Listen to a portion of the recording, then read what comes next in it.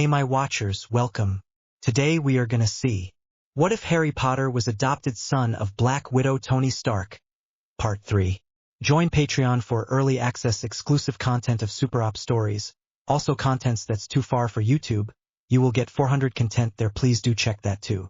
Please subscribe this channel, because definitely I will try my best to provide a valuable content for you all. Also check the description to support the original author for this beautiful creation. Of course, it's my duty as head girl. Lilia gave her a fake smile. Yes, right. Umbridge smiled back. May I leave now? Lilia asked. You haven't touched your tea. Umbridge said. Right. Lilia brought the tea cup to her mouth. Lilia drank it down at one drink like she was taking a shot. Very sweet. Lilia stood up and walked out. I hope y'all are ready. Lilia told Da. What spell are we learning today? Ginny asked excitedly. The kicking ass spell. And it doesn't require a wand. Lilia smirked.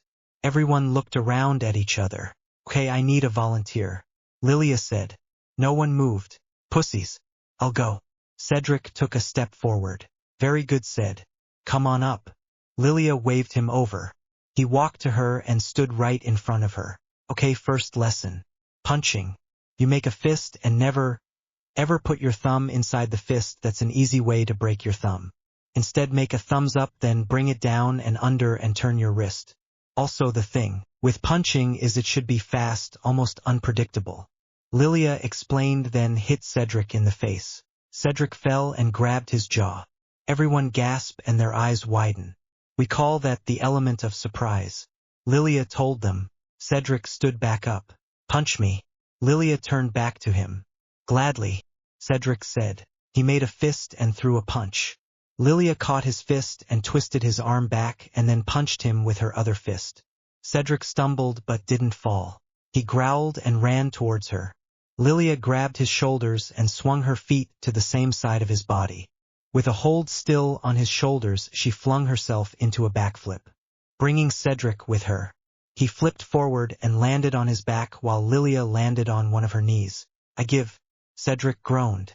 Lilia stood up. That's a little advance. Let's just worry about punching for now. Lilia told them. Harry rushed towards Cedric and helped him up. Practice after practice, the kids started learning all of Harry's and Lilia's techniques. One day Cedric and Amelia were paired up and Lilia was helping them. The three were actually talking about Lauren Daniels, a 7th-year Ravenclaw that claimed so was too busy to come to Hogsheads. She apparently had a mental breakdown one day after her boyfriend broke up with her, and she gave herself homemade bangs. Just a little higher. Harry walked behind Cho and helped her. Cho looked at him and gave him longing eyes. Harry didn't notice until she dropped Nigel. The three looked at Cho and Harry. Lilia raised one of her eyebrows and Amelia's jaw dropped. Cedric rolled his eyes. Is she flirting with Harry right in front of me? Cedric asked. I thought she was dating Michael Connor. Amelia said. They broke up. He dropped her for Ginny. Lilia told them. The Hufflepuff and Slytherin looked at her. Oh freak, I wasn't supposed to tell anyone. The relationship is very low-key. So this conversation never happened. Lilia looked at them. What conversation? Cedric asked. I have no regulation of what you just told me. Amelia said. Okay, that's it. This is our last class till after break. Harry announced. Everyone sighed and awed. You still coming to stay a week with me, right? Lilia asked Cedric. Of course, Lils. I'd never miss your birthday. Cedric told her. And Mia, you sure you can't come? Lilia pouted. I'm sorry, Lee, I wish I could. But my parents made it very clear I had to be home. Sounds important. Amelia explained. It's okay. Just promise to send me an owl on Christmas and give me an update. Lilia held out her pinky. Promise. Amelia locked their pinkies. They bent down and kissed their own hands. You two are the cutest. Now come on, I need a shower and I forgot my key to the dorm. Cedric linked his arms with the two girls. Of course you did. We have to walk Mia to the dungeons, well close to the dungeons. Lilia told him. I know. I would never want our little Mia to walk by herself. But let's hurry it up. Cedric started walking, dragging the girls with him. 71. Lilia stood in the middle of a field. All the grass was scorched and the air was foggy. She had her suit on. Lilia looked around and saw nothing but just miles and miles of burned earth. Lilia! Someone shouted. Lilia whipped around. Dad! Lilia shouted back and ran towards him. When she got close enough to him, she went to hug him. However, as Lilia hugged him, she went right through. Lilia opened her eyes and saw dust floating away in the wind where her dad once stood. Lilia looked around and was now surrounded by all of her Avengers. Family. One by one they all turned to dust and begged for her to help them. No, not again. Lilia shook her head.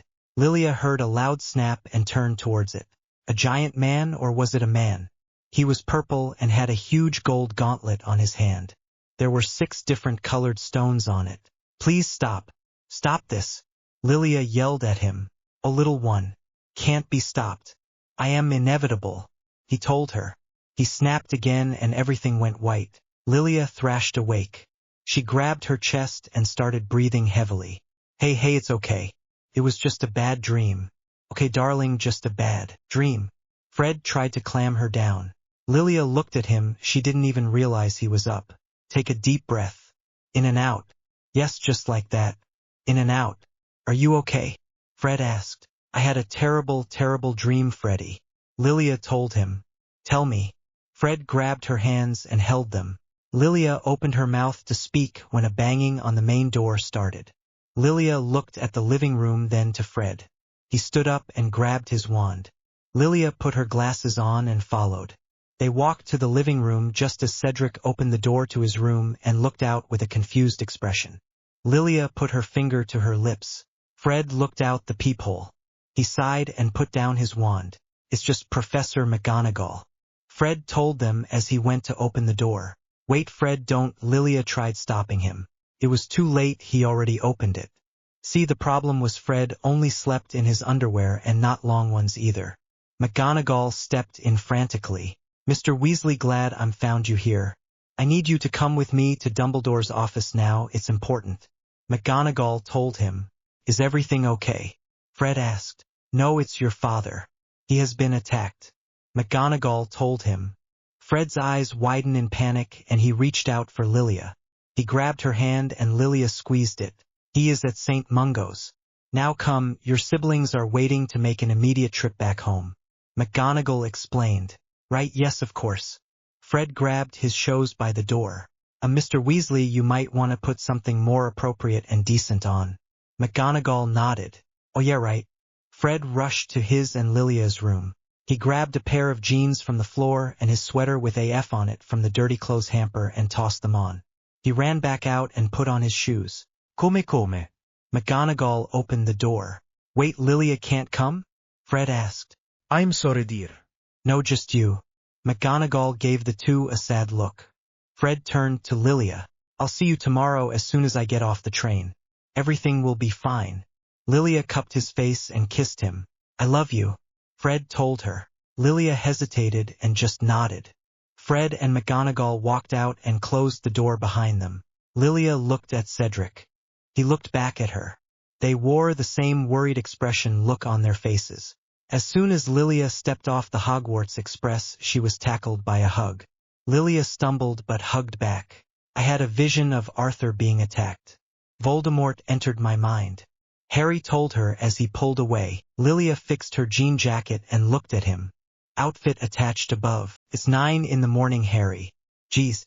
Lilia rubbed her eyes under glasses. Sorry, Harry said. Lilia. Lily smiled. Mom.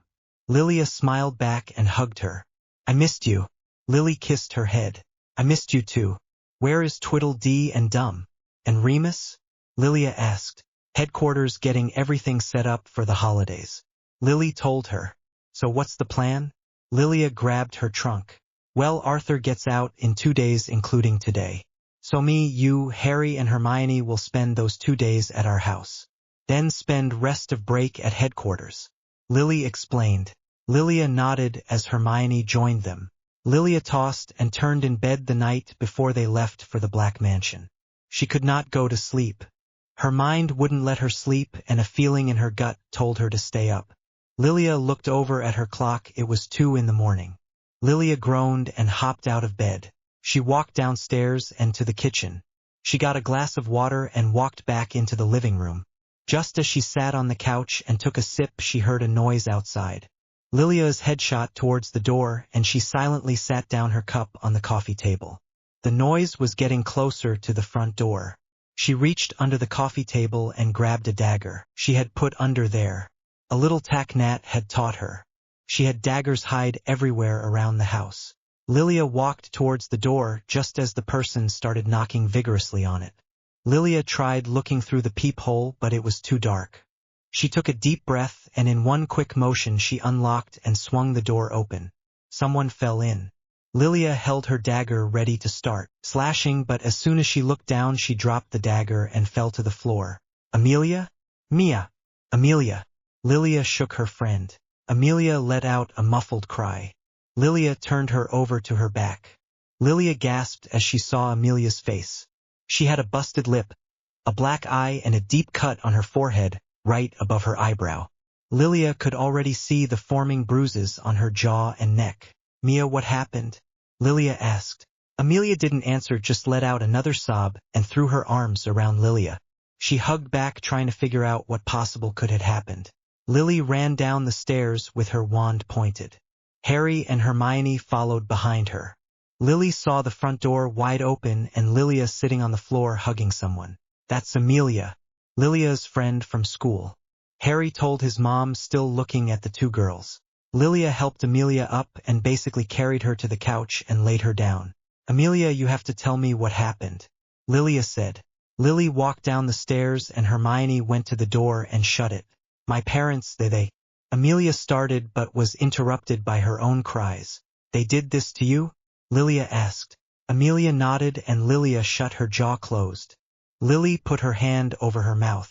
Remember when I told you something important was going to happen? Amelia asked. Yes.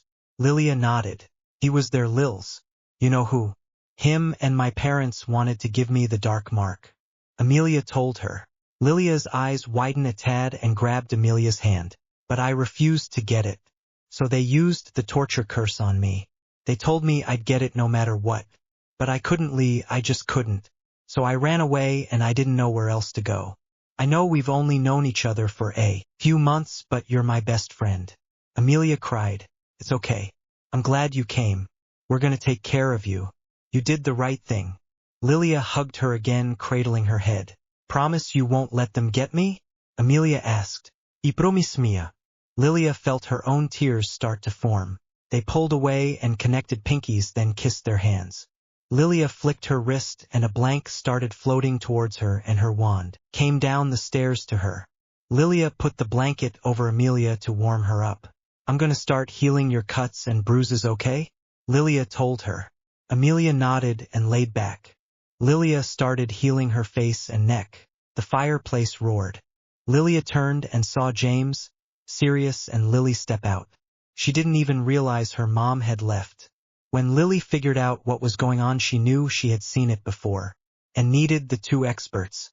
James and Sirius walked to the two girls. Y Amelia primera, James Potter. Lilia's father. James introduced himself. And I'm Sirius Black, her uncle. Sirius told her. I'm Amelia Nut. Amelia said. We heard you ran away from your family. Sirius sat down next to Lilia. Yes, from my crazy blood purist family. Amelia spat bitterly. So did I. When I was your age. Sirius nodded. Really? Amelia asked. Yeah. And guess whose house I ran away to? Sirius said. Whose? Amelia asked. The Potters. Look likes we have the same though process. And I'm very proud of you. You are very brave. Sirius told her. Thank you. I'm proud of myself too. Amelia smiled. James and Sirius laughed. Come on. It's been a long night. I'll help you upstairs and you take a nice long hot bath, then you can sleep in one of our rooms. Lilia helped Amelia up. Okay. Bye, Mr. Potter. Sirius. Amelia waved as she and Lilia walked up the stairs. 72. Daddy's back. Molly put a crown on Arthur's head. Everyone clapped and cheered. Okay, everyone sit down. Time for presents. Molly told them. Everyone sat down at the table.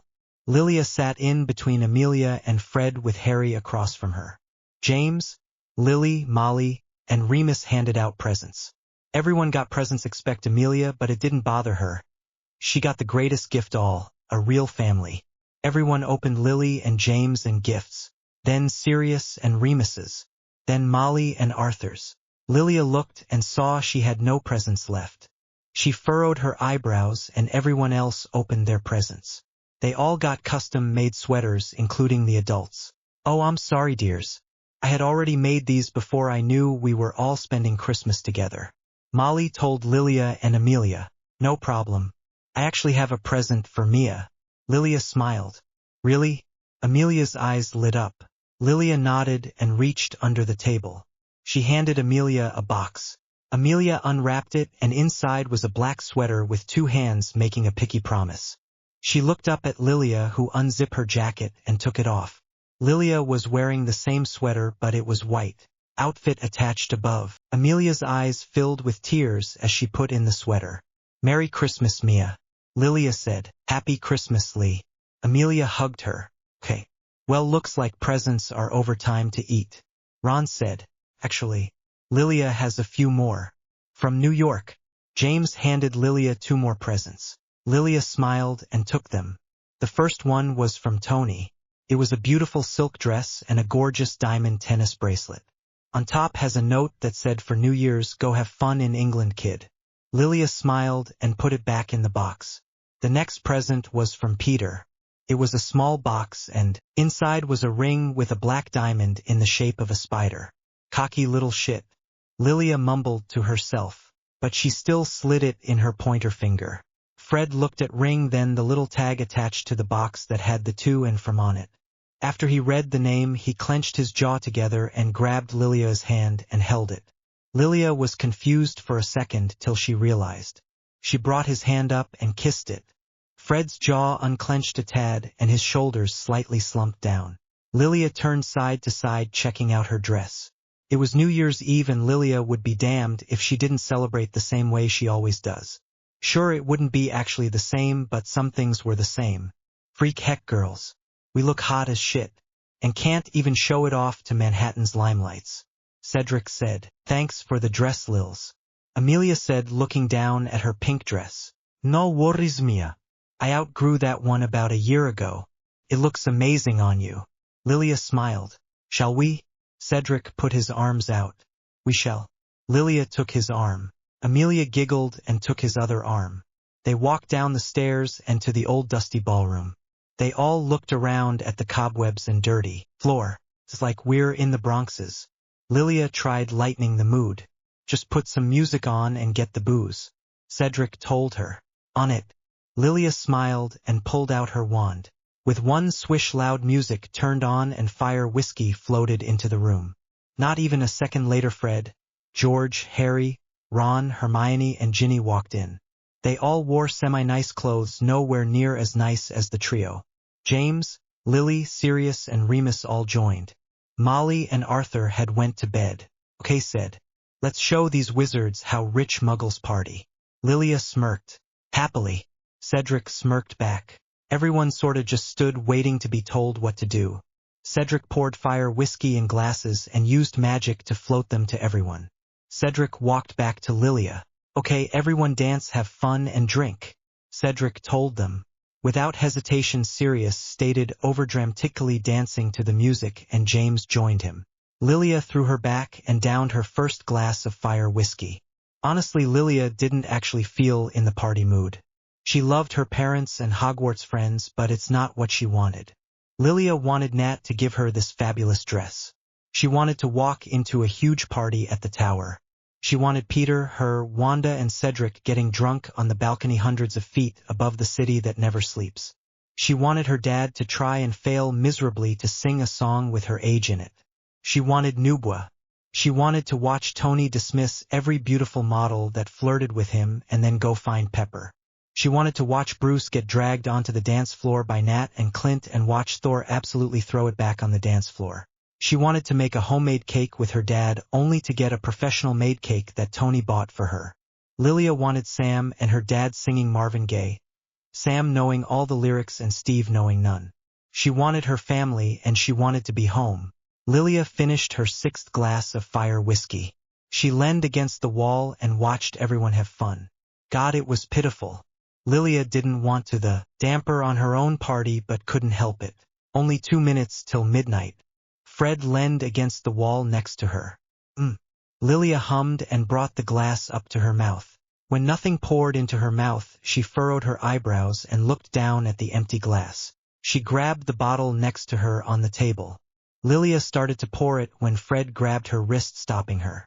Darling, you think it's enough? Fred asked, completely sober. Lilia looked at him with glazed-over eyes. No, Lilia said and continued to pour. Fred sighed as Lilia threw back her head and drank the whole thing.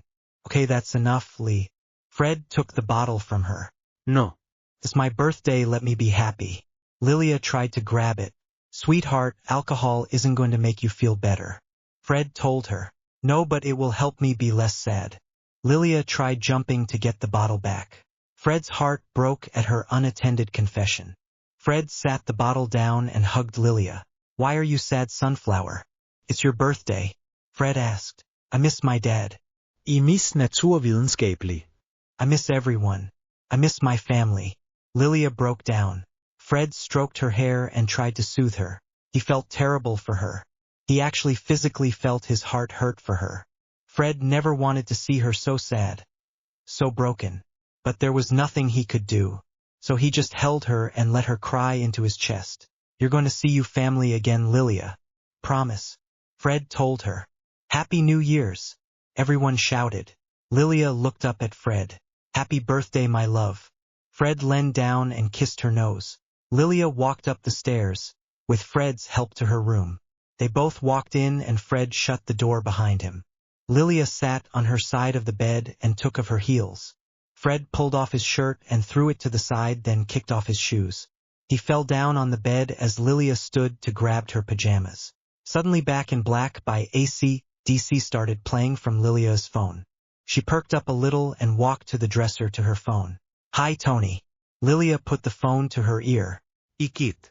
Happy 18th birthday. Tony told her. Thanks. I loved you gift. It was beautiful, all of it. Lilia said. Good, I'm glad you liked it. I just wanted to say happy birthday and you should check your text messages. He said, smirking so hard you could hear it. Lilia furrowed her eyebrows and her phone dinged. Tony? Lilia asked. Good night and happy birthday, kid. Tony hung up. Lilia looked down and saw an unknown number had texted her. She opened her messages. Happy birthday, Lee. Dad. S.C.B. N.R. V.M. S.L. B.B. Lilia smiled at the text. You okay? Fred called to her. Yeah. For the first time all night. Actually, yes. Lilia turned to him. Fred smiled at the happy look on her face. Come to bed. Fred jerked his head towards her side of the bed. Lilia nodded and put on her pajamas. She turned off the light and jumped onto the bed. 73. Freak my life. Lilia sighed as she put down the Daily Prophet. What's wrong? Amelia asked. Peter Pettigrew has done a mass breakout at Azkaban. All Death Eaters. Lilia explained. Can I see it? Amelia asked. Sure. Lilia nodded and handed it to her. Sunflower, it's okay. Pettigrew can't hurt you or your family. Fred placed his hand on her thigh. It's not me I'm worried about. And I don't know if Pettigrew can get to my family. He almost succeeded once. Lilia told him. Keyword, almost. Fred said. Shouldn't have even gotten that close. Lilia's Brooklyn accent for the first time in a while thickened. Darling, I'm on your side. You're right, Pettigrew should had never had the opportunity. Fred told her. Lilia relaxed a bit. I'm sorry, I didn't mean to snap at you. Lilia looked down at her lap. Fred chuckled and grabbed her chin. He turned her head to face him. You're too quick to apologize. I understand you're going through a lot right now. Fred told her. But that's no excuse for taking my anger out on you. Lilia said. I love that feel comfortable enough around me to show your true feelings. I can take the heat. I want all of your emotions, even the bad ones. Fred told her. Lilia smiled and kissed him. Fred kissed back, closed his eyes. I love you. Lilia pulled away. Fred's eyes shot open. What did you just say? Fred asked. I said, I love you, Fred Gideon Weasley. You are the best thing to ever happen to me. Lilia told him. I can't believe it. You love me. My sunflower loves me back. Finally. Fred smiled. Yes, I'm your sunflower, Freddy. Lilia nodded. This is incredible. Okay, wait, I want to try something. Fred sat up a little taller. He cleared his throat. I love you, Lilia. Fred said. I love you too, Fred. Lilia smiled. Fred's face broke out in a huge smile. This was honestly the best day of his entire life. His dreams just came true right in front of his eyes. He loved Lilia and Lilia loved him back. How could life possibly get any better? I can't believe you told me you love me at the freak Gryffindor table at breakfast. Fred chuckled. Lilia chuckled and cupped his cheeks. I love you. Lilia gave him a small kiss. Say it again. Fred smirked. I love you. Lilia kissed him again. I love you too. Fred said. Think of the happiest memory you have. Let it fill you up inside. Harry walked around DA. Everyone was working on their patron uses. Cedric tried his and a stag come out. Harry looked at it and smiled. What does that mean? Cedric asked. It means you love him. So your patronus changed to match his. That's so sweet. Lilia smiled. Cedric blushed and looked at the stag prancing around. He had never been in love before. Your turn, love. Lilia told Fred. Expecto Patronum. Fred shouted. A lion shot out and roared. Started walking around the room bigger than everyone else's. Lilia smiled and lifted her wand. She thought of home and her family, partying with her friends, Fred, and her other family. Expecto Patronum. Lilia shouted. A lioness jumped out and looked around. Fred's lion immediately strutted over to her and they rubbed heads. Looks like we really are meant to be. Fred put his arm around her. Looks like it. Lilia placed her head on his chest. They watched the two lions interact lovingly. Suddenly the room started shaking. Everyone looked around. Another shake. Lilia started walking towards the source.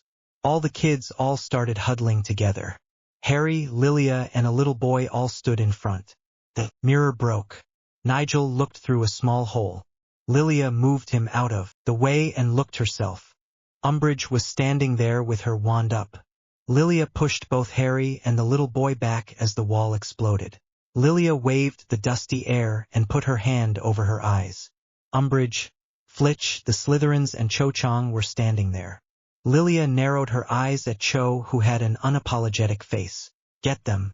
Umbridge ordered. Scatter. Lilia yelled and everyone ran off as fast as they could. Draco grabbed Lilia's arm and she let him. Someone was going to get in trouble, might as well be her. Draco pulled her out of the room and another Slytherin grabbed Harry. Finally, I can get you expelled, you slut. Draco spat. Do I know you? Are you new? Lilia asked. Draco glared at her, but she was being completely honest. Percy had a hold on each Potter sibling. They stood in Dumbledore's army. I told you, Minister. Dumbledore is making an army. He's trying to take over the ministry. Umbridge told Fudge. Naturally. Dumbledore shrugged. What, no, Professor? It was all me. Harry said. Well, not just him. It was me too. Lilia spoke up. That's very noble of both of you. But it clearly says Dumbledore's army, not Potter's. I instructed the Potters to form this army. Me and me only is responsible for my actions. Dumbledore looked at Harry and Lilia. Dumbledore, you are being taken to Azkaban prison for conspiracy against the ministry. Fudge said. I thought we might hit this little snag. I have no intention of going to Azkaban. What is it? Go quietly. Dumbledore walked around his desk. Give it up, Dumbledore. Get him. Umbridge snarled as they started walking closer to him. Dumbledore looked at Harry and winked at him. Then he put his hands up and Fawkes took him. They disappeared, knocking everyone but Harry and Lilia down. Holy freak. That was pretty cool. Lilia looked at Harry. You're reading for fun? George asked. Yes, it's relaxing.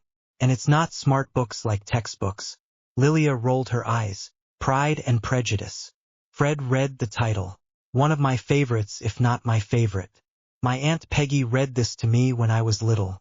Then when I was 8 she gave me my own copy. Lilia told them. If you have your own copy, then why did we have to scan the library up and down for it? George asked. Because I left my copy at my house. And if I go any longer without my stress reliever, I'll die. Lilia said dramatically. George opened his mouth to say something but was interrupted by a small sob. The three all turned and saw a little boy crying. Lilia's big sister instincts kicked in, as did the twins, and they walked towards him. Lilia bent down to his level and gave him a kind smile. Isuatia. Are you okay? Lilia asked. I got detention with Umbridge and she made me cut my hand. The boy cried, holding his hand. Lilia literally had to hold herself down from marching straight up to that bitch's office and beating the shit out of her. What's your name? Fred asked. Nigel. He answered. Well, I'm Lilia and this is Fred and George. Lilia said. I know you're an Avenger. Nigel looked at Lilia. Right. You know, Nigel, all the Avengers cry. Even me. Lilia told him. Really? Even Thor? Nigel asked. Yes, even Thor. But look, you and me have the same scar. You're very brave, Nigel. Lilia showed him her hand. Brave enough to be an Avenger? Nigel asked. Oh, no competition, absolutely. But the thing is, we're pretty set with the Muggle world. The dilemma is we have no Avengers for the Wizarding world. I have to split my time between the two. But we need a full-time Wizard Avenger. Lilia explained. I could be the Wizarding Avenger. Nigel told her, cheering up. Really? That's amazing. You want your first mission?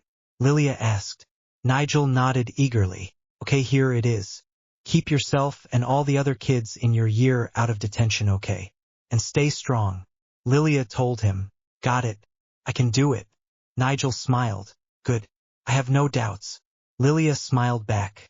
Harry walked towards them just as Umbridge arrived. Like I told you, Mr. Potter. Naughty children get punished. Umbridge said before giggling and walking away. You know, George, I've always felt our futures lay outside the world of academic achievement. Fred told George. Fred. I've been thinking the exact same thing. George looked at his twin. Author's note. I know that Fred and George have the same Patronus and that they are birds. However, I wanted Lilia and Fred's to match like Lily and James did. Hers was a doe and his was a stag. But I didn't want it to be the exact same because I think the lion/lioness goes better with Lilia and Fred's personality. 74. Author's note. Guys, I'm so freak ready to start writing Infinity War. But I also really excited to write 6th year even though they aren't in school anymore. I think I'm going to finish up Order if the Phoenix either this chapter or the next. I hope you enjoy. Lilia and Fred sat criss-cross applesauce on their bed in the dorm. You're leaving? Lilia asked. Yes. Fred nodded. Okay, one more time. Why are you dropping out of school? Lilia asked. Me and George are opening our joke shop. Weasley Wizarding Wheezes with the money Harry gave us from the tournament. Fred explained. Okay. But why not after graduation? Lilia asked. Lee, we're never going to pass our newts. Besides, it's going to take months to get the shop ready and we want it ready before next year's term. Fred told her. You are so smart, my love. I don't know why you bring yourself down. Lilia said. Fred just looked at her with hopeful eyes that she would understand. But, Lilia started. Fred smiled. If you want to do this, if it will make you happy, I think it's a great idea. Lilia sighed. Thank you, Sunflower. I knew you would understand. Fred hugged her. I understand. I'm just still not jumping for joy that you're leaving me. Lilia pouted. Oh, right about that. Fred pulled away. Lilia gave him a questioning look. She was just teasing. Yes, she would miss him, but she didn't want him to feel bad about it. So the building we are going to buy is in Diagon Alley, very nice. It also has a flat above it that me and George are going to live in. Fred told her. That sounds like a smart idea. Lilia nodded. And I know you're already getting offers from all over the world to come be a healer.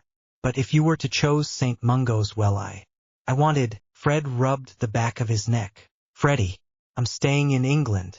My mom has basically already secured a spot for me at St. Mungo's. So I'm going to work there. Lilia grabbed his hand. Fred sighed in relief. Good. This will make this a little easier. Fred said. Lilia was confused again. She thought he was worried she was going to leave. What else is he nervous about? Lilia, I love you. I don't think I could live without you. And the thought of us not seeing each other every day and only on weekends or special occasions kills me. And I know we both have things we want to do. But I want to do them with you. Fred said. Okay, what are you trying to say? Lilia asked. Move in with me. Fred blurted. Lilia's eyes widened. What? Lilia asked. After you graduate, move in with me. Well, me and George, but that's a minor detail. We're gonna have a whole flat just to ourselves. Fred said. Lilia just looked at him surprised and didn't say a word. Or not. No pressure. It doesn't matter, we can work out something else. Fred started to retract. Lilia smiled and kissed him. Fred kissed back, a bit taken back. Yes. Yes, I would love to move in with you, Fred. Lilia told him. Really? Fred asked. Absolutely. This is amazing. Lilia smiled. You're amazing. Fred told her. I love you, Fred. Lilia kissed him. I love you more, darling. Fred cupped her cheeks and pulled her into a longer kiss. Lilia and the rest of the school sat in the great hall taking their owls. Well, except for a set of twins. Suddenly a small spark flew in and made a small firework. Lilia smiled and placed down her quill. She looked at Cedric and turned her head to look at Amelia. They both gave her confused looks. She just smirked and grabbed her papers. Lilia stood on the top of her desk with her test in her hands. Miss Rogers, sit down, Umbridge said. Everyone looked at her. Lilia smiled and threw her papers up in the air just as Fred and George flew in on brooms. They knocked up everyone's papers and all the kids cheered. Fred flew back around and grabbed Lilia's hand. He pulled her up on his broom. They zoomed around the room, setting off fireworks. The fireworks lit up the room and the sparks spiraled down to the floor. Umbridge looked unsure what she was supposed to do. Fred handed Lilia the big one. She smiled and threw it up into the air. The biggest fireworks went off, then turned into a dragon. It started towards Umbridge. She screeched and started running away. However, she wasn't fast enough and the dragon engulfed her in its jaws. Umbridge was left in ash and the twins and Lilia zoomed out of the great hall. They fell to the court where Fred landed Lilia safely down on the ledge. Lilia gave him a quick kiss before he flew further up. The rest of the school had now joined them outside. They unleashed another firework that made a dazzling W. Lilia cheered along with everyone else. She was so caught up she almost didn't hear Hermione yelling her name. Lilia turned around and saw Harry laying the floor holding his head. She jumped off the edge into the actual court. Lilia rushed to him and kneeled down next to him. What's wrong? Lilia asked. He has serious. Harry told her. Lilia and others changed into regular clothes. Outfit attached above. Lilia reached under her bed and grabbed her weapons box. She put it on her bed and opened the lid. It was filled with guns, bullets and daggers. She grabbed the daggers and stuck them in her boots, pockets, and her pants and one on her back under her bra strap. She loaded her handgun and put it in her thigh holster. She grabbed more bullets and stuffed them into her jeans pocket that was too small to hold a dagger. She walked out into the corridors. Harry, Ron, Hermione, Neville, Luna and Ginny were waiting for her. She had told Cedric and Amelia to stay here and make sure all her stuff gets packed and home. Lilia walked towards them and felt something jiggle in her jeans pocket, the empty one. She reached down and pulled out her dad's dog tags. Lilia put them on along with her shield necklace. What's the plan? Lilia asked. I'm going to sneak into Umbridge office and use the flu to the ministry. Harry told her. No. I'll go. That's stupid for you to go alone. Lilia said. I have to go. This is my fight. Harry retorted. Kid, this war has been going on before you were even conceived. Everyone fight. I have the most experience, I'll go.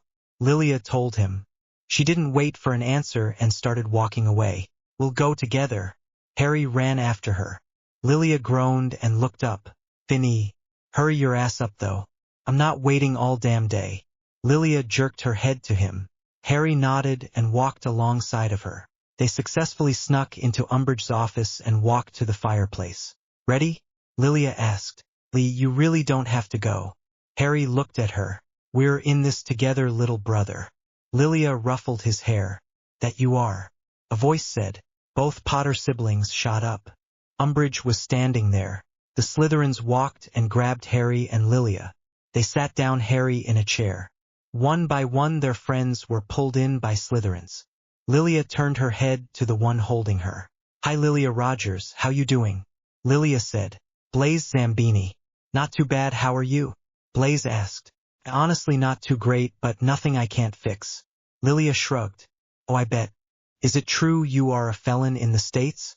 Blaze asked. Yeah. I refused to sign the Sokovia Accords giving away my freedom. Lilia nodded. That's so badass.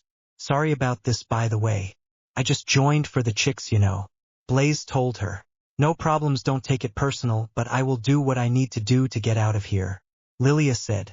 It would be an honor to be beaten up by you, Miss Rogers. Blaze's eyes glistened. I like you. I won't break your face. Lilia smiled. Snape walked in and started talking to Umbridge. He has it. He has it in the place where it's hidden. Harry told Snape. Who? Who has what? Snape, what is he talking about? Umbridge asked. No idea. Snape said before walking out. Okay, I guess I'll have to use the torture curse. Umbridge picked up her wand. Lilia tried jumping forward but was held back. That's illegal. Hermione told her. Point that wand at him, you die. Lilia threatened through gritted teeth. What Fudge doesn't know won't hurt him. Umbridge put down the picture of the minister. Tell her. Hermione shouted. Tell me what? Umbridge looked at Hermione. Well, if you won't, I will. Where's Dumbledore's secret weapon is? Hermione told her. Lilia looked at her and examined her face. She was lying. Take me, Umbridge said. Harry, Hermione and Umbridge left, leaving the Slytherins in charge. Okay, no one get in my way. It will be easier. Lilia looked around at her friends. They all gave her confused looks. Lilia kicked back into Blaze's knee. He let go her hands and doubled over. Lilia pulled out her wand and blasted Theodore not back. Goyle pointed his wand at her from behind. Lilia sensed it and quickly spun around, kicking her leg up. Her leg hit the wand away just as the spell was coming out. She grabbed his shoulders and kneed him. He huffed but didn't double over. Lilia bent backwards just as Draco shot a spell at her. The spell ended up hitting Goyle and blasting him back against the wall. Lilia grabbed her wand again and blasted Draco back. For down 2 to go. Both girls held up their wands. Come on, ladies. Let's not do this. Lilia smiled and held her hands out to the side.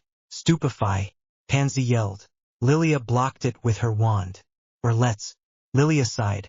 She ran towards Pansy, grabbed her wand, and twisted it out her hand. Pansy tried to slap her, but Lilia caught her hand and twisted it uncontrollably. She turned Pansy to the side where she was just as Daphne shot a spell. Pansy ended up freezing. Lilia let her fall to the floor. Cool hex.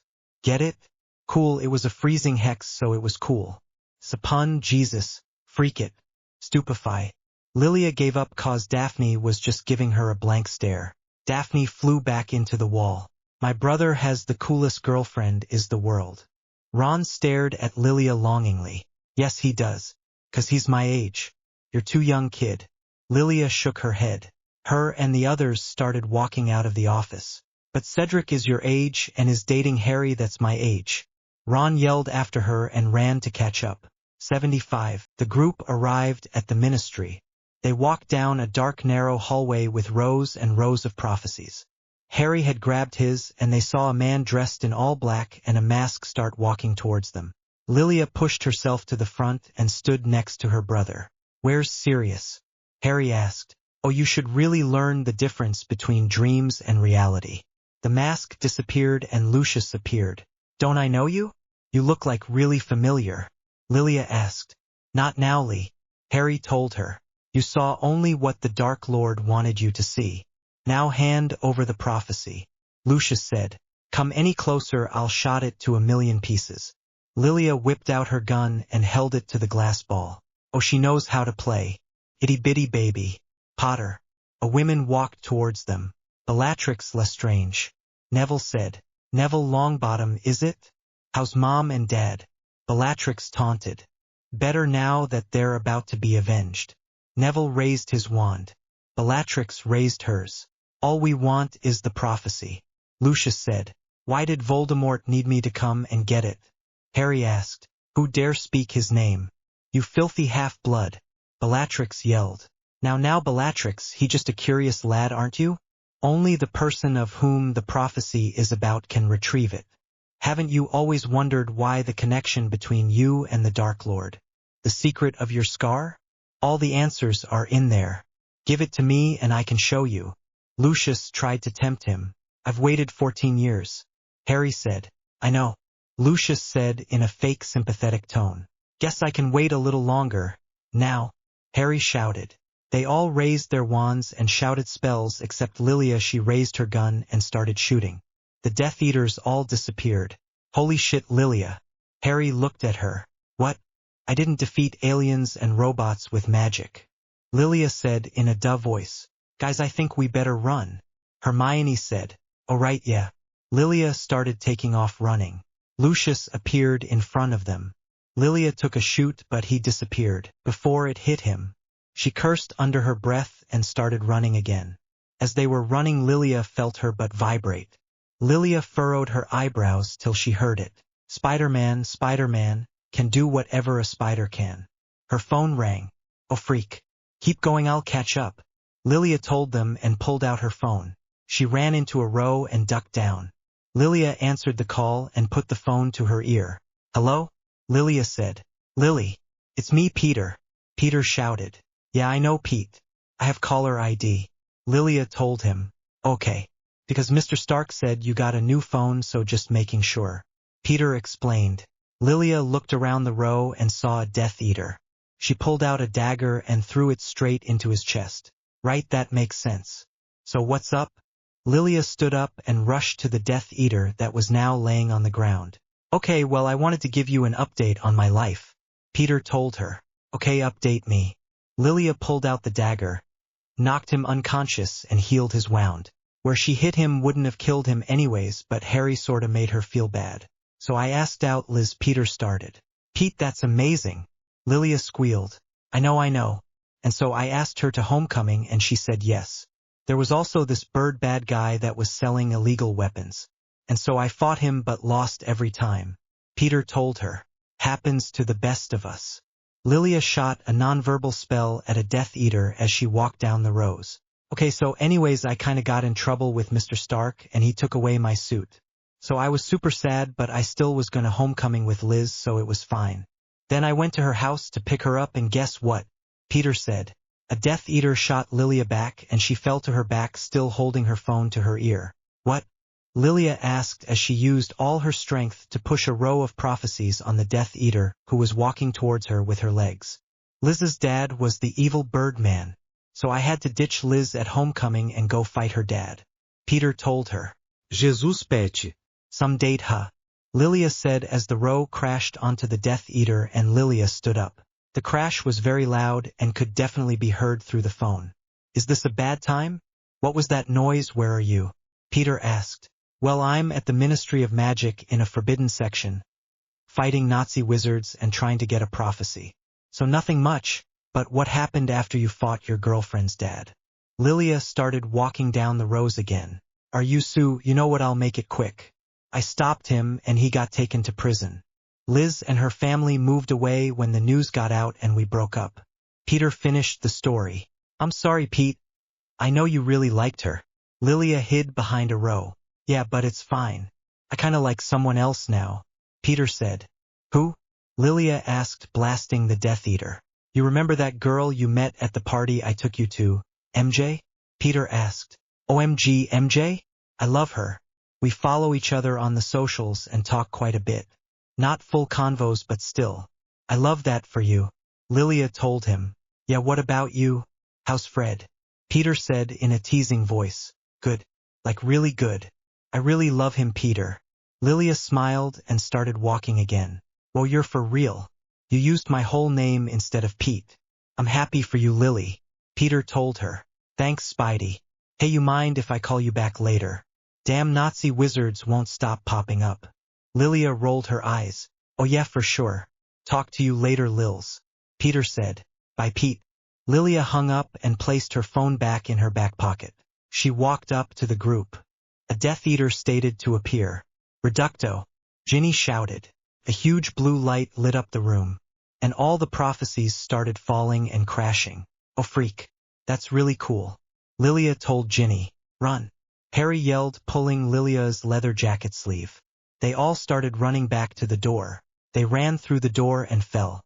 They landed a few inches above the ground and then fell completely down. Lilia's bullet fell out and landed a few feet away. Lilia checked her gun, she was out of bullets. She stood up and walked towards the bullet. Suddenly everyone was captured by Death Eaters except for Harry, who stood in the middle with Lucius, and Lilia, who was off to the side.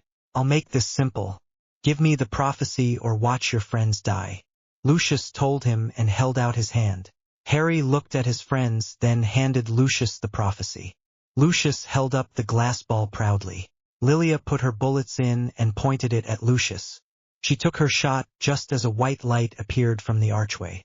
Lilia shot Lucius right in the middle of his hand. He screamed in pain and pulled his hand towards him, dropping the prophecy. The glass ball smashed to the ground into a million pieces. Told you if you got closer I'd break it, or I guess you broke it. Lilia told him. Damn it, Lilia, that was supposed to be my moment. Sirius yelled. Sorry, Pads. You take the next one, promise. Lilia smiled. More white lights appeared and freed the kids. Tonks, James, Remus, Shacklebolt and Moody all appeared. Nice shot, Lee. James told her. Thanks, Pops. Lilia said. A Death Eater started throwing spells. Everyone began dueling. Lilia jumped into action using her wand. Can I kill them now? Lilia called to Harry. Yes. Harry called back. Thank you, Thor. Lilia sighed. With her wand in her left hand and gun in her right, it's safe to say she freaked some shit up. Lilia, get your brother and the others and leave.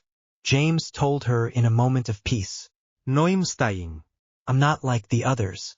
This is my life, I've been training for shit like this since I was a little kid. Lilia told him.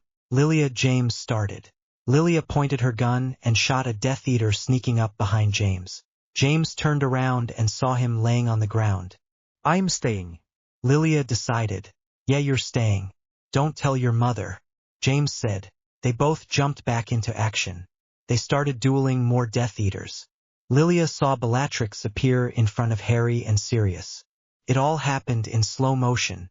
Lilia casted a force field in front of them and shot Bellatrix's wand out of her hand. The killing curse was already heading towards them.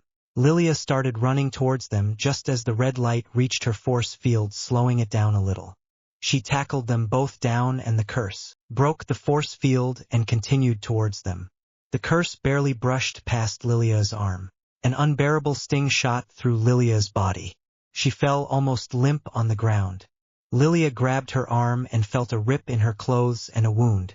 She bit her lip to silence her scream as she put pressure on the wound. Lilia! James, Harry, Sirius, and Remus shouted. They all rushed to her side. Lilia, why did you do that? Why did you get in the way? Sirius asked. I saved your life, dipshit.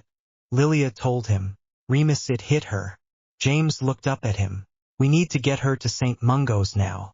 Harry flew home with the order and get your MO. Where did he go? Remus looked around. Harry had ran after Bellatrix. Guys, I think I'm gonna tap out for a second. Lilia told them before her eyes rolled back and she fainted. 76. Lilia blinked her eyes open. She looked around and saw she was in a hospital bed. She also saw her family and Fred all sitting in chairs fast asleep. Well, Fred wasn't asleep, he just had his head down and his leg was bouncing up and down. Lilia looked down at her blue and white striped dress with no back that flew freely. Well, this is very unflattering. Lilia said. Fred's head shot up and his heart started beating again. Well, of course it was always beating, it just felt like it had stopped because he was so worried for Lilia. It's a metaphor because his heart only beats for her, and this is what I get for trying to be poetic. Anyways, Fred rushed to her side. You scared me half to death, Sunflower. Never, never do that again. Fred told her and cupped her cheeks. You know I can't those kinds of promises. But I can kiss you to make up for it. Lilia smirked. You drive a hard bargain, but I'll take it. Fred leaned down and kissed her. Lilia happily kissed back and put her hand in his hair. They pulled away and rested their foreheads together. Lilia, Harry said. This caused everyone to wake up. Harry practically threw himself on top of her. Lilia hugged him and ran her fingers through his hair. I'm so sorry. I made you go. This would have never happened if I hadn't let him get into my mind. Harry cried into her shoulder. Shoo, it's okay. It's not your fault. I make my own choices. I chose to go. Lilia told him. Harry hugged her tighter. After Harry let go, Lily and James hugged their courageous little girl. Remus and Sirius thanked her profoundly for saving Sirius. Lilia told them not to worry about it. Lilia's hand wandered to her neck. Her heart stopped when she didn't feel anything. Where's my necklace? And the dog tags? Lilia asked frantically. Dear darling, I have them. They had to remove them. Fred pulled the 3 necklaces out of his pocket. Lilia sighed in relief and took them from him. She put them on and ran her fingers over the engraved words on the dog tags. Are you ready to meet Edward? Tonks knocked on the door. Oh my God, yes. Lilia smiled. Tonks walking with a baby in her arms. Cedric and Amelia followed. The 3 best friends hugged before Lilia got to hold the baby. She held him while he was asleep. How old is he? Lilia looked up at her uncles. Barely 3 months. Remus replied, looking down fondly at his son. He's so tiny. Lilia smiled and looked back at him. I babi cousin. I'm Lilia, your favorite cousin. You and I are going to have so much fun together. I'm going to teach you all the bad stuff your dad's, though, was funny to teach Harry. Lilia told him. Everyone laughed. Both Sirius and Remus's eyes widened. Plus all the cool stuff I learned from my uncles and aunt. If you're not the coolest kid in the world after I'm done with you, I don't know what went wrong. Lilia said. All right, that's enough of badly influencing my precious baby boy. Sirius took Edward away. Lilia laughed and leaned back. And I risked my life for you. Lilia teased. I do not care. I'm keeping my kid as pure as long as I can. Sirius said, that's not going to happen. James shook his head. Yeah, you're right, it's not. I mean, it's me, I'm his dad. Sirius agreed. And for the grand finale, the flat. Tada. Fred opened the door to the flat above the shop. Lilia's smile dropped a little. It was small. Oh wow, it's very Lilia-tied thinking of the word small. It's like the freak hobbits live here. Cedric walked in carrying one of Lilia's boxes. Aren't you supposed to be a Hufflepuff? Fred asked. Cedric just shrugged and walked further in the flat. I love it. It reminds me of my apartment back in Brooklyn or DC. It's perfect. Lilia smiled and kissed Fred. Fred smiled into the kiss. This is homey. Lily said as her and James walked in carrying Lilia's stuff in boxes. Yeah. Don't worry about it. The first flat for any young couple is always small. James told Fred. People live in this small of a house? Wow. Amelia looked around, also carrying boxes. Thanks for helping haul my shit over here. Lilia looked at Amelia and her parents. You're welcome. Cedric walked back into the living room. You carried 1 box. And it was of pillows. Lilia tuned to him. No problem. Happy to help. Cedric kissed her cheek.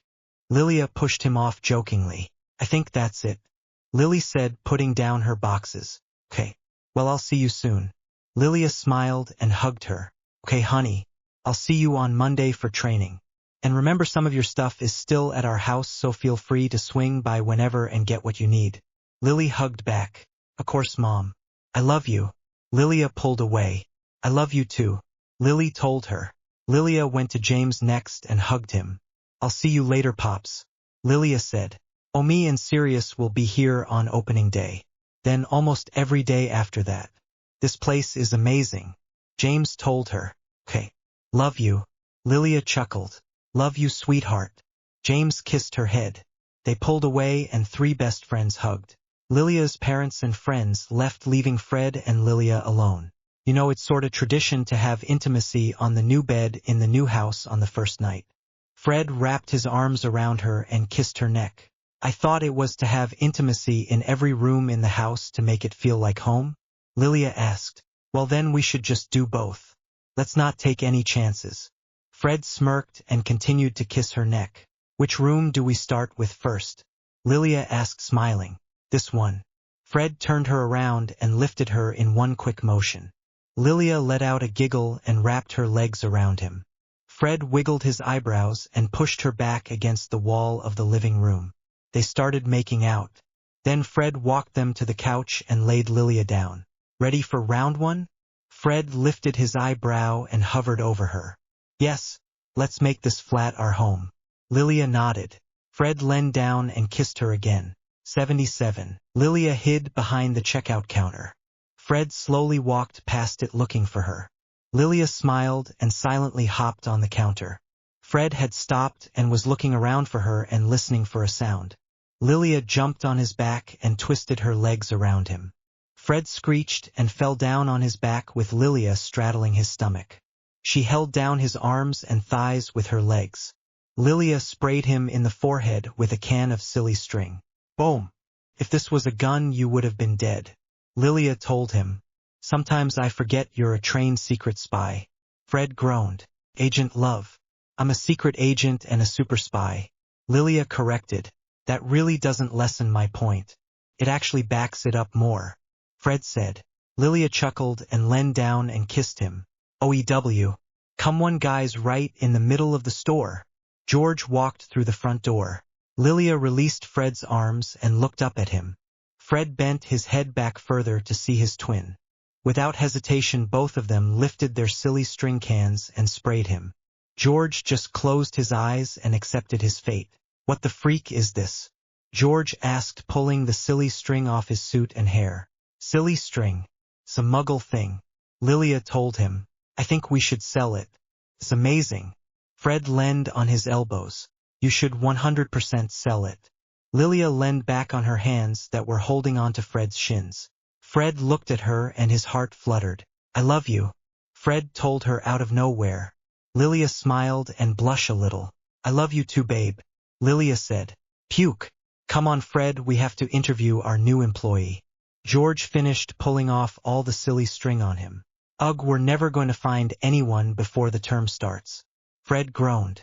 Not with that attitude. Now come on. George said. Fine. Fred huffed and stood up, as did Lilia.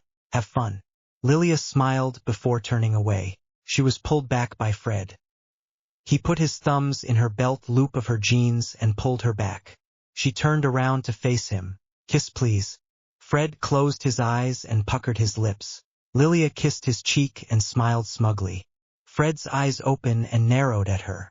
He moved his hands from the back to the front and but his thumbs in the front loops. You missed. Fred pulled her closer. This time Lilia actually kissed him on the lips. Remember, we have our first order meeting tonight. I don't want to be late. So do the interview, then come back upstairs to change before we leave. Lilia told him. Of course, dear. Fred nodded. I love you. Lilia smiled. I love you more. Fred kissed her nose. Now go hire your first employee. Lilia tapped his butt twice. That's new. Fred's eyes widened a tad. Do you like it? Lilia asked. Yes, it turns me on. Fred smirked. Go. George is going to kill me for making you late. Lilia tapped his butt again. All right. Fred let go of her and started walking to the office. Lilia chuckled and walked back up to the flat. She opened the door and sitting on the couch eating chips was Cedric. When did you get here? Lilia asked. A few hours ago. Cedric shrugged. Why didn't you come down and say hi? Lilia asked, walking to the small kitchen that was still basically in the living room. 'Cause the chips are up here. Cedric said. Fair point. Lilia nodded. Suddenly she heard the toilet flush and the bathroom door opened. Oilies. Amelia walked out of the bathroom and into the living room. Hi Mia. When did you get here? Lilia asked. About 2 hours ago. Me and Ced have been hanging out and eating chips. Amelia sat down next to Cedric. Don't you two have your own places? Lilia asked, walking around the kitchen island to the living room side. My house is so boring. Cedric said. Mine creeps me out. My uncle, who was also disowned, gifted it to me and it's scary. Amelia told her. We have 2 guest rooms. Lilia pointed down the hallway where the bathroom and rooms were. Are you saying we can move in? Cedric asked. No. Just saying you guys could crash here whenever. Lilia said. Can I tonight after the meeting? I don't like going home so late. Amelia asked. Sure, Mia. Lilia nodded. Me too. Cedric smiled. God, George is gonna smother me in my sleep, I just know it. Lilia mumbled to herself and shook her head. Lilia, Fred, George, Cedric, and Amelia stood in 12 Grimald Place at the order meeting. Okay, now we will be assigning partners for missions. Moody told them. Potter, Black you too. Tonks and Lupin, Shacklebolt and Mrs. Potter, Diggory and Knott, Weasley and Weasley, Rogers and Taylor. Moody started saying names. Taylor? Lilia asked Cedric. He just shrugged. That would be me. A voice said from behind her. The whole group turned around. Standing there was a tall, very attractive guy. His hair was dirty blonde. His eyes were a mix of gray and baby blue. He wore black glasses and had on a black shirt and jeans with a jean jacket. Not to be overdramatic, but he was gorgeous, like really, really beautiful. You're Taylor? Lilia asked. Willem Taylor, yes. And you're Lilia Rogers? Daughter of Captain America and James Potter? And an Avenger plus head girl. Are you new to the Order? Willem asked and put his hand out. Is this an interrogation? Lilia asked and shook his hand. I believe it's called an introduction. Willem smirked. You look familiar. Cedric butted in. I went to school with you. I'm 3 years older and a Ravenclaw. Willem explained. Do you know Sarah Walker? Cedric asked. Yes. And yes, it was me who walked in on you two making out in the prefect's bathroom. Willem confirmed. Seriously said. You gotta learn how to lock doors. Lilia looked at him. Cedric just shrugged. I'm glad we're partners. It will be nice to have such a pretty face to look at during missions. Willem flirted. Yes, she is very beautiful. My girlfriend is very beautiful. My girlfriend. Fred wrapped his arm around her waist. Oh right, sorry. I guess I overstepped a little. Willem apologized but still stared at Lilia with lustful eyes. A little. I guess I'll see you tomorrow for our mission. Lilia said. Of course, princess. Willem nodded. Fred's grip tightened at the last word. Lilia just smiled and started walking away. Fred going right along. Author's note. I added a new character for some drama. I'm so excited to write this year. Okay, Willem Taylor is being portrayed by a young Brad Pitt. Fun fact, I actually chose for his name to be Willem because like Lilia, my favorite TV show is Friends and Brad Pitt was on the show as a guest star and his name was Will. Also another fun fact, Brad Pitt's character on the show hated Jennifer Aniston's character Rachel, and during the time the two were actually married in real life. So I think that's funny. I hope you have an amazing day or night depending on when you're seeing this. 78. Okay, I have eyes on our target. He's heading towards the furniture store. Lilia spoke into her earpiece. Okay, so what am I supposed to do? Will asked over the earpiece. What the freak do you think? Follow him. Lilia told him. That seems a little dangerous. Will said. We're hunting Death Eaters. Follow him into the shop. I'm right behind you. Lilia started walking closer to the edge of the roof she was on. You're bossy. Will told her before walking after the man. Once he walked in the shop, Lilia jumped off the roof and landed in a fighting pose. She's such a poser. Quote from the new Black Widow movie. If you haven't seen it, get your priorities straight. Lilia started walking towards the shop when Will was thrown through the window. He crashed in the middle of the street. 2 Death Eaters walked out pointing their wands. Everyone else in the street started screaming and running away. Lilia pulled out her wand and started dueling both of them. She blasted one back and disarmed the other. The disarmed one ran towards her with a dagger. He swiped at her and she jumped back. Lilia kicked her leg up and the dagger flew up out of his hand. Lilia punched him in the face and grabbed the dagger as it fell back down. She slashed it down at his face. He stopped her with his arms. Lilia dropped the dagger down and caught it with her other and stabbed him in the stomach. His eyes and mouth widened at the pain.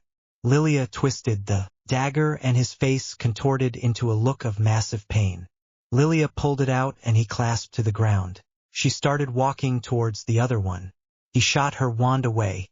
Will finally stood up and shot his wand away. The Death Eater punched Will and fell down again. Lilia approached him and they started fighting. Lilia grabbed his arm and twisted all the round and they ended up back to back. Lilia used her other hand to wrap around his neck backwards. With all her adrenaline she pulled herself into a backflip and ended up with her legs around his neck. She twisted them again and they fell. Now he was laying on his back and Lilia had him in a choke hold with her thighs. Get a wand so we can petrify him. Lilia told Will. You just killed someone. Will yelled looking at the dead body a few feet away. They were trying to kill us. We need to take one in alive. Grabbed the freak wand. Lilia told him. You literally just stabbed someone. In a public street. In a shopping center. Will yelled. Get over it. Lilia yelled back. I can't believe this. My first mission and someone is dead. Will said. I need you to grab the wand. Lilia told him. I just went through a traumatic experience. I need you to be a little more sensitive to my feelings. Will looked at her. Lilia squeezed her legs tighter around the guy's neck out of anger. Traumatic experience. I can tell you traumatic, oh freak. Lilia looked down. What? Will asked. Looks like we don't need the wand after all. Her passed out from the lack of air. He's not dead but definitely passed out. Lilia explained. Oh my god. Will shook his head. Lilia stood up and grabbed her wand and tossed Will his. She walked back to the unconscious Death Eater. Come on, let's get out of here before you end up like him. Lilia grabbed the collar of his shirt and dragged him to Will. I have trauma now. Will told her, placing his hand on her shoulder. Welcome to the club. Lilia said as she apparat them away. Lilia stood in front of her mirror and put a red dress in front of her, then a black dress. All the healers at St. Mungo's were holding a welcome party for her and the other new healers. Lilia huffed and turned to Fred, who was laying on their bed working on a new product. Love, which dress for tonight? The red or the black? Lilia asked, holding up the dresses. Oh, I don't know, you'll look beautiful no matter what you decide. Fred looked up at her and smiled. Oh, thank you, but I'm actually having a hard time deciding, so I was hoping you could pick. Lilia told him. Either way, you will be the prettiest one at the party. I love you so much. Fred said. Okay, I love you too, and I know you think I'm beautiful. Okay, this isn't a test. It's just, which dress would you prefer to see me in tonight? Lilia asked. I prefer you the way you are. Fred smiled. Oh my, hey Cedric. Black or red dress? Lilia yelled. Black. The red makes you look like a bitch. Cedric yelled back. Thank you. Lilia called. No problem. Cedric called back. Okay, and be polite and don't touch anything. Lilia told Fred as they walked into St. Mungo's. I'm not a child, Lilia. Oh, sponges. Fred went to grab a sponge out of a tub. We use those to clean puss out of wounds. Lilia told him as he squeezed one. Ayu. Why didn't you tell me? Fred retracted his hand back. I told you not to touch anything. Lilia said. Lilia. Lily called, walking towards them. Mom. Lilia smiled and met her in the middle. They hugged and Lily looked at her dress. You look beautiful. Lily told her. As do you. Where's Pops? Lilia asked. Oh, I'm somewhere doing something that will make me almost lose my job, I'm sure. Lily looked over shoulder, then back at her daughter. Probably. I'll have to get used to that with this one. Lilia joked, shifting her eyes to Fred, who was wiping his hands on his dress pants. Lily laughed at the irony. She could remembering like it was yesterday when Lilia would actually throw up at the thought of being with Fred. Now she was staring at him with the same expression Lily looks at James with. Pure love. Love. Lilia called softly. Fred's head shot up and looked at her. He looked to the side and saw Lily. Oh, hi, Mrs. Potter. Fred smiled and walked towards them. Please call me Lily. You're practically family by now. Lily told him. Thank you, Lily. Fred said. Now come on. I'm so excited to introduce you to everyone. Lily stood in the middle of them and linked arms with Lilia. You see, Jessica, she has a daughter a year older than you. Very smart girl, but decided to be a potion maker instead of a healer. And I told everyone that my daughter has always wanted to be a healer and worked her whole Hogwarts life to become one. Lily told her as they walked into the actual party room. There's my two favorite girls. James said in a high-pitched voice. In his hand was a balloon. Lilia instantly put two and two together and laughed. She knew it probably wasn't the best idea to teach her dad and uncle how to suck helium out of balloons. Lily and Lilia, mother-daughter healers here to save the day. Sirius jumped out from behind James and sung in a squeaky voice. He was also holding a balloon in his hand. What are you doing here? Lilia asked Sirius with an amused smile. Sirius took a long suck from the balloon before answering. Mooney is on a mission, he told her. Where's your kid? Lilia asked. His eyes widened a little and spun around. Oh, with that lady. Sirius pointed to a middle-aged woman holding Edward. How did she get down here? She's a patient in our psychiatric ward. Lily furrowed her eyebrows. Serious eyes nearly bulged out of his head, and he rushed over to them. "Ha, just kidding, that's Diana." Lily laughed. Lilia and James laughed, and Fred just smiled down at his sunflower. Sirius returned with Edward in his arms. "Oh well, isn't this the most amazing thing to ever happen?" A low, cocky voice said. Lilia turned around, and lo and behold, Will was walking towards her. "What are you doing here?" Lilia asked. "I'm a healer here. Have been for 3 years." "What are you doing here, princess?" Will asked. "I'm a healer here too now. I just finished my training. I start officially on Monday." Lilia told him. "Trauma?" Will asked. "Yeah, how did you know?" Lilia's eyebrows pinched together. "That's my shift also. When I saw A.L. Potter, I thought it was your mother." Will explained. "Nope, it's me." Lilia shook her head. "What a perfect little surprise." Will leaned closer to her. "So I'm guessing you're over the trauma that happened during the mission? Remember when you were screaming?" Lilia teased. "I'm much better with people after the fight, not during." Will told her. "That makes sense, people like you better when they're unconscious." Lilia nodded. Cheeky, cheeky. "Can I get you a drink, princess?" Will smirked. "Here you go, darling. Your favorite." Fred handed Lilia a glass of white wine.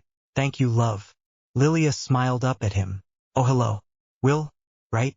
Fred acted like he hadn't been listening intensely to them the moment he started talking to his sunflower. "Yes. The boyfriend." Fred correct. Will put his hand out. "That's right." Fred shook his hand, crushing his hand a little. Will pulled his hand away and placed it back in his dress pants. His whole outfit screamed trust fund kid.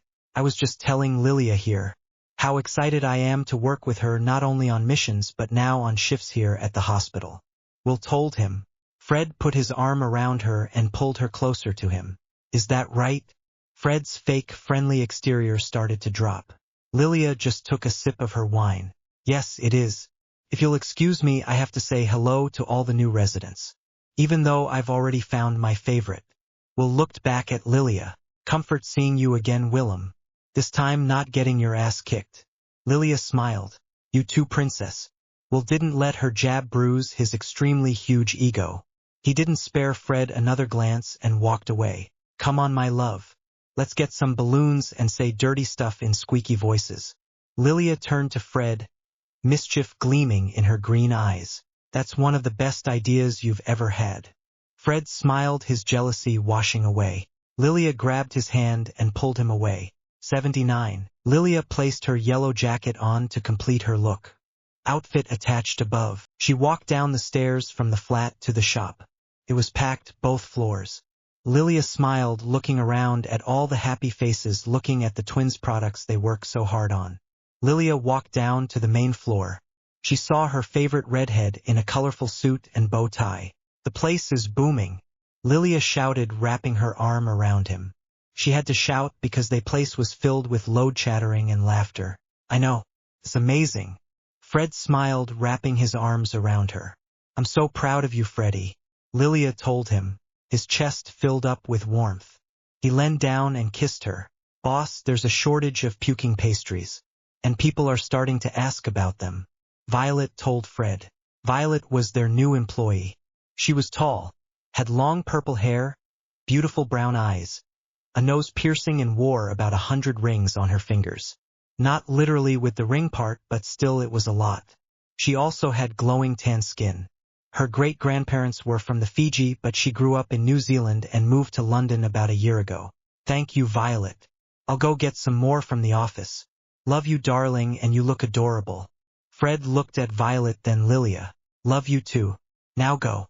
Lilia patted his butt twice. "There is children present," Fred told her before walking away. "Hey, Lils," Violet said. "Hey, V." Lilia matched her tone. "There's some kids looking for you. One says he's your brother," Violet told her. "Really? Oh, thanks, Vi. Don't work too hard." Lilia smiled and started walking away. "You know I never do." Violet smiled. Lilia chuckled and shook her head. Lilia weaved through people and found her and Fred's mini-me's. She walked up behind them. "That will be 30 gallons," Lilia told them. The boys jumped a little and turned around. Harry smiled, seeing it was his sister. I was just looking. I wasn't actually going to buy it. Harry said, sorry, anything you touch you pay for. Store policy. Lilia shrugged. Is it now? Harry asked. MMHM, but only for you two. Pay up. Lilia joked. What if I give you a hug instead? Harry asked, holding out his arms. Fine, only because it's your first time in. Lilia sighed. The two Potter siblings hugged. I missed you, Lee. Harry told her. I missed you too, little brother. Lilia said. They pulled away. Harry wasn't so little anymore. He had a huge growth spurt over the summer. He was now 5 feet 11 inches, just like James. I'm finally taller than you. Harry smiled. Yeah, but you'll always be younger. And I can still do this, huh? Lilia told him and ruffled his hair. Harry huffed and let her mess up his already messy hair. Oh, and I'm here too, by the way. Ron spoke up. Hello, Ronald, how are you? Lilia asked, looking over at him. Good. Ron said. Well, that's good. Lilia nodded. I see the twins got a new employee. Ron looked at Violet, who was restocking a shelf. Oh yeah, that's Violet. Lilia said. She's really pretty. Ron commented. Yeah, she is. A bit too old for you, Ron. And I don't think you're really her type. Lilia told him. Why do you say that? Am I too pale? Too ginger? My shoulders too broad? Ron asked. I think you're a little too male for her taste. Lilia bit back a smile. Harry couldn't and laughed so hard he had to grab his stomach. Ron's face fell. Oh, I'm just gonna go looked around a little more. Ron's cheeks turned red and he walked away. Speaking of gay and male, how are you? And said. Lilia turned to her brother. Good. We spent the whole last week together. Harry told her, smiling dumbly. Okay. I'm wondering where's he has been. Usually I wake up or get back from work and he's on my couch. Lilia chuckled. He doesn't even live at his own place. He finally had to go back to his house to get some clean clothes. Harry shook his head. He needs to be around people. He can't function without company. Lilia said. You realized you're never going to get him out of your flat after I leave for school? Harry started walking further along the aisle. Oh God, I know. I'm going to start taking extra shifts at the hospital just to get some alone time. Lilia walked alongside him. Harry smiled and looked down at his feet. How is working at the hospital going? Harry asked. Good. I love it. I'm actually really good at it, Has. I never been good at anything that my dad or Nat or Tony or whoever didn't teach me. This is like my own thing, it's my own natural special talent. Lilia told him. That's amazing, Lee. Have you heard from them? Harry asked, a little hesitant. I talk to Peter every week. And I talk to Tony and Rhodey every so often. Tony asked Pepper to marry him, so I need to find and send them a wedding gift since I can't go. Lilia explained. Yeah, that must tough not to be able to go. Harry looked at her. It's okay. I'll probably get the whole wedding in detail from Peter. Lilia laughed. I really missed you, Lee. Harry suddenly said. Lilia's heart broke and lit up at the same time. I missed you too, baby brother. Everything has just been all over the place with getting a job, joining the order, making sure the flat doesn't burn down. Lilia started. Why would the flat burn down? Harry cut in. Oh, it's sorta a long story. But trust me, it's a real task. Lilia said. Harry just chuckled. Back to the point. I'm gonna make so much time to see you, you're going to sick of me. I'll come to Hogsmeade and we can hang. We'll be attached at the hip during Christmas break. I'll send you letters like 3 days out of the week. We are really going to bond. Lilia told him. Lee, I don't think there's a stronger brother-sister relationship out there. Harry chuckled. Lilia stopped and looked at him. Exactly, we gotta keep it up. Hence all the letters and hangouts. Lilia told him. Okay, surely. Harry rolled his eyes and slung his arm over her shoulders. They continued walking around the store. Author's note. Okay, halfway writing Lilia's speech I realized how much she sounded like Steve. I actually got kinda nostalgic, and that's when I decided to use the same conversation I did in my very first chapter. Thank you so much for sticking with me and following Lilia's story. Please, continue to read because writing is my true passion, and it makes me feel so happy that people read and hopefully enjoy my work. Thank you, and I hope you have an amazing day or night depending on when you're seeing this. 80. Lilia woke up and stretched. She looked down and saw Fred still peacefully sleeping. She smiled and leaned down and kissed his head. Lilia crawled out of bed and walked to the kitchen. By some miracle Lilia and Fred both had the day off and she was already planning every second. But first she needed coffee. Lilia started making a pot just as George walked in the living room. Morning. Lilia smiled. Good morning. George smiled back chipper as he was every morning. You look nice. You have big plans today? Lilia asked. In fact I do. I have a brunch date. George told her, taking a seat on a stool at the island. Lilia leaned her hands on the island, so they were directly across from each other.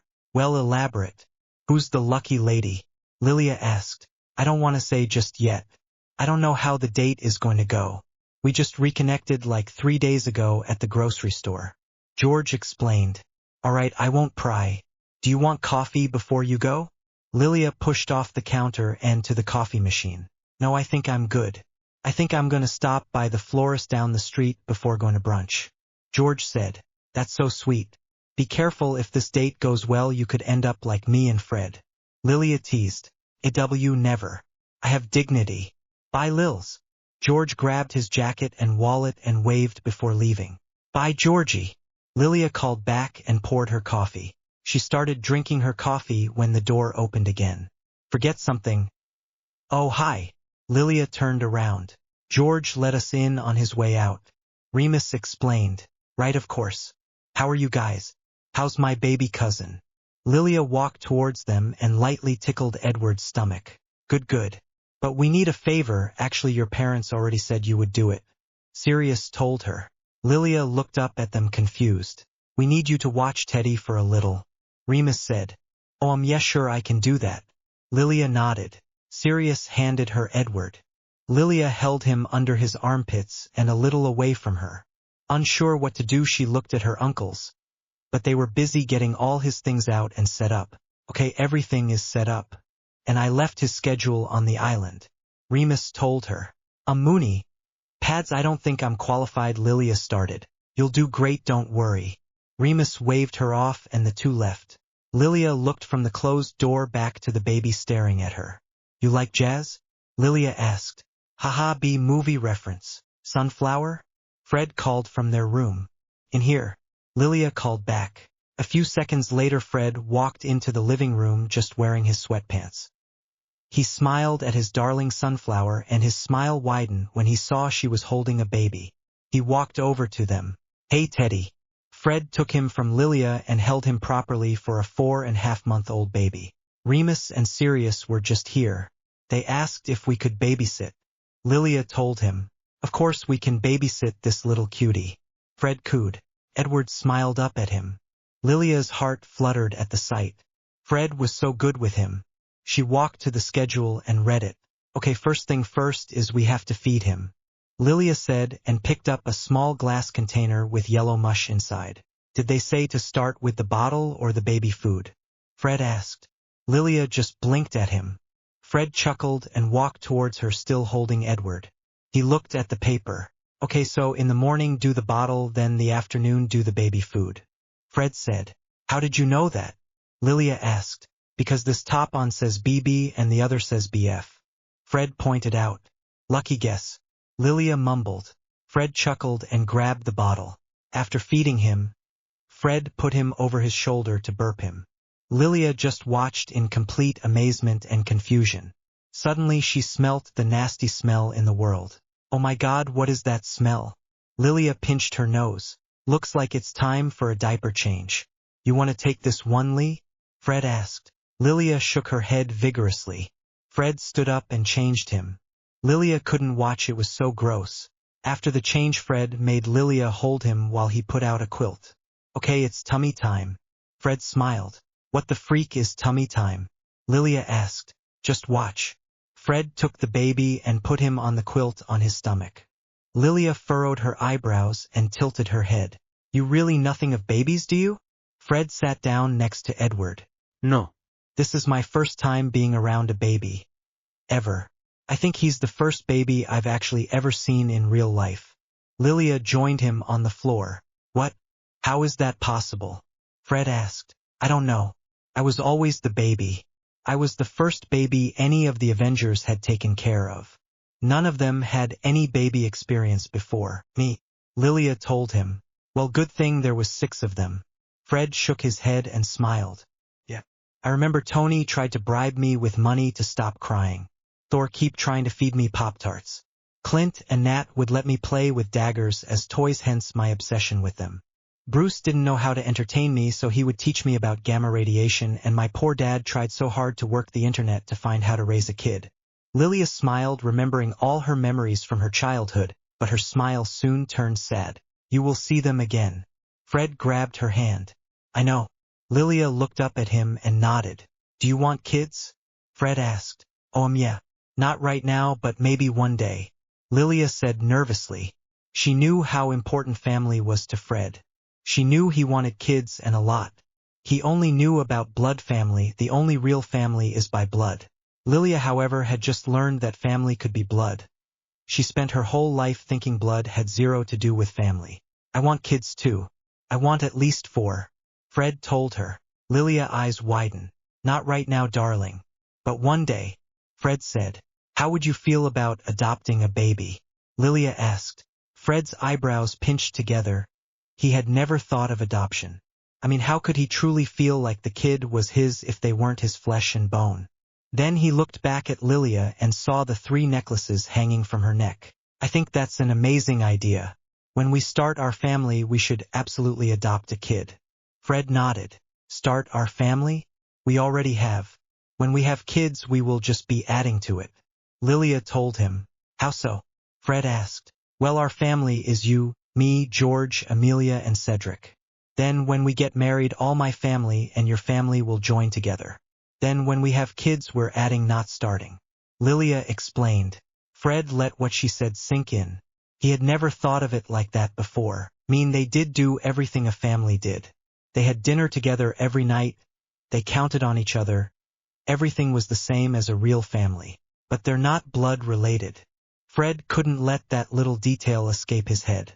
Blood doesn't mean family. Look at Sirius. He only talks to 2 of his real blood relatives. His brother is James, and Edward technically isn't his real son, but he still thinks and loves him like he is. And look at me. My dad isn't my real father, but I still can't even imagine calling James dad, because to me he's not. Steve is my dad. Lilia explained. This all sorta new to me, Lee, the whole family that's not really family thing. Fred told her. That makes me so sad. Harry thinks of you as a big brother. He thinks of you and your family as his family. I think as Ginny as my little sister. Lilia said. Lilia, that's different. Fred started. How? Tell me how it's different. Lilia asked. I've known Harry since he was a baby. You've known Ginny since she was just a first year. You can't know someone for less than a year and call them your family. Fred told her. Bullshit. It's not about the time you've known them or if they are blood. It's about love. It's about what you do in that time. The only reason I consider James and Lily my parents because they made up for last time and they proved they love me. Lilia's Brooklyn accent became almost as thick as when she lived there. Lily and James, are you real parents, Lilia? Steve, Nat, Peggy, Tony, or whoever the freak raised you aren't. Your brother is Harry, not Cedric or Peter. You have one sibling, you have no sister, not Wanda or Amelia. Those are your friends, not family. Fred told her. And you're just my boyfriend. Lilia spat and stood up. She walked into their room and grabbed some shoes and put them on. Lilia walked back into the living room and started packing Edward's things back up. What are you doing? Fred asked. Lilia tossed the bag over her shoulder. Well, Fred, you made your point quite clear about family. So I'm going to my parents' house. Because according to your logic, they are my real family and you're not because you're not my blood relative. Lilia picked Edward up from the ground. You can't leave. Fred stood up. The heck I can't. Lilia walked to the fireplace. Wait, please don't go. Please, Sunflower. Fred grabbed her hand and begged. No, I need to not be with you right now. Lilia pulled her hand away and grabbed some flu powder. What do you want from me? Because I'll do it. Do you want me to say I'm wrong? Fred asked. It doesn't matter if you say you're wrong and don't believe it. It will just cause another argument. Lilia shook her head. She threw down the flu powder and yelled the address. She disappeared in green flames. Fred watched her vanish in front of his own eyes. His eyes filled to the brim with hot tears. He walked back into the living room and kicked the living shit out of the couch. He then sat down on the couch and buried his head in his hands. Lilia appeared at the Potter mansion. She waved her wand and the crib from the extendable bag flew out and put itself together. Lilia placed Edward in the crib safety, then let herself cry. Her hands immediately found her necklace. She just held it and sobbed. She didn't care that Fred didn't believe in non-blood family, it's the fact he went so far to try and prove his point. Sometimes Lilia thinks she should just get over it, her dad leaving. Then other times she thought how could she possibly get over the fact she might not see the people that were constant in her life for 17 years of her life. That felt like such a huge betrayal. Just forget and get over her family. One of the reasons she was almost put in Hufflepuff was her extreme loyalty. They saved her from a potential terrible life and gave her a fairy tale childhood. And she was just supposed to forget that? 81. Then I left, so I wouldn't kill him and be considered a criminal in both America and England. Lilia finished telling Amelia and Cedric what happened yesterday. I'm sorry, babe. Amelia looked up from painting her toes. Want me to over there and kicked his ass? Cedric asked as Lilia painted his nails black. No, I don't want you chip your nails right after I painted them. Lilia sighed. Okay if you insist. Cedric put his hand up and blew on his nails. So you gonna break up? Amelia asked. Oh no. I love him. I love him with my whole heart. He just really pissed me off. And I'm not one of those people who can just talk something out as soon as it happens. I need a little to cool down so I don't lash out too harshly. Lilia explained. I give say he'll be knocking on your door begging to forgive him within the hour. Cedric said. Yeah, you two are perfect for each other, Lils. It was just a fight, every couple fight. Amelia reassured her. Me and Harry have a fight almost every 2 weeks. And God, I love that little freaker. Cedric shook his head. How sweet. His pet name for my brother is Freaker. Lilia joked. He is a little freaker. A rough one too. Cedric mumbled, but everyone still heard him. Lilia hit him and Amelia fell back in the bed laughing. There was a knock at the door, then it opened a little. Can I come in? James asked. Yes. Lilia said. I don't know what to do in this situation, but Fred is downstairs and is asking to see you. Was I supposed to kick him out and slam the door in his face or kick his ass? James started. You did the right thing, Pops. I'll be down in a second. Lilia told him. James just nodded and left. Lilia took a deep breath and looked at her best friends. They both gave her a thumbs up. Lilia nodded and walked out of her room. She walked down the stairs and saw Fred pacing back and forth in the living room. Lilia said, walking into the living room.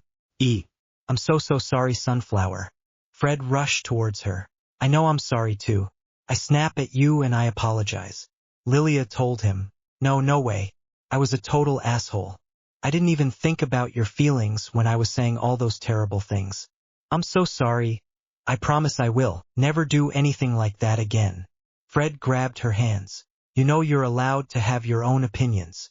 It's just it hurt my Lilia's eyes started filling with tears. Fred immediately wrapped her in a hug.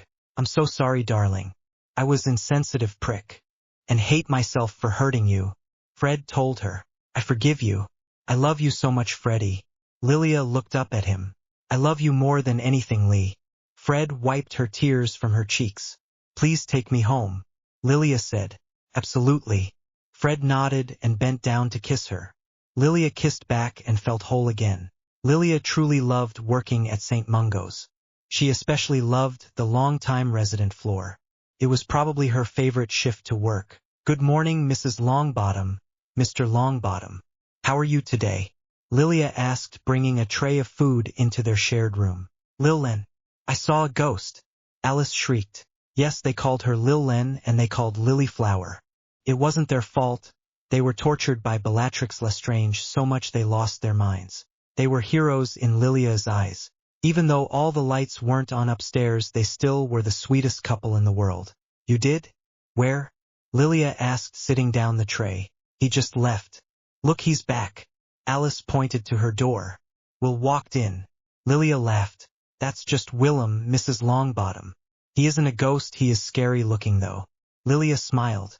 Will glared at her but started helping her set up the food for the couple. Lil-Len. What's a 4-letter word for circle? Frank asked, holding a crossword puzzle. How about ring? Lilia turned her head towards him. No, that's not it. Frank shook his head. Lilia chuckled and kept helping Alice eat her breakfast. Sue Lil-Len. Any holiday plans? Will asked. As a matter of fact, yes. I'm going to my boyfriend's childhood home for Christmas. Lilia told him. Holiday? Is the holidays coming up? Alice asked. Yes, a little less than a month away. Lilia nodded. That means Neville is coming. Dear Neville is coming. Alice shouted. Where? Frank asked. Not now. In a little less than a month. That's what Lil-Len said. Alice told him. But where is Neville? Frank asked. Lilia smiled. She would have to send a letter to Neville and tell him how excited his parents are to see him. Have I told you of my son Lil-Len? He's an amazing student at Hogwarts. Loves plants. Alice told Lilia for probably the millionth time. Alice and Frank loved their son, but only so many facts about him stayed permanent in their minds. He sounds lovely. Lilia played along. I figured it out. It's Ring. Frank announced. Of course it's Ring. Who wouldn't guess Ring? Will encouraged Frank but teases Lilia at the same time. Lilia stuck her tongue out at him childishly. Lilia Rogers to the front. Lilia Rogers, please come to the front. A voice over the speakers spoke. You okay doing cleanup duty by yourself? Lilia asked Will. Oh yeah, I'll be fine. Remember we need to stop by Mississippi Walker's room at 12. Will reminded. Yep, got it in my schedule. Lilia pointed her finger to her head. She waved to them before walking out of the room. Lilia started walking to the lobby. Even though Lilia and Will loved taking cheap shots at one another, they both took their jobs very seriously. Both were very good at pushing their childish impulses aside and actually working well together when needed. Lilia got the lobby and saw Fred leaning against the front desk. This is a surprise. Lilia smiled, walking to him. I brought you breakfast. Fred held up a brown paper bag. Oh love, you didn't have to do that. Lilia's heart lit up. You need to eat. You've been her all last night, now all this morning. Fred grabbed her hand and led her to some chairs. I know. We had 2 emergency surgeries last night, both from Death Eater attacks.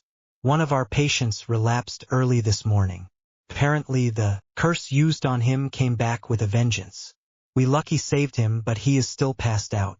So we're all taking turns checking on him on top of our usual shifts, Lilia rambled. Fred pushed a biscuit in her mouth. Eat. You've had a long night.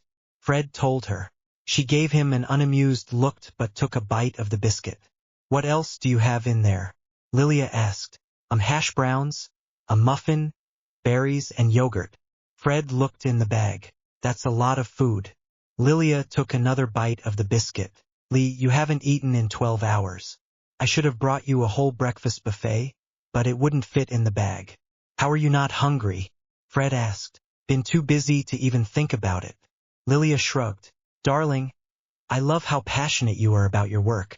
I completely understand, but you need to take care of yourself. There's sorta 100 people who love and need you outside of the hospital, including the one sitting across from who happens to be in love with you. Fred told her. Okay, I get it. I love you too. Lilia leaned towards him and kissed him. Fred sighed happily and kissed back. Now give me the hash browns. Lilia pulled away, their noses still touching. Fred smiled and started digging through the bag. 82. Okay, does everyone have their things? We are staying at the Burrow for 3 weeks, so we can't come back and get stuff. Lilia announced, standing on the coffee table in the flat. I have everything sunflower. Fred walked in with their shared suitcase. Lilia smiled and wrapped her arms around his neck. She looked down at him, kinda liking her being taller. He wrapped his free arm around her. Good boy. Lilia bent down and kissed him. You look cute today, like a real sunflower. Fred tapped her butt twice. Outfit attached above. Thank you, love. Lilia said. Look guys, has anyone seen my good peacoat? Cedric walked into the living room. New girl quote. LLS. Ladies love Schmidt. What the heck is a peacoat? George asked, walking past him and placing his suitcase next to Fred and Lilia's. It's a coat with all the buttons on the side. It brown. Correct? Lilia looked between George and Cedric. Cedric nodded. Yeah, it's brown. Lilia said. Why is there a men's peacoat in my closet? Amelia asked, walking into the living room carrying her bag and Cedric's coat. Cedric took the coat from her. Who did laundry last? Cedric asked. Everyone looked at George. Sorry, it just seemed like something Amelia would wear. It looks very pure-bloody. George shrugged. George, everyone besides me in this flat is a pureblood. Lilia told him. He furrowed his eyebrows, so did Fred. Amelia and Cedric looked at each other. Y'all forgot I was half, didn't you? Lilia asked. No. Fred, George, and Amelia lied. Yes. Cedric answered honestly. Thank you for being truthful, said. Now come on, we're going to be late. And Lord knows it will be my fault if we are. Lilia mumbled the last part. What did you say, darling? Fred asked, picking up their bag. HM? Nothing. Just that we need to get going. Lilia told him. After a long drive through the country they arrived at the borough. This would be Lilia's, Cedric's and Amelia's first time being her ever. So cute. It reminds me of the tower. Lilia smiled, standing a few feet away from the front porch. Yeah, if the tower wasn't owned by Tony Stark, the billionaire. Cedric told her, holding his suitcase. Lilia pinched him. He winced and looked at the twins who were unpacking the car. Lovely housemates, Cedric said. The twins both chuckled and Fred handed Amelia her bag. George pulled the last two bags out and closed the trunk. Don't stress, Ceddy boy. We know it's not up to your high-roller lifestyle. Fred smiled and shook his head. Oh yeah, and I hope you don't mind. There wasn't enough room in the house, so we had to put you in the barn. Hope that's not an issue. George patted Cedric's shoulder and walked past him. Cedric's eyes widened and he looked at Lilia. He's kidding. You can't say stuff like that to our little prince. Lilia playfully rolled her eyes. The group walked towards the front porch. George, who was in front, opened the door and walked in. Mom, we're here. George called. Oh, there are my babies. Molly walked out of the kitchen to the living room with her arms out. George bent down to hug his mom while everyone walked in behind him. Fred walked over to his mom and hugged her. The three best friends looked around the house. I shouldn't have brought the Gucci, should have I? Amelia asked in a low voice. Lilia couldn't help but crack a smile. Cedric couldn't either and even let out a small chuckle. Okay, but you can't blame them. Amelia was the sweetest person in the world and is always super polite. So when she says snotty things like that, it's hard not to laugh because it happens so rarely. Oh, hello, Lilia, Cedric and Amelia. Molly gave them a fake smile. They all simultaneously waved. Your parents just rang. They should be here in a few hours. Molly told Lilia. Oh, perfect. Lilia nodded.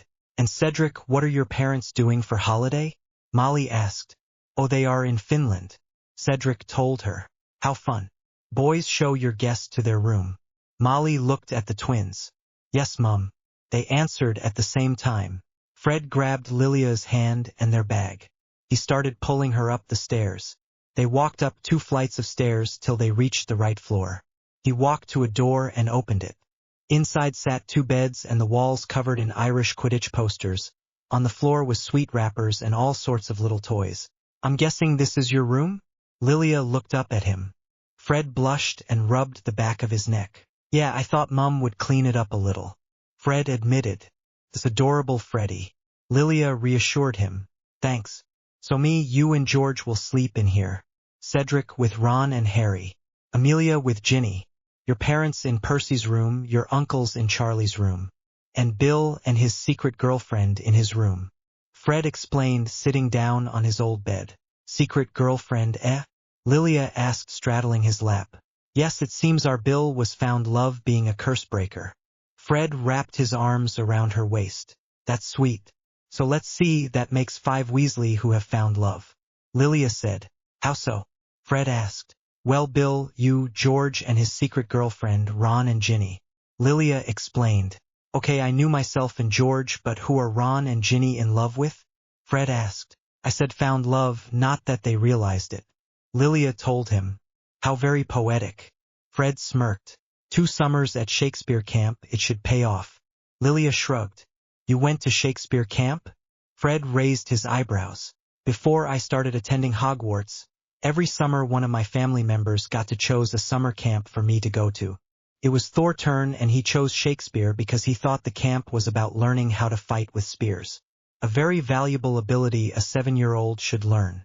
Lilia explained. That's brilliant. Fred laughed. Not really. When I came back he wanted to have a duel to test my knowledge. Lilia smiled. Fred threw his head back laughing. Lilia chuckled at his reaction. So I started reciting sonnets while he tried fighting me with a spear. Lilia chuckled. Fred put his head on her shoulder and laughed some more. Lilia smiled and hugged him. Fred hugged back, bringing her as humanly possible to him. I love you, Lilia Peggy Rogers. Fred told her. I love you, Frederick Gideon Weasley. Lilia said back. Will you marry me? Fred asked. Lilia's heart dropped and her whole body stopped moving. What? Lilia pulled away to look at him. Lilia, I want to marry you, and I'm saving up all my money to buy you a ring. But I can't wait that long. I want us to be officially engaged. Fred told her. Fred, I don't know what to say. Lilia said. Just say yes. Fred shrugged. Yes. Lilia smiled. Fred smiled and brought her into a kiss. Lilia happily kissed back. Everything was falling perfectly in place for their fairy tale love story. But they don't live in a fairy tale. 83. Happy birthday, Sunflower. Fred whispered into her ear the next morning. Lilia smiled and blinked her eyes open. Directly in front of her was the beautiful brown eyes of her unofficially fiancé. Thank you, love. Lilia stroked his cheek. Can you believe you're 19? Fred asked. Yes and no. I feel like I should be older with all the stuff that's happened to me. But at the same time I still feel like I'm 14 years old. Lilia told him. I think I like the 19 you better than the 14-year-old you. Fred joked. 14-year-old me would be puking her guts if she found out we're engaged. Officially, unofficially, but still even being this close to you. Lilia said. 14-year-old me would have died from his heart beating out of his chest if he saw us know. Fred chuckled. Well then, good thing we can't see the future. Lilia connected their lips. Happy birthday, Lilia. The marauders burst through the door. The two immediately pulled away and Lilia pulled the covers to her neck and sat up. Ha, thank you. Lilia smiled, still a little flustered. Lily is making chocolate chip pancakes downstairs, and after we eat we will go pick up Harry, Ron and Ginny from the platform. James told her. Perfect, I'll be down in a second. Lilia nodded. James smiled and walked out. Were you two about to shag? Sirius asked. Sirius. Don't ask them that. Look at them, of course they were. Remus said. Oh no, Lilia started. To be young and shag as soon as you wake up. When was the last time we did that? Sirius looked at his husband. Can't remember. Why don't we do that anymore? Remus asked. You never seem interested. Sirius folded his arms across his chest and looked away. Padfoot, I'm always interested. Remus told him. Wouldn't kill you to show it once in a while. Sirius still didn't look at him. I'll do you better. Remus said. That's what men always say. Sirius sighed and walked out. Remus gave the young couple an apologetic smile and closed their door. Lilia fell back down on the bed. What is my family? Lilia placed her hands over face. Fred chuckled and kissed her collarbone. Lilia waited with her parents for Harry on the platform. She held onto her hat as the train whizzed into the station. Outfit attached above. It stopped and the door opened. Lilia was basically bouncing up and down, waiting impatiently for her brother. As soon as she saw that messy mop of hair, she smiled and waved her hand in the air. Harry found her easily and smiled back. He walked over to his sister and parents. Lilia held her arms open and Harry dropped his trunk and walked into her embrace. Did you miss me, baby brother? Lilia ruffled his hair. I did, till I remember how annoying you are. Harry teased. Rude. I raised you better than this. Lilia shook her head. Happy birthday, Lee. Harry told her. There's my sweet boy. Lilia grabbed his cheeks with her hand and mushed them together. Where's Cedric? Harry asked, but it was a bit muffled from his cheeks being squished. At the burrow. He was getting as we were leaving. Lilia told him. Sounds like Ced. Harry chuckled. Your parents are also here. The people that feed and gave you a place to live. James walked towards them. You shouldn't have become parents if you weren't planning on doing that. That's literally the bare minimum. Harry sassed back. James's mouth hung open. I've never been prouder. You just out-sassed me. James placed his hand over his heart. Lilia chuckled and Lily joined them. I found the other redheads. Lily told them. Gingers. Lilia and James said at the same time. And here's your birthday cake. Lily put down a chocolate cake in front of Lilia. Lilia stared at the cake. It was definitely homemade. Thank you, Mom. Lilia smiled. I made it without magic. My first time in about 16 years I made a cake without magic. Can you believe it? Lily said. Lilia looked back down at the cake. Cannot believe it. Lilia shook her head. 19 years ago today my baby girl was born. And I met the only girl in the world that I love just as much as my lily flower. Then 5 years ago, I got the chance to redeem myself for the stupidest decision I ever made in my life. James sat down next to Lilia. Pops, Lilia started. No, it was the stupidest decision I ever made giving you up. But 5 years ago I got to redeem myself. And I got to know the funniest, sweetest, sassiest girl in the world. I love you, Lilia. I'm very proud of the person you grew up to be. And I'm honored that even after making my stupidest mistake that I can make, that I'm your pops. James told her. Thank you. I love you too. Lilia hugged him. Plus I get to show off how badass you are at every chance possible in front of all my friends. James added. Honestly, you just need to raise Edward and make him a badass just like you. Then me and Mooney can take all the credit. Sirius sat across from her. Don't worry, I'll make sure Teddy doesn't end up like you. Lilia teased. Make sure he doesn't give himself homemade bangs in the 4th year. Lily walked up behind Lilia and leaned on the ends of her chair she was sitting in. You gave yourself homemade bangs? Lilia asked amused. And pierced his own ears. James nodded. And stole Marlene eyeliner and black nail polish and applied them both to yourself. Lily said. He also shaved his eyebrow. But just like one little section in the middle. To look like a scar, I think. Remus started eating the chocolate cake. Oh my God. Next you're gonna tell me he gave himself tattoos with ink. Lilia joked. They all looked at each other. No freak way. Lilia laughed. I was going through a phase. Sirius defended. Yeah, the in the closet phase. Remus took another bite from the cake. Lilia grabbed her stomach and laughed. Author's note. Hi loves, how are you? I'll be doing 2 more chapters set at the Burrow. But one will only be half of the chapter. I plan on starting Deathly Hallows really soon. Like in the next 3 or 4 days. Please keep reading and I hope you have an amazing day or night depending on when you're seeing this. 84. Boom bitch, Yahtzee. Lilia rolled the dice. I freak you. You're cheating. Cedric protested. You charmed the dice, didn't you? George asked. You can charm dice? Lilia asked. Fred laughed at her genuinely confused and shocked face. He leaned down and pressed a kiss to her shoulder. Lilia was sitting in between his legs on the floor by the coffee table. Dang it, one more roll and I could have won. Amelia sighed. Good try though, Mia. Lilia told her. Lilia. I'm hungry. Harry walked into the living room. All the adults were finishing up a few things at Grimmauld Place. Okay, you're 16. Make yourself something. Lilia looked up at him. I don't know how to make food. Without magic at least. Harry told her. You know, when I was 16 I was going on missions every week and fighting people who were trying to kill me. Lilia said. That's great, but can you make me something to eat? Harry asked. Lilia rolled her eyes and stood up. Harry smiled victoriously. Anyone else hungry? Lilia asked. Everyone raised their hands. Ron and Ginny, who had ran down the stairs, nodded. God. Okay. Lilia sighed and walked into the kitchen. She looked through the cabinets and found the perfect thing to make. Lilia waved her wand and started making peanut butter and jelly sandwiches. When she was done she played them and used wandless magic. She's been practicing. To float the plates to the table. Okay, it's ready. Lilia told them. They all walked to the kitchen table and sat down. What is this? Ron asked. A peanut butter and jelly sandwich. Lilia smiled. They all looked at each other except Cedric, who gave her a very serious look. Whose peanut butter and jelly sandwich? Cedric asked. That's Lilia confirmed.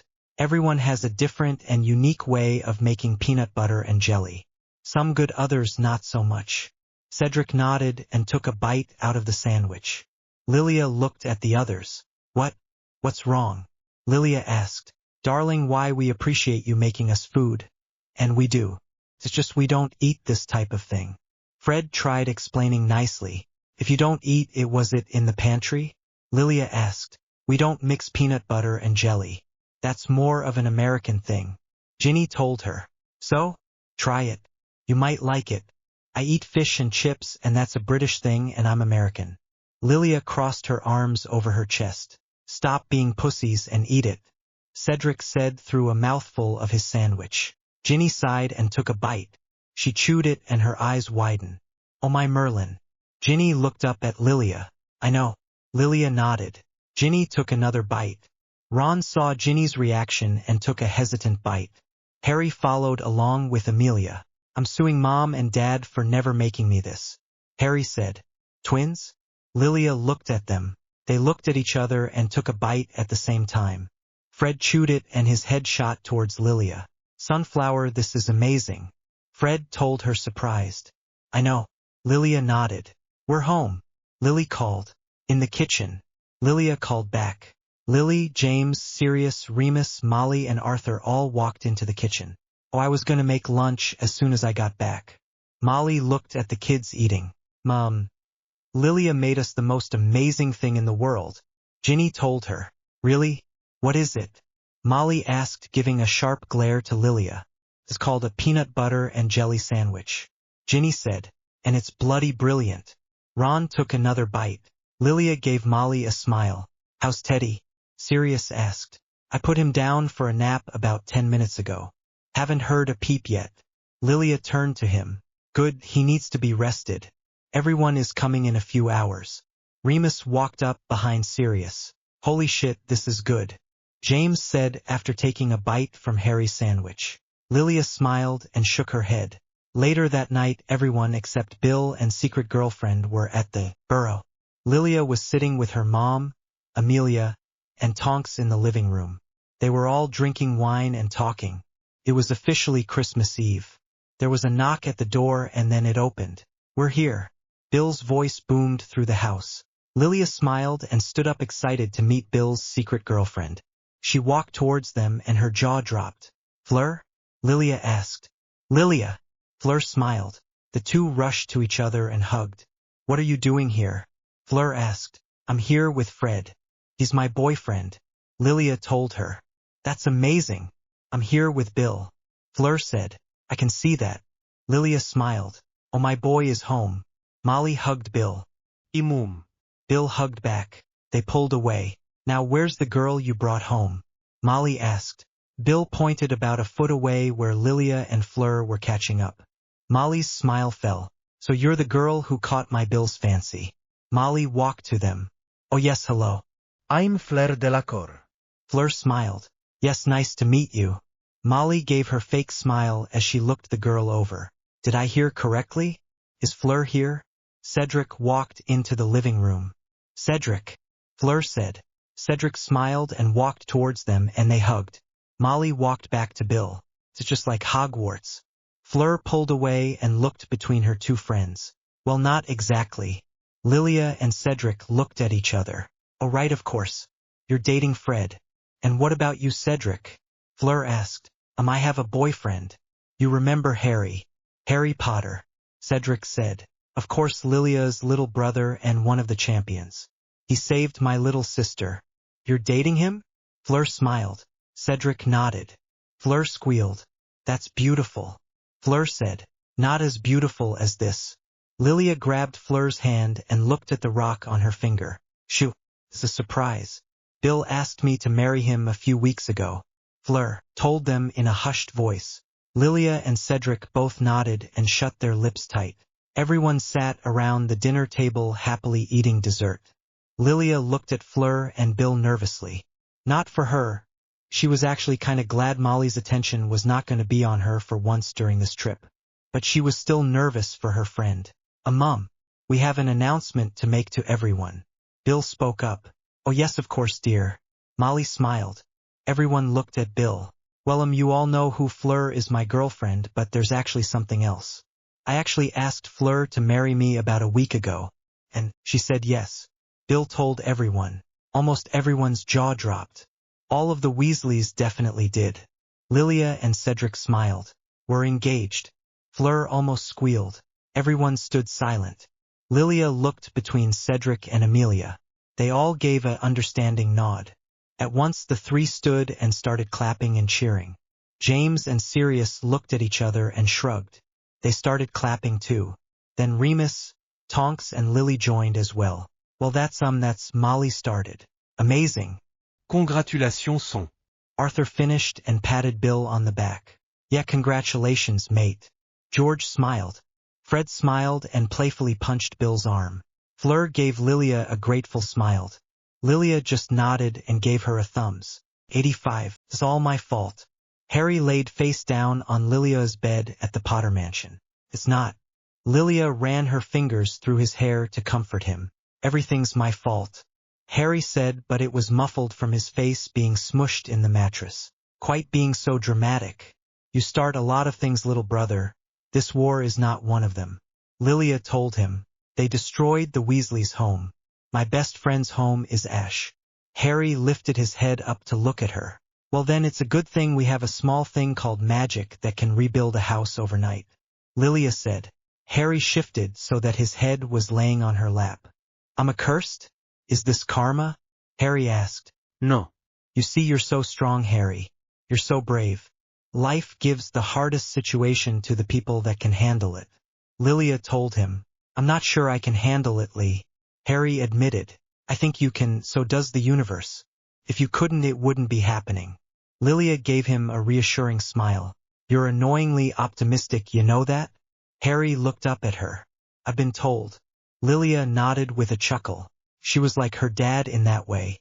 A trait she gained not by genetics but admiration. But I need that right now. So thank you. Harry smiled. No problem, little brother. Lilia ruffled his hair. Harry rolled his eyes. Not that he would ever admit to Lilia or anyone else, but she was truly his biggest role model. Harry loved his parents and his uncles. But even before he knew Lilia was his sister, he looked up to her. Harry wanted to be exactly like her. As time went on, he realized they were very different people, but he still wanted to be like her. His life truly got better when Lilia joined his family. He wouldn't know to do without his big sister. For the first time, the shop wasn't super full. Christmas break was over, so all the Hogwarts kids had gone back to school. Lilia had the day off, so she saw sitting behind the front desk waiting for someone to ask for help. Violet had ran the shop for the whole Christmas break, earning a well-deserved break, so she wasn't there. The twins were having a very important business meeting in their office. Lilia read Pride and Prejudice, swaying slightly to the fun but calming music playing throughout the shop. Lilia preferred when the shop was like this. When there is so many people, the music goes off so you don't lose your hearing. But like now, when only a couple, a mother and her young son and a freshly married girl tries to find a gag gift for her husband, where here the music got turned back on. Okay, so I look all around the shop and I think this is the perfect gag gift. The girl dropped a box down on the counter. Lilia looked up and smiled.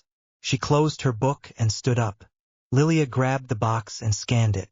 I use this one on my boyfriend too. Gets him every time. Lilia chuckled and bagged the box. He's always playing pranks on me. So I decided I need to get him back. The girl smiled and shook her head. Different people, same life. Lilia joked, handed her the bag. Trust me, it gets worse when you get married. The girl joked and handed Lilia the money. Just peachy. Thanks. Lilia said sarcastically. Sorry. The girl laughed. Nah, it's fine. Have a nice day. Lilia waved her off. You too. The girl walked out. Lilia sat back down and started reading again. She turned the page just as the bell rang. This indicated that a new customer just walked through the door. Well, when I heard that you were dating Weasley, I didn't believe it. But look at this, here you are in his shop. A voice said. A voice Lilia never wanted to hear again in her life. She closed her book and looked up. And there he stood. Adrian Pusey. What are you doing here? Lilia asked in a bored voice. Flint told me that you and Fred Weasley shacked up. I had to come see for myself. Adrian walked to the counter. Well, here, you saw. Now leave. Lilia told him. I can't believe you finally gave in. What, Hogwarts get boring after I left or something? Adrian smirked. If I remember correctly, which I do, I was the one who got you expelled. Lilia raised her eyebrow. And I'm willing to forgive you. Adrian placed his hand over hers. I didn't ask for forgiveness. But you will plead for mercy if you touch me again. Lilia slapped his hand away. You haven't changed a bit. Still feisty. But now you're even more beautiful than before. Adrian flirted. If you think I was bad when I 15, you have no idea how badly I can hurt you now. Lilia's Brooklyn accent laced her words. I want you to hurt me so bad. Love. Adrian said in a low voice. Get out. Lilia told him. I just wanted to catch up. You know I have a job at the ministry now. Courtesy of Lucius Malfoy. Adrian bragged. Is that name supposed to mean something to me? I've never heard that name in my life. I don't even know who that is. Lilia said. Adrian blinked at her, unsure whether she was messing with him or being dead serious. So you work here with your little boyfriend then? Adrian tried to regain his composure back. No. I'm a healer. Just helping out today. Lilia told him. How adorable. You know, if you were with me, I would spoil you in my riches. Make sure you never lift a finger. Unlike you bringing home the money for you and Weasley. It's a man job to get the money and the women's to stay home. Adrian told her. I think you're confusing me for some who gives a freak about your opinion. 'Cause I don't. Lilia said. Come on, love. The ginger can't please you like I could. Adrian grabbed her hand again. I told you not to touch me. Lilia tried pulling her hand away. However, Adrian was a lot stronger than back in the day. Don't act you don't want me. Adrian pulled her around the counter. With everything going on, neither of them heard the bell ring again. Stop. Don't touch me. Lilia got ready to protect herself. Adrian smirked and grabbed her other arm. Hey, she told you to stop. Suddenly Adrian was ripped off of Lilia. It's none of your business. Adrian spat. I disagree. It's always my business if a man is harassing a woman, especially my friend. Will said back. Oh, another boyfriend? You slut? Adrian looked back at Lilia. Before Lilia could defend herself, Will punched Adrian in the face. Adrian stumbled to the floor holding his jaw. He looked up at Will. Next time I break it. Will rolled his shoulders. Adrian stood up, still holding his jaw. Get out. I wouldn't want your blood to stain that nice suit. Lilia threatened. Adrian looked between the two, then rushed to the door and left. Lilia turned to Will. You know I could have taken him. Lilia said. I know. But I wanted to show you I'm not totally useless in a fight. Will looked at her. Thank you. For standing up for me. Lilia smiled. No worries, princess. You're my partner in crime. I can't let pieces of shit like that get to you. Will smiled back. Partners in crime? This that we are? Lilia asked. I'd like to be. Will nodded. You know what, okay. Partners in crime. Lilia placed her hand out. This is going to be the start to a beautiful friendship. Will shook her hand. But no more flirting with me. Lilia told him. Baby steps, princess, baby steps. Will said. 86. Lilia woke up in a cold sweat. She looked to the side and saw Fred still sleeping. She turned to the other side to look at the clock. It was 3 a.m. Lilia got out of bed silently to not wake Fred. She walked to the kitchen and filled a cup with water. She downed the whole thing in one gulp. Her phone started ringing on the coffee table. She furrowed her eyebrows and walked to it. Lilia grabbed it and didn't recognize the number. She pressed accept and brought it up to her ear. Hello? Lilia asked. Illy. Steve's voice came through the other side of the phone. Dad. Lilia breathed out. It's me, Lee. I'm calling you on a burner phone. Steve told her. I can tell. But I'm happy to hear your voice nonetheless. Lilia chuckled. I miss you so such, Lilia. Steve said. I miss you too, Dad. Lilia sat down in the couch. How's everything been? Steve asked. Hard. But also amazing. I graduated from school. I'm living with Fred, George, Cedric and Amelia at the moment. I'm dating Fred. I joined the order. And I'm a healer at a hospital. Lilia simplified the last year and a half. First, I'm incredibly proud of you for graduating. 2, who's Amelia? 3, I owe Nat $10. 4, be careful, I'm serious. And 5, I'm so happy for you. Steve told her. Amelia is my friend. You haven't met her. She was disowned by her family. Lilia explained. That's terrible. But good she has an amazing friend like you. My daughter. Steve sighed. Are you keeping safe? Lilia asked. Yes. Bucky is safe in Wakanda. Clint and Scott are on house arrest. Wanda left the country and me, Sam and Nat are on the run. Steve simplified his last year and a half. I'm sorry, Dad. Lilia told him. You did nothing wrong, honey. I made my choice, I have to live with the consequences. Have you spoken to Tony? Steve asked. Not since my birthday, but I do talk to Peter every week. Actually, we have a scheduled call in 2 days. Lilia smiled. I like that kid. Steve chuckled. Yeah, he's all right. Lilia said. I have to go. Steve hesitated. I know, but can you please call me again? Soon? I can't go that long again without talking to you. Lilia closed her eyes. I'll try. Be safe, and I love you more than anything, Lee. Steve told her. I love you too, Dad. Be safe, Lilia said. Then the call ended. Lilia sighed and wiped under her eyes where a few stray tears escaped. She started walking back to her room when she heard noises coming from Amelia's room. Lilia walked past her room and to Amelia's. She pressed her ear to the door. Amelia and some guy were getting it on. Amelia? Do you have a guy in there? Lilia asked. A sensible person, a good person, a person who knows boundaries person would have let their friend be and go back to sleep, then in the morning let their friend tell them if they wanted. Lilia was not that person. No. A male voice said, a voice that sounded oddly familiar. Lilia opened the door and in bed was Amelia and Willem. No. No freak way. You two are freak? Holy shit. Lilia shouted. Lilia. Shush. Amelia tried to shush her but yelled louder than her. The sound of a door opened and footsteps walking down the hall echoed. What are you yelling about? Oh my God. Are you two shagging? Cedric's eyes were like a pinball machine looking between Amelia, Will and Lilia. Yes. I just caught them. Lilia told him. You sneaky bitch. Cedric's mouth dropped and he looked at Amelia. Someone better be dead, bleeding or on fire. George grumbled and walked to them. He looked inside and saw Amelia and Will covering their obviously bare bodies with. Oh shit. You two? Really? George laughed. What the heck are you all of you doing? Oh ho ho.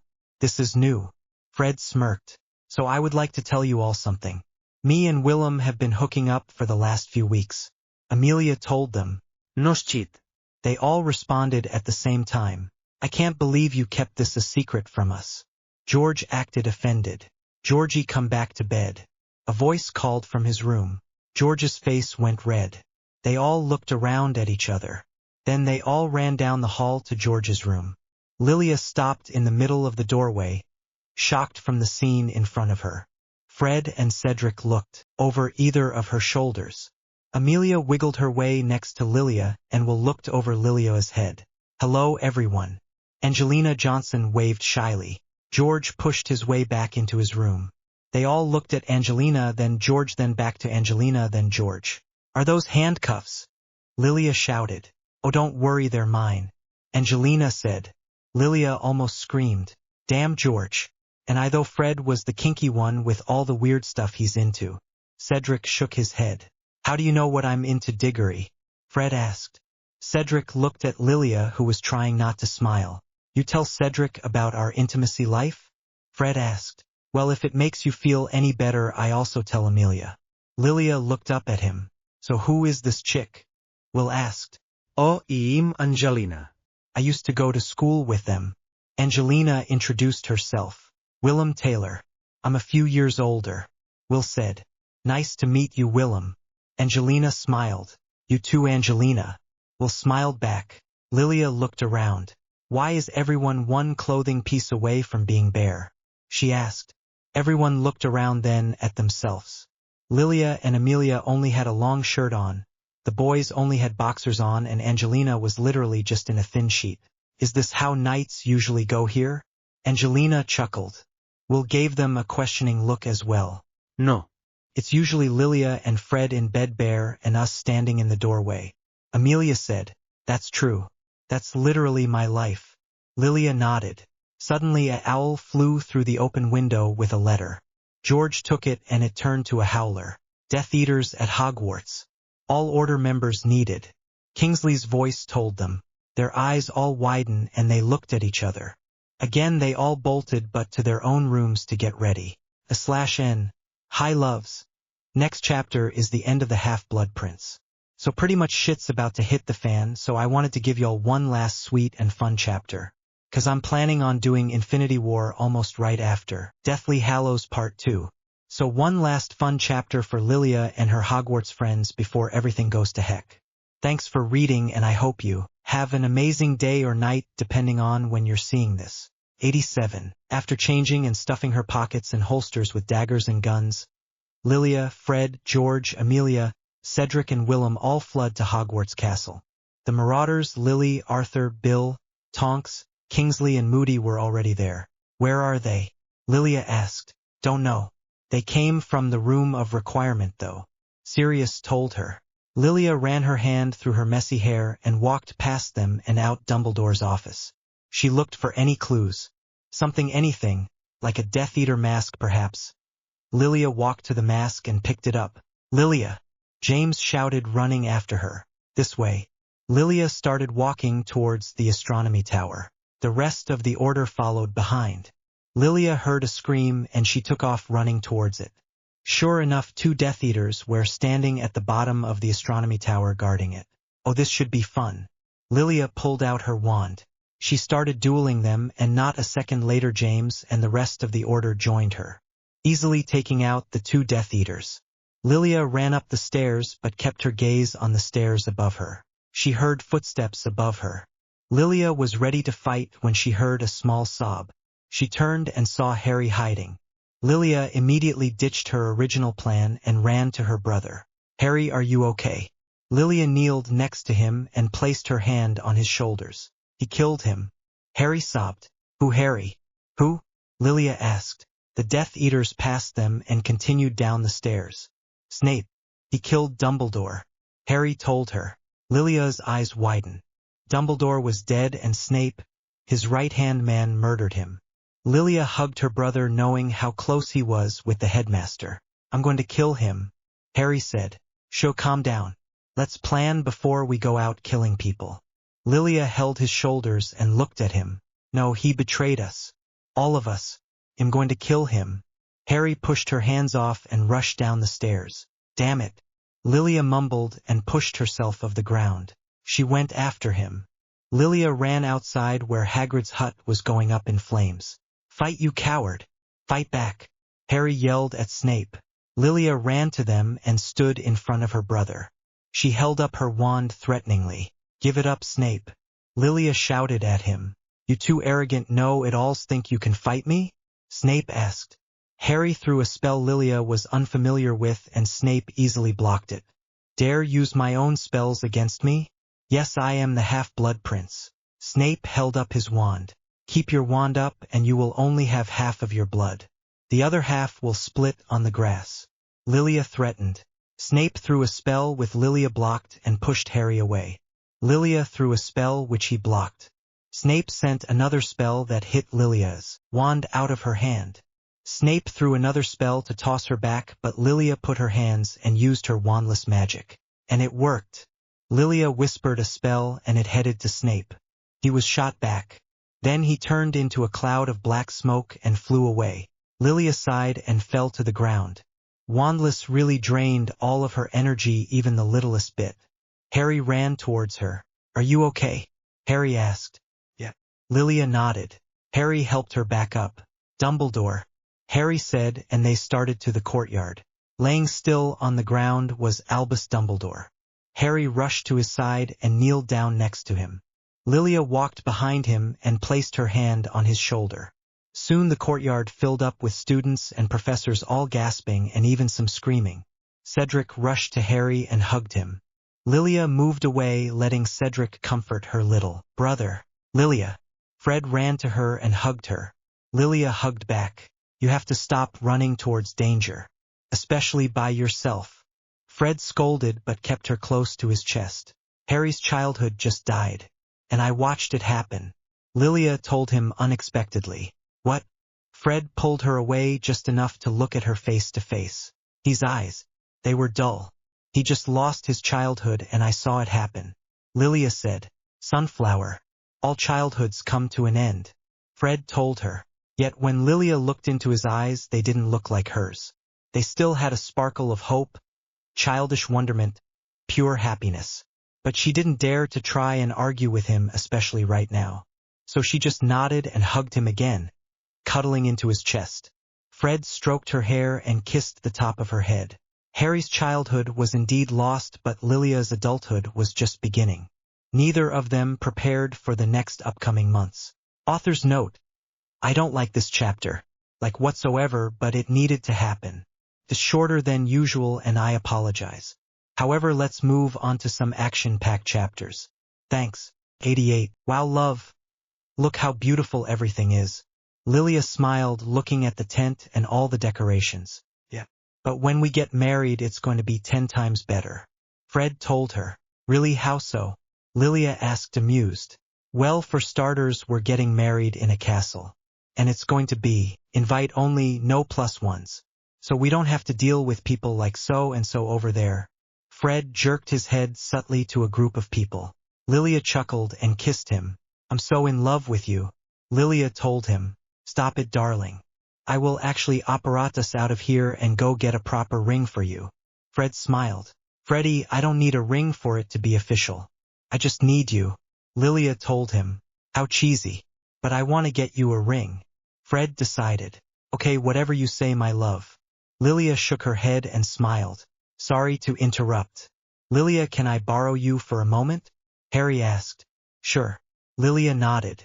Fred gave him a smile and a nod. Harry pulled Lilia out of the tent to a private spot. What's up? Lilia asked. I'm leaving. Harry blurted out. Lilia furrowed her eyebrows. Excuse me? Lilia asked. Me, Ron and Hermione are leaving after the wedding. To hunt and destroy Horcruxes.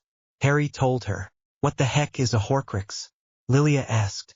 It's what keeping Voldemort alive. What makes him immortal. I need to find them and destroy them. Harry explained. Okay. I'm going with you. Lilia said. What? No. No, that's not why I'm telling you this. I wanted to say goodbye to you. Harry shook his head. Too bad I'm going. Lilia decided. Lee, no, it's dangerous. I just wanted to say bye. Harry told her. So you're telling Mom, Pops, Sirius, Remus, and Cedric goodbye too? Lilia asked. Yes, Harry started. But you're not going to tell why and where you're going, are you? Lilia cut him off. No. Harry said. Then why tell me? Lilia asked. Because you deserve to know the truth. Harry told her. No. It's because you secretly want me to go. And you knew I'd insist on coming. Well, you got your wish. Lilia crossed her arms across her chest. I don't want you to get hurt. Harry sighed, admitting without actually admitting she was right. Kid, I'll be fine. I'm going. Lilia told him. Good. 'Cause I already had Hermione pack your stuff. Harry gave her a guilty smile. You know me too well, baby brother. Lilia ruffled his hair. You might want to tell everybody goodbye. Harry said. Yeah. I'll meet you and others after the wedding. Lilia looked at Fred in the tent. Okay. Harry nodded and started walking back. Lilia followed and walked straight to Fred. I need to talk to you. Lilia grabbed his hand. Of course, Sunflower.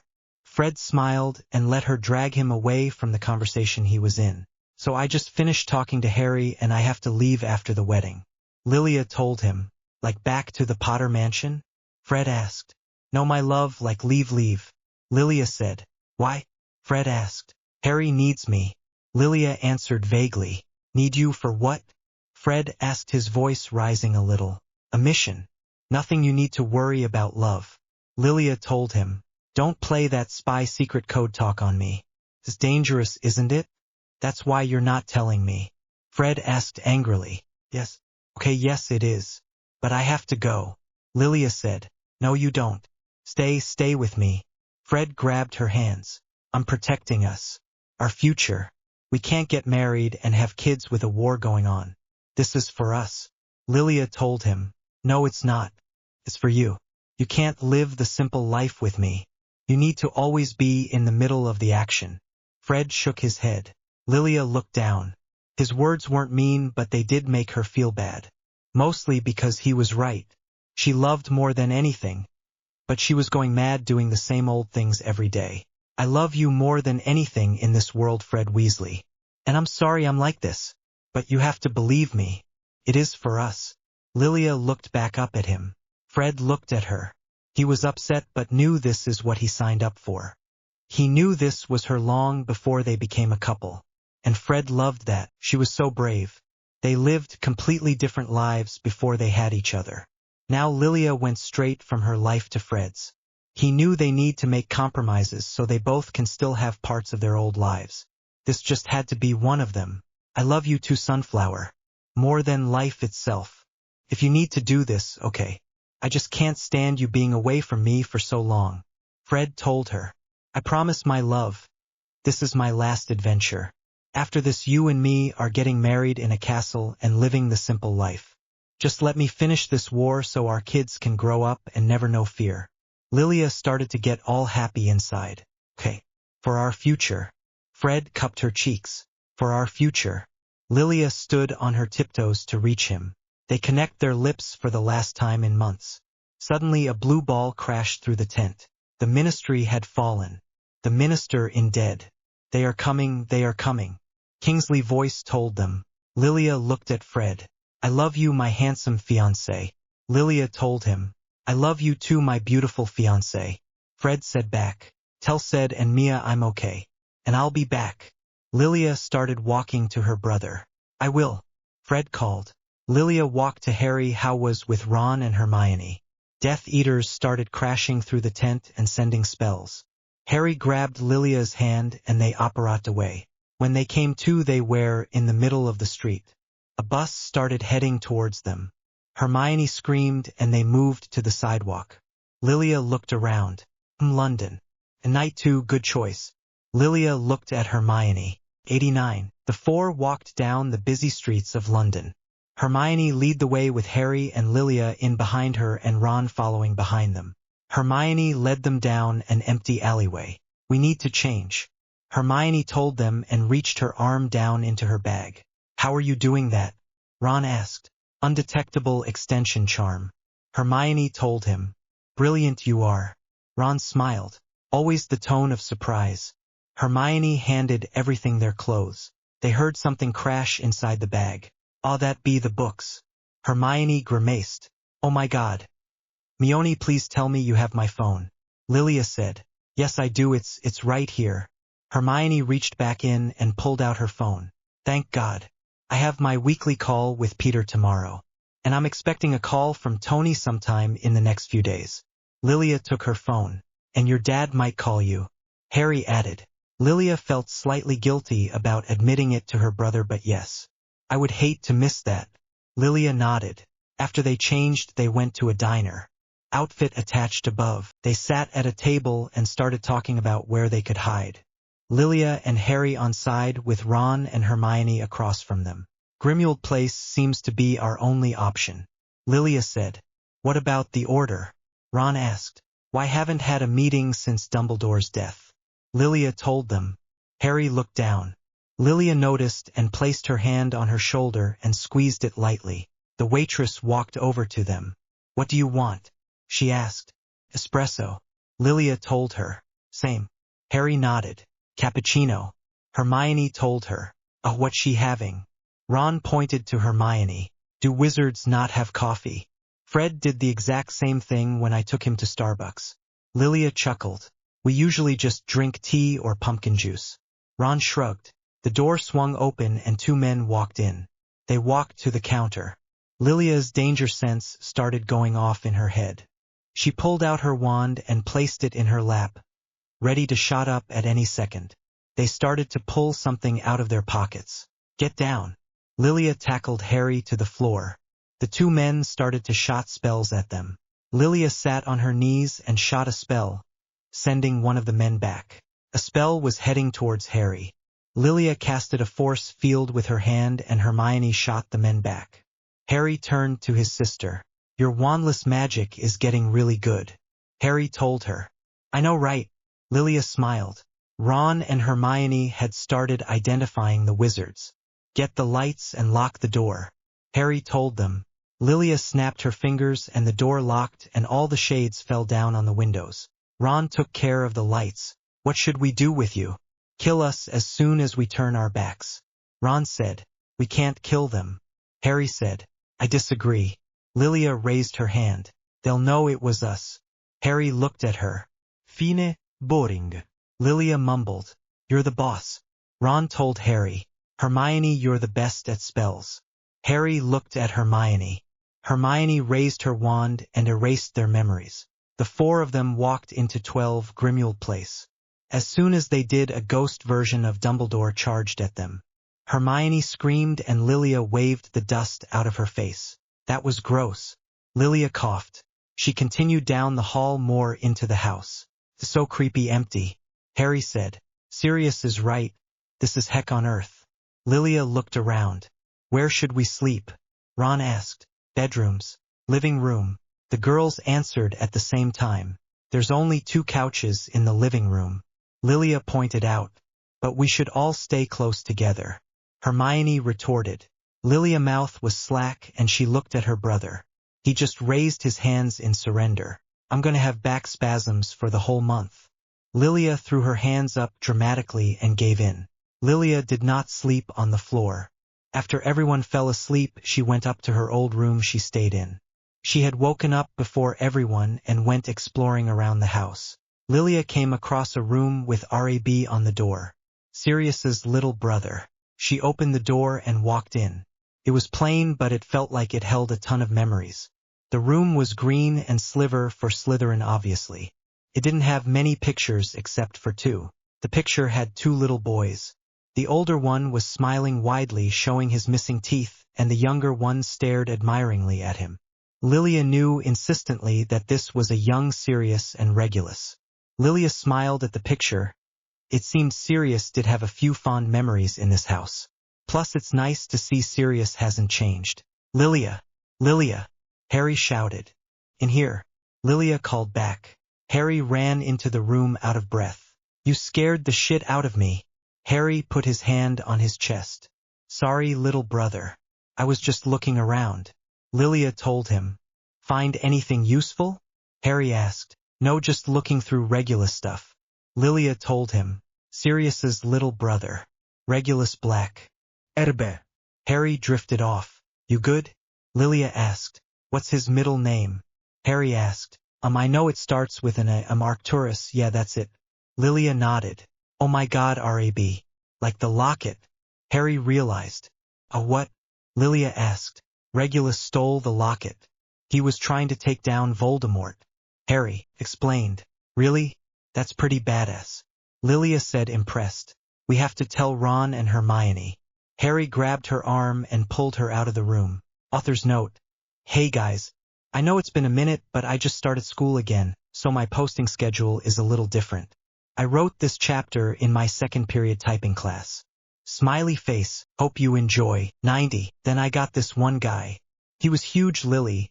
Like the biggest guy I've ever seen. In my whole life. Peter told her.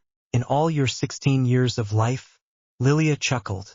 17 on Monday. Peter reminded. Oh my god. It's almost Monday? Lilia asked. Yeah. You don't know what day it is? Peter asked. Lilia looked around at the tent in the middle of the woods. Not really, she said. You've been busy? Peter asked. Lilia thought back.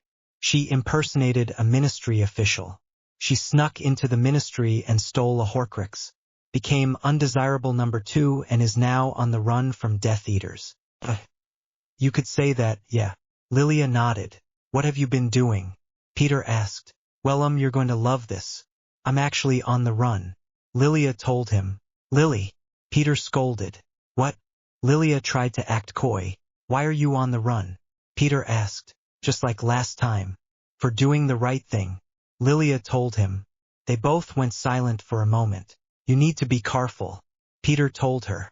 I know. I will. You two fighting all those huge guys and all. Lilia chuckled, trying to lighten the mood. Peter chuckled. I love you, Lily. Peter said. I love you too, Pete. Lilia told him. Bye.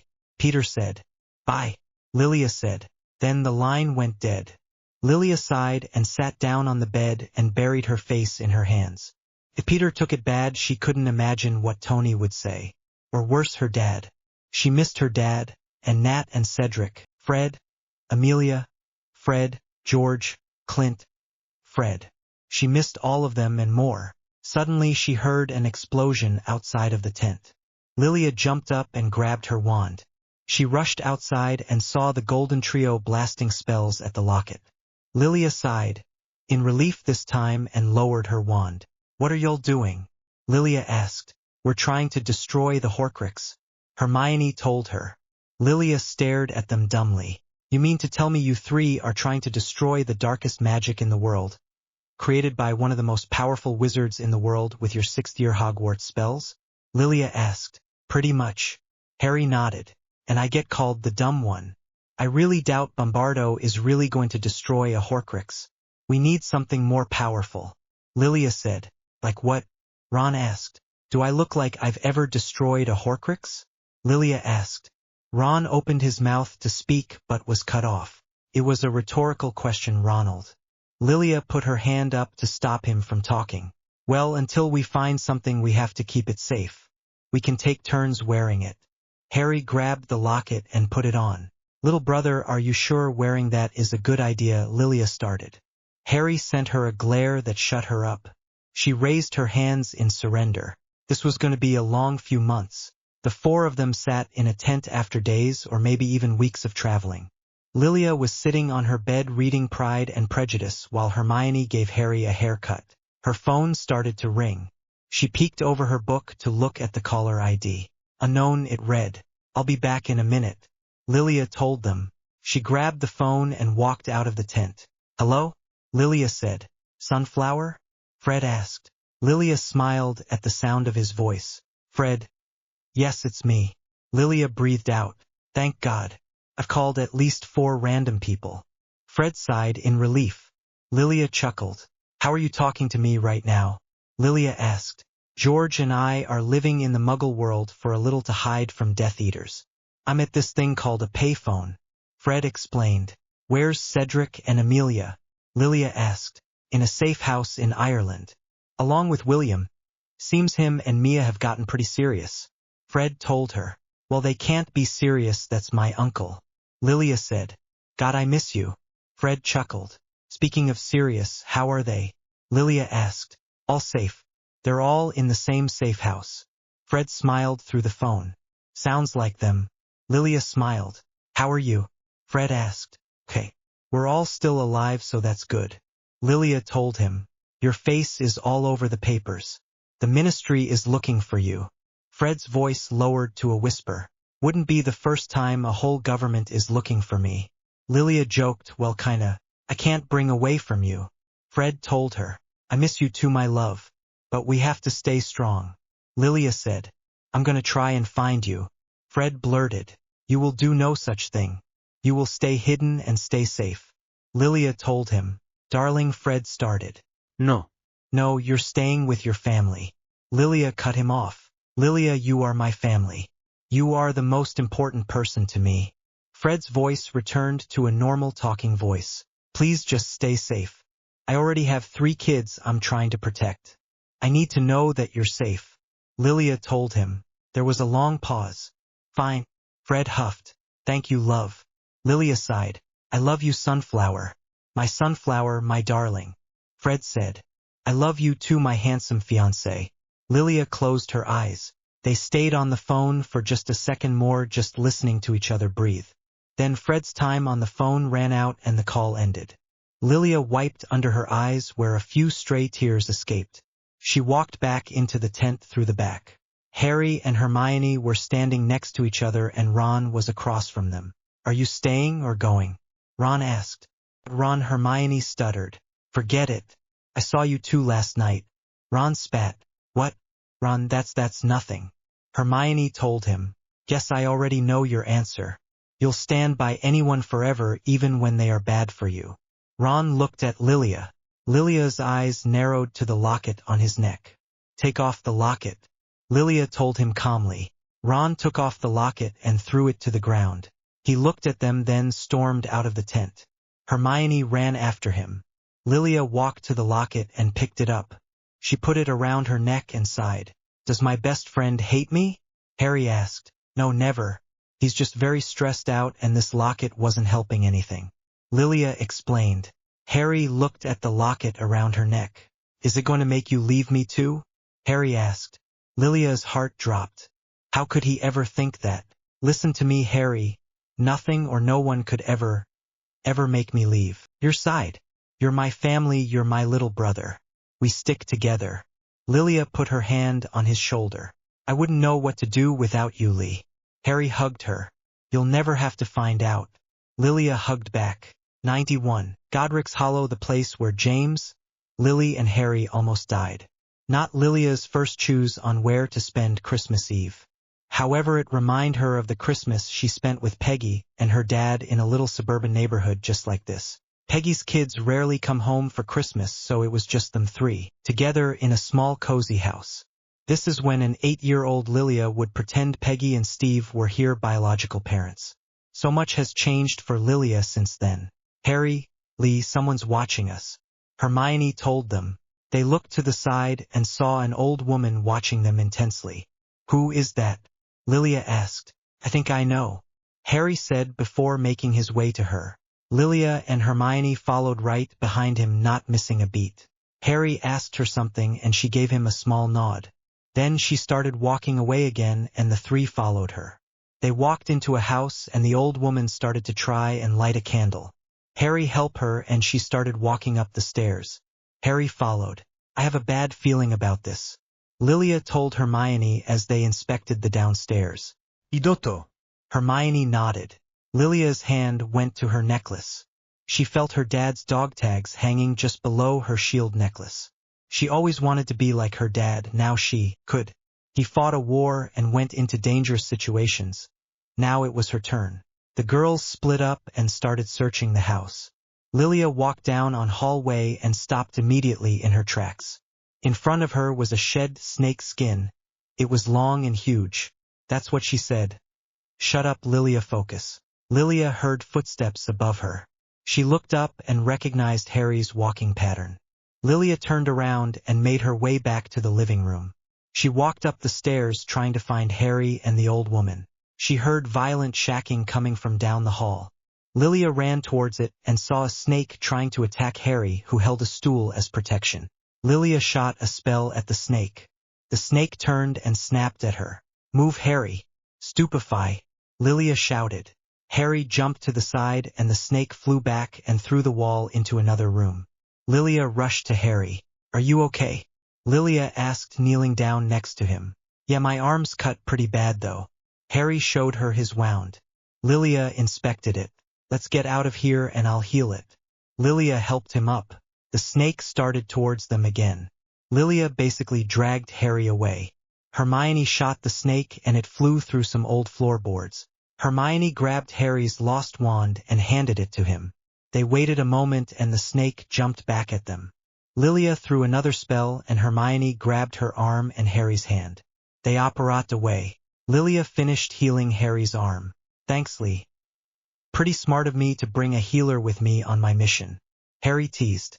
Yeah, without me you could have got this infection then died. Lilia nodded. Harry looked at her with wide eyes. Just freak with you. Kinda, Lilia told him. Harry chuckled and stood up. Whoa, where are you going? Lilia asked. To talk to Hermione. Harry pulled a jumper over his head. Harry, you need to rest. Lilia started but was interrupted by her phone ringing. Harry smiled triumphantly and walked out of the tent. Little shit. Lilia mumbled and grabbed her phone. Hello. Lilia said, not even the caller ID. Hey Lils. Tony's voice said. Hi Tony. How are you? Lilia asked, sitting back down on the bed. Fine, me and Rhodes just got back from his doctor's appointment. Tony told her. Is he okay? Lilia asked. Just a cheek up. Passed with flying colors. Tony assured her.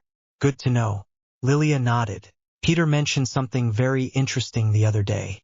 Something about you being on the run? Tony asked, but it was more of a statement. Ugh, big mouth. Yes, I am on the run with my brother.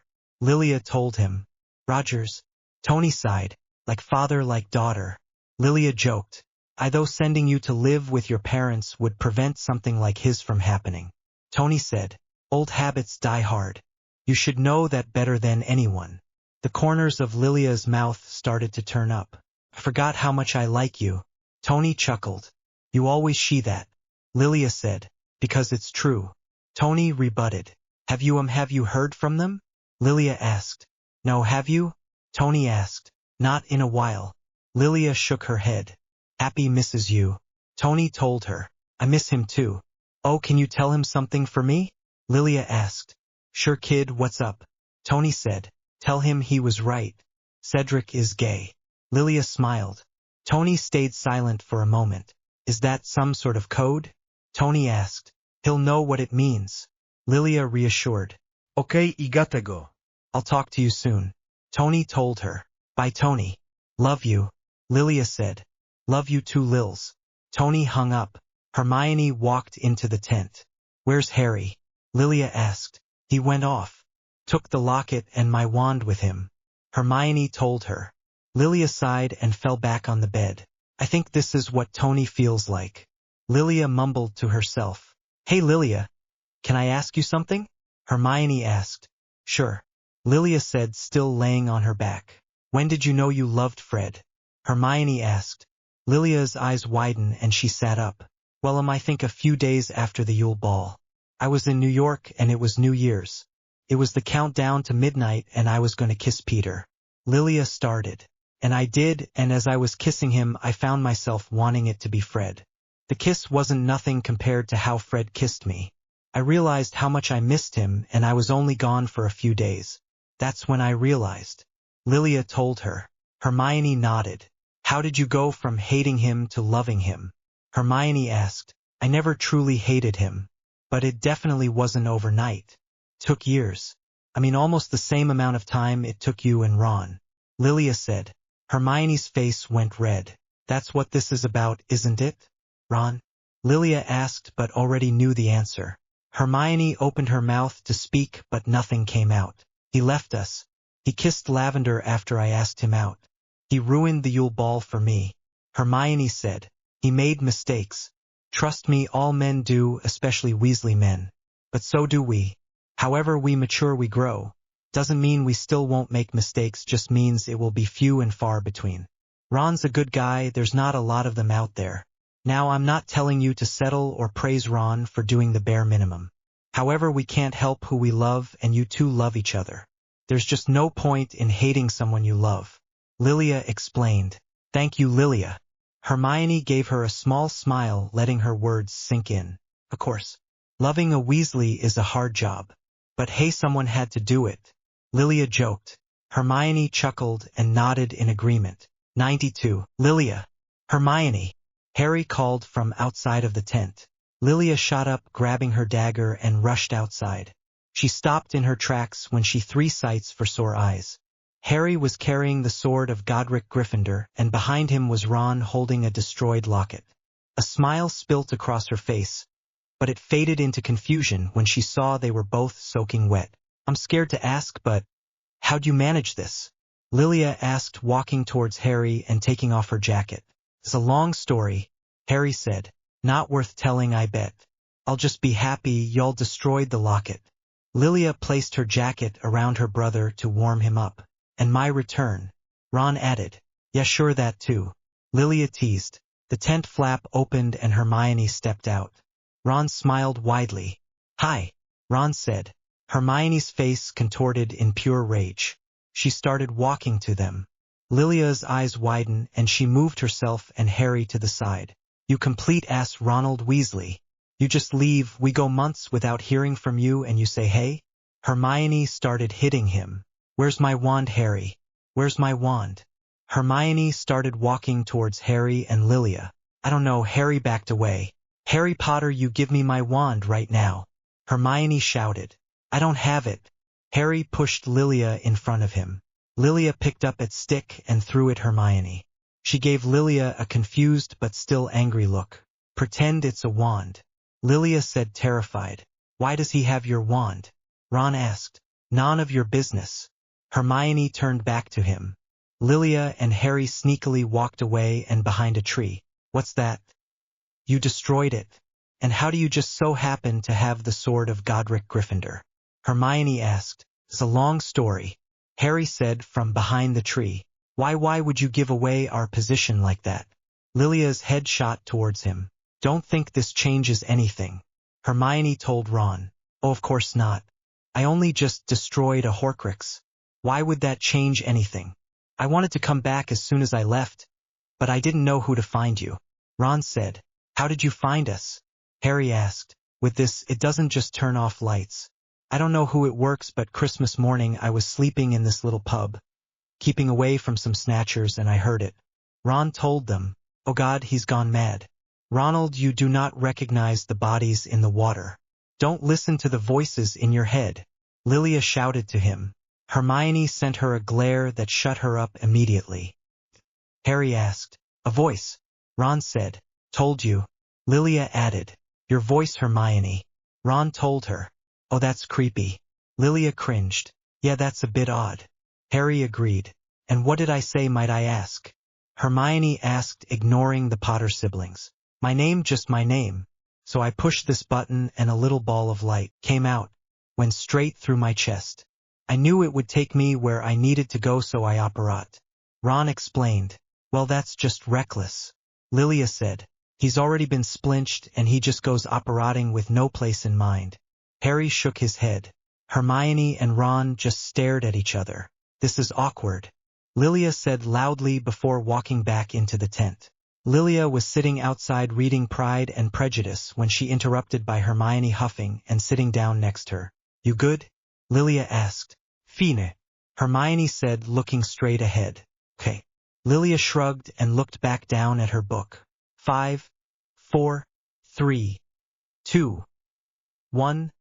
Lilia counted in her mind. I can't believe Ron thinks he can just leave and come back and expect to be welcome with open arms. Hermione ranted. There it is. Listen, Hermione, I know you're upset with Ron. Lilia started. Enraged. Hermione corrected. Right, okay, you're enraged with him. But you love him and obviously he loves you. We're in the middle of a war here. People are dying and disappearing every day. You can't let the people you care about think they don't mean anything to you. I lost my whole family in a war, and that was between my family. None of them were trying to kill anyone, and yet I lost everyone.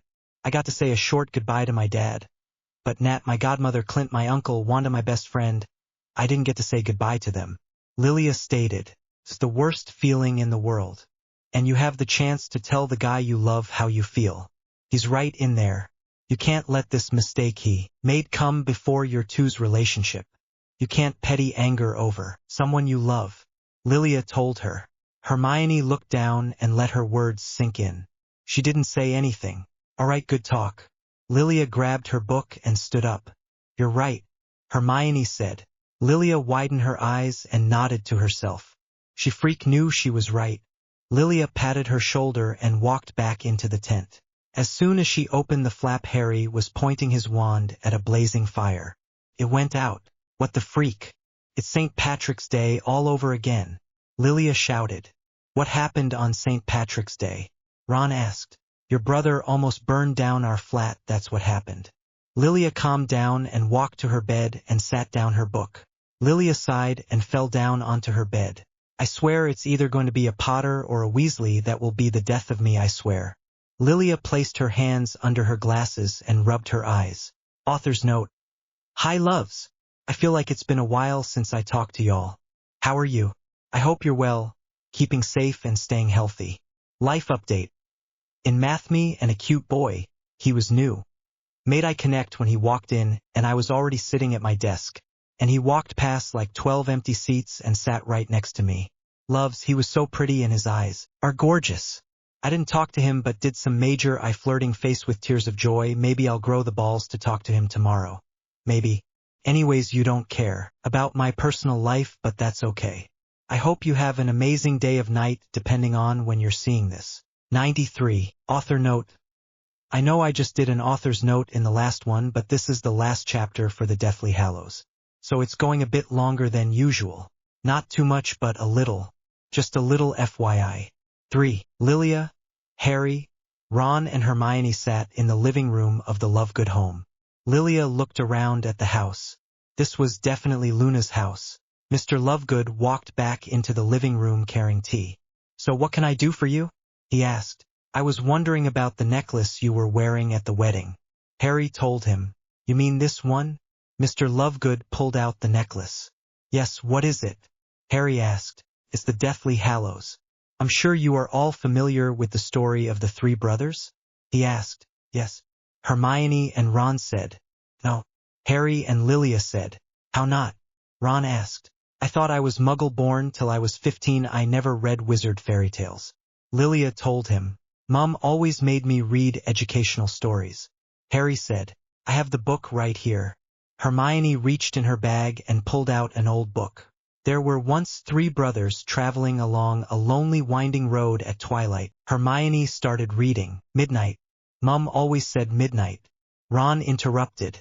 They all looked at him. It's like you enjoy pissing Hermione off. Lilia told him. Ron looked from Lilia to Hermione, who was glaring harshly at him. But twilight is fine. I like it better. Ron gulped. Hermione looked back at the book and continued the story. After she finished, Mr. Lovegood stood up and walked to the kitchen. They followed him. The elder wand. He drew a straight line, a piece of paper. The resurrection stone. He drew a circle over the line. And the invisibility cloak. He drew a triangle around the whole thing. Together they make one, the master of death. Mr. Lovegood. So they're real? Lilia asked. No. Just a story, an old story. Oh look, your tea's gone cold. I'll make some more. Mr. Lovegood walked past them and down the stairs. Good, why can't wizard just have little songs and riddles about deadly diseases like the Muggles do? Lilia rubbed her eyes under her glasses. Let's get out of here.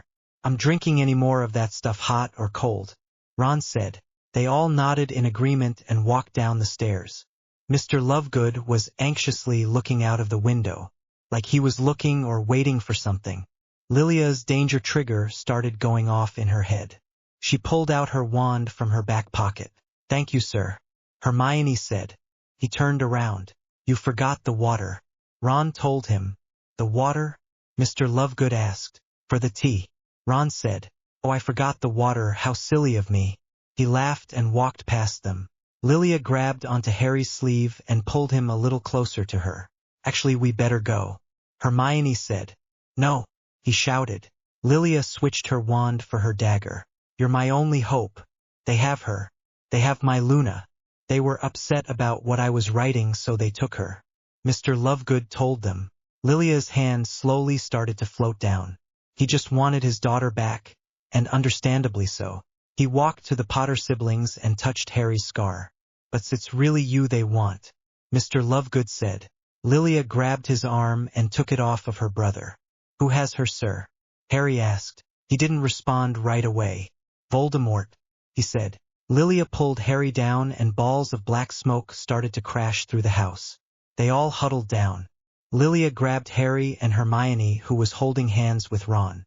Hermione brought them out of there and into the woods somewhere. That little bleeder. Is there no one we can trust? Ron stood up. He just wanted Luna back, he was desperate. Harry told him. Also, what kind of insult is little bleeder? Lilia asked, dusting herself off. I'll do the enchantments. Ron ignored Lilia. Lilia looked at her brown leather jacket that now had a nice rip on the shoulder. I guess I can't have a brown leather jacket. Lilia sighed. This is second freak time she has gotten a brown leather jacket just for it to get all ripped up a few months later. She looked up and saw snatchers surrounding them. Oh, freak me. Lilia mumbled. Hello, beautiful. One of the snatchers said. Lilia pulled out her wand and started to run along with the others. The snatchers followed quickly behind them. Lilia ran faster than she has ever in her life. All that training Nat and Clint made her do was really paying off today. She jumped over fallen tree branches and dodged spells. Lilia heard a thud and saw that Harry had fell down. She reached down in her thigh holster and pulled her gun out. Lilia turned around and stopped running. She shot the snatchers in the chest, and that allowed Harry to get back up and start running again. Lilia put her gun back and started running again. As she ran, she thought of all those times her dad made her run around DC. Compared to that, this wasn't so bad. Lilia thought of Pietro. He would be so disappointed if she was slow. With those two thoughts in mind, she pushed herself to run faster. She saw more snatchers in front of her.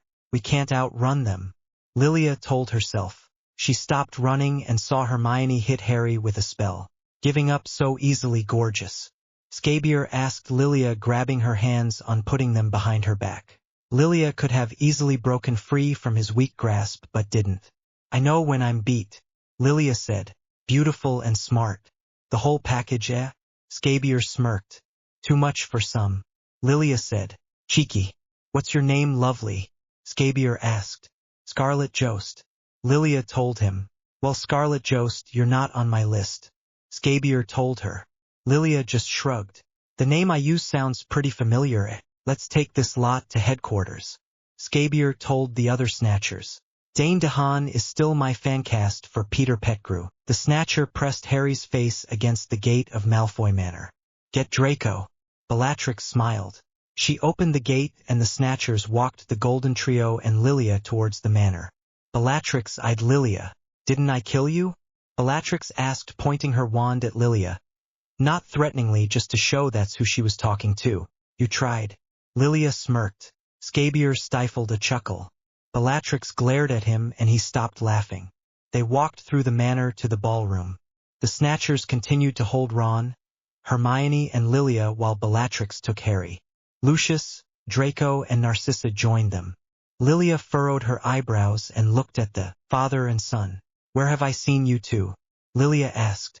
I've gone to school with you for 5 years, Draco said. Lilia just shrugged and shook her head. You shot me, Lucius said. Oh shit, really? That's crazy, my bad. Lilia laughed. Bella, why did you bring her here? Lucius asked. She was with him. Look, Draco, is this Harry Potter? Bellatrix showed Harry's distorted face. Can't be sure, Draco said. Lucius walked to him and told him something in hushed voice. Well, I hope we won't be forgetting who brought him here, Scabier added. You dare talk to me like that in my own house? Lucius snapped. Dear.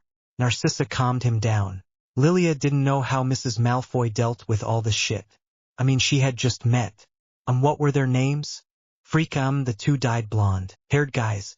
Anyways, she just met them, and she couldn't tolerate them, nevertheless handle them for like however old the little blondie told her he was. What's wrong with his face? Draco asked. Yes, what is wrong with his face? Bellatrix asked. That's how he came to us.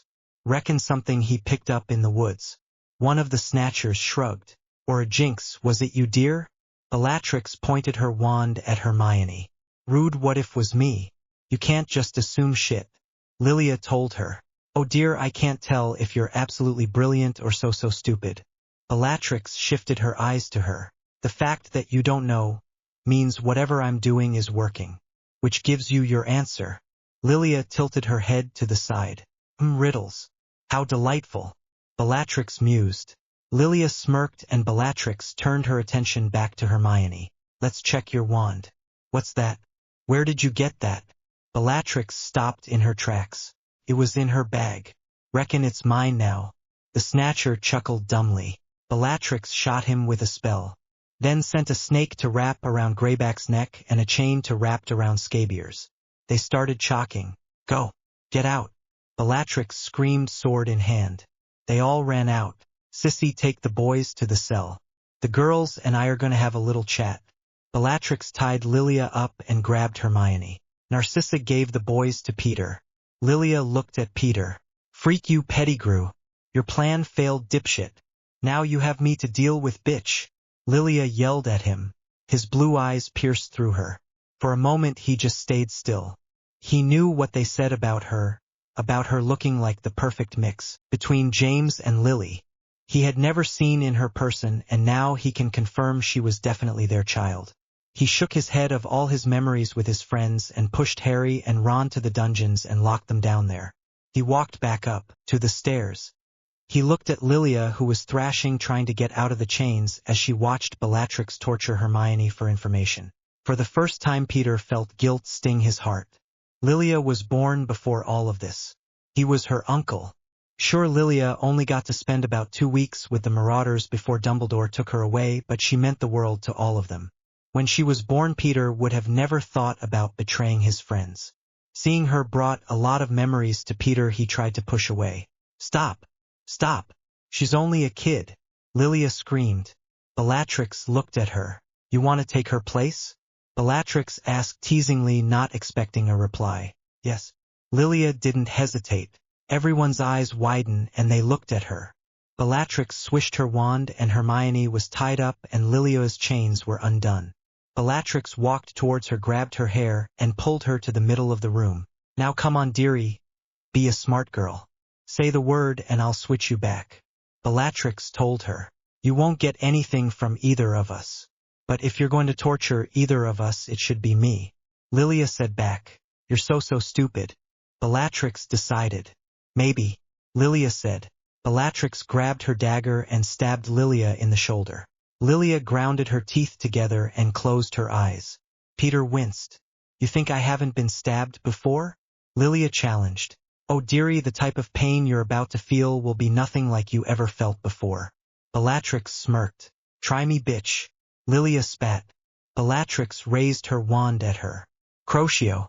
Bellatrix said calmly. It felt like a million knives were being pushed through Lilia's body all at once. Freak! Lilia shouted before biting her lip. She let her head drop and she closed her eyes. Lilia could barely hear Hermione's shouts over her heart pounding in her ears. She released her lip in fear her teeth would bite through it, she was biting so hard. She screamed. Peter turned and walked back down to the dungeons. He opened the door and Harry and Ron looked at him angrily. What are you doing to my sister? Harry asked angrily. We don't have much time, Potter. She won't last much longer. Goblin, come with me. Use your head. Peter told him and grabbed the goblin. Harry was completely shocked. Peter and Goblin left without closing the door. Bellatrix!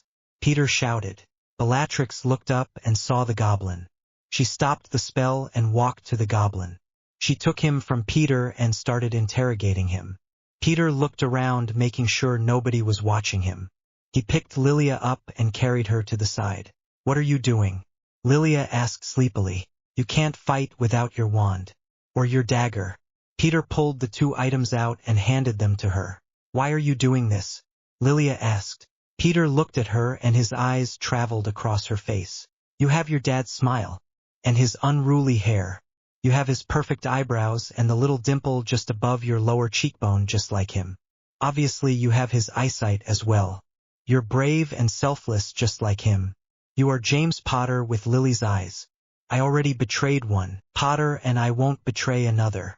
Not after I held you a minute after you were born and I was the first person you smiled at. I can't. I'm already going to heck for my sins, but I will save you and your brother before I go. Peter told her. Thank you. Lilia said, a little unsure how to respond. That's what godfathers do. He smiled. What? I thought Remus was my godfather? Lilia eyebrows furrowed together. Peter gave her a confused look, but he realized what had happened. I doubt your parents would want you to have a traitor Death Eater as your godfather. Peter told her. Lilia sat there, jaw dropped. Peter put his wand to his head. You have a vial or something? He asked. Lilia reached down in Hermione's bag and felt a small bottle and pulled it up. Peter pulled a memory from his head and put in the vial. It won't answer all of your questions, but at least it will show the beginning of your life. Peter told her. I can't believe this. Lilia shook her head. Peter heard Bellatrix yell and cut the goblin's cheek. Time to get you out of here. Peter helped her up. What about you? They'll kill after they found out what you've done. Lilia looked at him worriedly. Thanks for the concern, kid. But I deserve whatever I have coming. Peter told her. But I just found out the truth. Lilia's eyes filled with tears. And from now on you can think of me the way I should have been all these years. As your godfather that would do anything to protect you. Peter said. But Lilia started. Win the war, Lilia. And do it in a badass James Potter way while you're at it. Peter smiled and took off running right as Ron and Harry ran up the stairs. Lilia pulled out her wand and started dueling the Malfoys with her brother and Ron. Drop your wands. Now. Look who it is, it's Harry Potter all shiny and new again. Just in time for the Dark Lord. Call him. Bellatrix yelled as she held a knife to Hermione's throat. Lucius lifted up his sleeve and was about to call the Dark Lord, when a squeaky sound came from above them. They all looked up and saw Dobby on the chandelier unscrewing it. It fell and Bellatrix pushed Hermione forward. Ron caught her. Harry punched Draco and got their wands back. They all ran to Dobby. They all held hands. Narcissa tried shooting them with a spell, but Dobby took her wand. You dirty elf. You don't take a witch's wand. You don't disobey your masters. Bellatrix screamed. Dobby has no master. Dobby is a free elf. Dobby told her. Damn okay, pop off king. Lilia said. She looked at Peter who was in the corner and was smiling at her. She gave him a sad smile and Dobby operated them away. They landed on a seashore. Lilia coughed the salt water out her lungs and looked around. Everyone was here, but Dobby had a knife in his chest. Harry held him. Lilia's heart broke for her brother. She looked up at the house farther on the land. Lilia saw a familiar villa rushing towards her. Thank you, Thor. Lilia sighed and started running to her. /N. Plot twist? I think yes. 94. Author's note. For those of you who haven't read the books, let me give you a little insight. In the movies, it seems like Harry, Ron, and Hermione were only at Bill and Fleur's for like a day, while in the books they're actually there for a few months brewing the polyjuice potion. So while the movie storyline is easier to write and follow, I'm actually going to be sticking with the books on this one. Also, I fits better with my timeline because when I thinking of how I was wanting this to go down, I thought of the book timeline, not the movies. I can't believe Molly gave you her brother's old house. Lilia said as her and Fleur sat at the kitchen table in the beach house. They had been there for about 2 days brewing a polyjuice potion. Ha, she didn't give to me. She gave it to Bill and allows me to live in here with him. Fleur chuckled humorlessly. I thought you two sorted everything out after the werewolf fiasco. Lilia asked. I thought we did too. Then I heard her ask Bill about 4 times the morning of our wedding if he still wanted to marry me. Fleur rolled her eyes. It will get better. Lilia assured her. I know. I can't wait till you tell her you and Fred are getting married. Fleur smirked. She's secret engagement. Plus it's not official. And I haven't told my brother yet or anyone besides you, so keep your voice down. Lilia shushed her. Sorry. Why do you not anyone to know? Fleur asked. Lilia sighed. I wanted my dad to be the first one I told. But I couldn't keep it to myself anymore. And when I saw you yesterday, I just had to tell someone. And you're one of my best friends, so I thought it would okay. Lilia explained. I understand. Maybe your dad can still be the first person you tell when you get officially engaged. Fleur grabbed her hand. Not likely. Once we're official engaged, Fred is going to tell anyone and everyone he sees. Lilia smiled thinking of him. Fleur smiled at her friend's smile thinking about Fred. The surprise was going to be amazing. Bill walked through the back door that was in the kitchen. Oh great, you're here. Bill looked at Lilia. Yeah. I'm going to be her for a while. Lilia nodded. I have a surprise for you, Bill said. Fleur shot him a glare using her Vela powers to turn her eyes red. I mean, we have a surprise for you. Bill corrected. What could have Lilia started? Sunflower. Fred busted through the door. Fred. Lilia squealed and jumped up. She ran straight to him and jumped in his arms. He caught her and she wrapped her legs around his torso. Lilia cupped his face and kissed him hard. Fred put one hand on her back to balance her and the other on the back her neck to deepen the kiss. They pulled away and Lilia just stared at the face she had dreaming of for months. I missed you, darling. Fred told her. I missed you more, love. Lilia hugged him. Fred hugged back and looked at his brother and sister-in-law. They were both smiling at the loved-up couple. Lilia pulled away and kissed him again. What are you doing here? Lilia asked. I called him. Told him you were here and that he needed to get his ass over here immediately. Bill told her. He was halfway here before Bill could even finish the sentence. Fleur chuckled. And I'm here to take you home. No debates this time, you need to come home. Fred told her. Lilia opened her mouth to protest. I agree. You've done more than enough, Lee. Harry said. Fred placed Lilia on the ground and she turned to her brother. He was standing at the bottom of the stairs. Harry, Lilia started. No, Lilia. You put your whole life on hold for me. It's time you go home. You've slept in a tent for countless nights in the woods. You've been chased by snatchers. You got stabbed. You were tortured. You need to rest. Harry told her. You were stabbed? And tortured? Fred asked, concerned. Should not important. Lilia didn't even look at him and placed her index finger to his lips. Are you absolutely sure, Harry? 'Cause if you have even the littlest doing in your mind, you need to tell me. I'd rather do all of that 100 times again than see you get hurt. Lilia told him. I'm absolutely sure. Harry walked towards her. Thank you. Lilia hugged him. You deserve it, Lee. You've been my rock this whole time. But you need time to rest and heal. Harry hugged back. When did you get so wise? Lilia asked. Must have picked it from someone. Don't know who though. Harry shrugged and pulled away. Lilia smiled and ruffled his messy hair. Still always going to be my little brother. Lilia said. One day I'll be older. Harry teased. Never. Lilia shook her head. Lilia turned back around to Fred. Okay, take me home. Lilia told him. Fred smiled. Well, first thing tomorrow morning. First I want to have a little beach day with you. Fred wiggled his eyebrows. Oh, how romantic. Lilia smirked. Go and find us a good spot, I'll be out in a minute. Fred wrapped his arms around her waist. Going to bath in sunblock? Lilia asked. You know I have very light complexion. Fred said. You're just ginger. Lilia tapped his butt twice. Then she walked past him outside.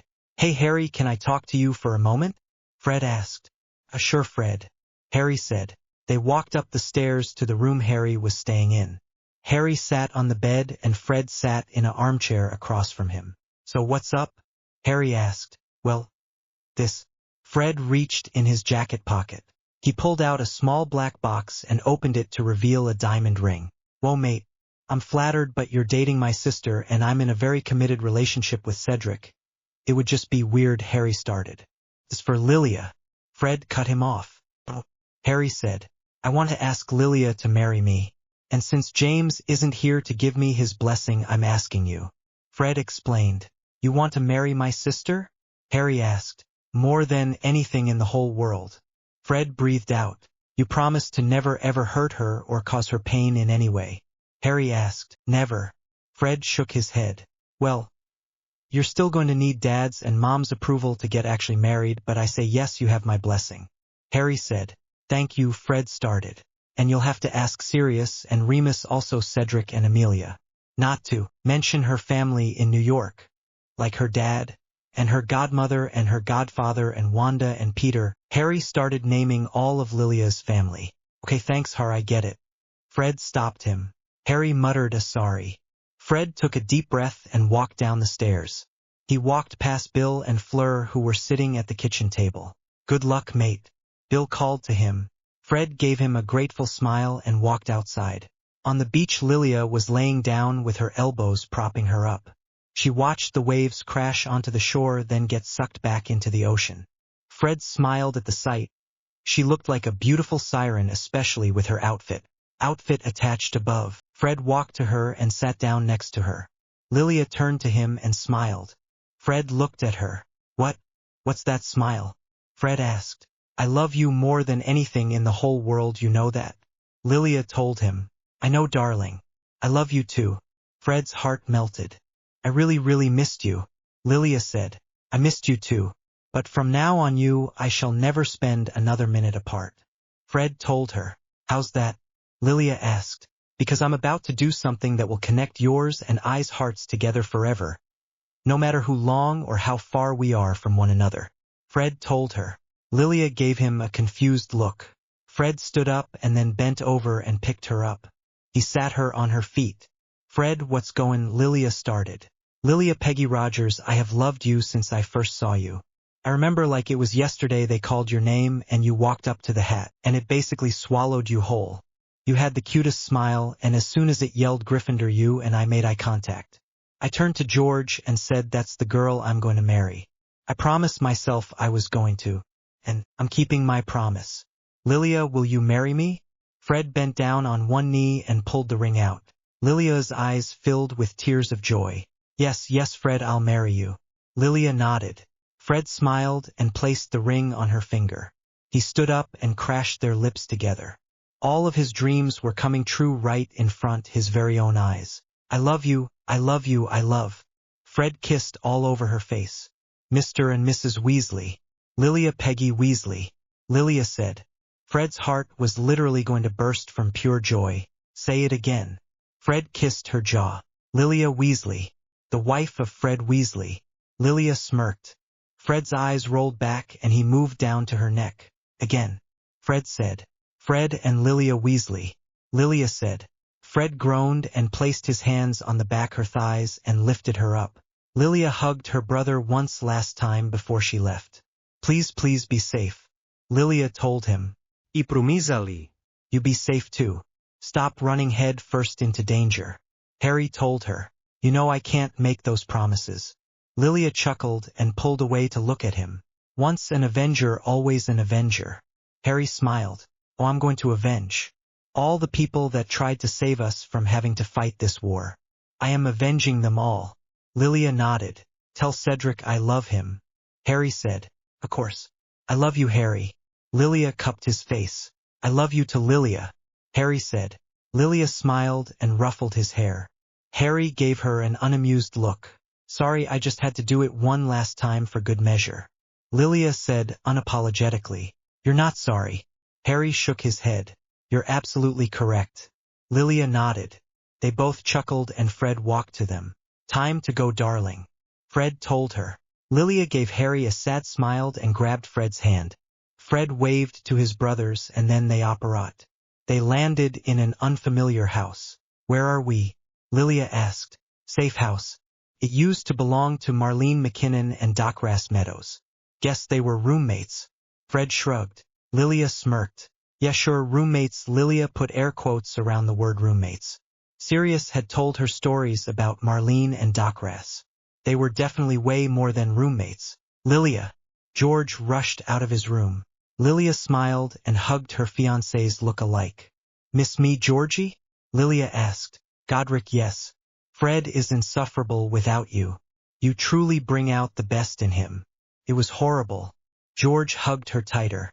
Lilia laughed and Fred rolled his eyes at his twin. He wasn't wrong, but still. They pulled away. Everyone is going to be so happy to see you. George told her. Lilia smiled, but it soon fell. Yeah. I really need to talk to my parents. Lilia sighed and sat on the couch. Why? Fred asked, sitting next to her. I found out Peter Pettigrew is my real godfather, not Remus. Lilia told them. What? The twins asked the same time. When I was at I can't remember the name, but this manor. Anyways, after I was tortured by Bellatrix Lestrange, Peter helped me and broke Harry and Ron out of the dungeon. I asked why he was helping us, and he started going on about James and how alike we are, then saying how he knew me before all of this. Then he told me he was my godfather. Lilia explained. Both of the twins sat, their jaws dropped. Merlin, Lilia. I can barely keep up with you. Fred shook his head. 95. Author's note. This is a bit of a filler chapter, but still very cute. I wanted to give one last chill chapter because the things will not slow down after this. I'll probably finish Deathly Hallows in the next 2 chapters, then moving straight onto Infinity War with no breaks. So enjoy one last chapter of calmness before everything goes to shit. Lilia excitedly knocked on her parents' front door. Fred and George were behind her. The cautiously opened and Lily looked out. Mom. Lilia said. Lily's eyes widened and she threw the door open. She immediately pulled Lilia into a hug. Oh my God, you're back. Lily cried. I'm back, Mom. Lilia hugged back. I missed you so much. Lily told her. I missed you too. Lilia smiled. Where's Harry? Lily asked, pulling away. With Bill and Fleur. Lilia told her. Lily let out a sigh of relief. Both of her kids were safe. Come inside. Lily pulled her inside and beckoned the boys in as well. They all walked in, closing the door behind them. James. Lily called. James rushed into the living room only wearing pajama pants with snitches on them, his glasses, holding his wand, and his toothbrush in his mouth. He looked at Lilia and smiled, his toothbrush falling out of his mouth. James rushed to her and hugged her. Lilia tried to hug back, but he pulled away to look at her. Are you crazy? You left. For months. Without a note or a phone call or an electronic letter, it's called an email. James scolded. Pops, do you even own a computer? Lilia asked. No, what for? James asked. Lilia chuckled. I missed you. Lilia told him. I missed you too, Lee. James pulled her into another hug. But I'm so mad at you. James pulled away. But I'm so happy you're okay. James pulled her back. Pops, I'm getting whiplash. Lilia said. Sorry. James chuckled. Look, Teddy. Look who it is. It's your cousin Lilia. Remus smiled and he looked at Edward, who was being held by Sirius. Teddy. Lilia squealed and rushed to her baby cousin. He's so big. Lilia said. Should be. He's almost 2 years old. Remus chuckled. No, he's not. They grow up so fast. Lilia cooed. Guess what his first word was? Sirius said. What? Lilia asked. Patty. Sirius smiled proudly. Both James and Remus rolled their eyes. Remus because Sirius wouldn't stop talking about it, and James because he lost the bet he made with Sirius. James was trying to get his first words to be prongs, but it was Patty. Which technically Sirius said he would say Padfoot, but he said Patty, so technically neither of them won. However, everyone seemed to be preoccupied with Teddy saying his first word, so James never got to argue his point. Lily. Edward reached out for her. You remember me, Teddy? Lilia took him and held him. Daddy talks about you. Teddy told her. Which one? Lilia joked. Edward seemed to like this joke because he started laughing really hard. Lilia smiled. I like this child. Lilia looked up at Sirius and Remus. Mooney and Patty. Edward told her. Okay. So both of your daddies talk about me? Lilia asked. Edward nodded. You know, Teddy, you're so lucky. You have 2 daddies, most people only have 1. Lilia sat them in the couch. Real way? Teddy asked. MMHM. I have 2 daddies too. Well, 3 of you count the ginger. Lilia looked at Fred and winked. Sirius actually spit out the water he was drinking and stared laughing. Remus's eyes widened, but he too started laughing. Lily slapped her hand to her head, and James was too proud of that dirty joke to be deeply troubled by it. George laughed and Fred blushed. Wait till he finds out Remus is his daddy and Sirius's. James said. Lilia threw her head back laughing. Sirius laughed and Remus blushed madly. Lily still buried her head in her hands, very disappointed.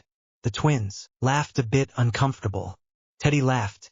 He had no idea what was going on, but it was funny. After dinner, Teddy had went to sleep and George had went to Angelina's. Mom. Pops, I need to talk to you.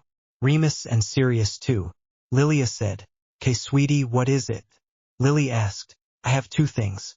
First thing is, I know that Remus isn't my real godfather." Lilia told them. The Marauders and Lily stayed silent and looked at each other. "Lee, what do you mean? Of course Remus is your godfather." James tried to laugh it off. "Pops, it's okay. I know Peter Pettigrew is my real godfather." Lilia said. James sighed. "Who told you that?" James asked. "Peter Pettigrew. After he saved my life and helped me and Harry escape Death Eaters." Lilia explained.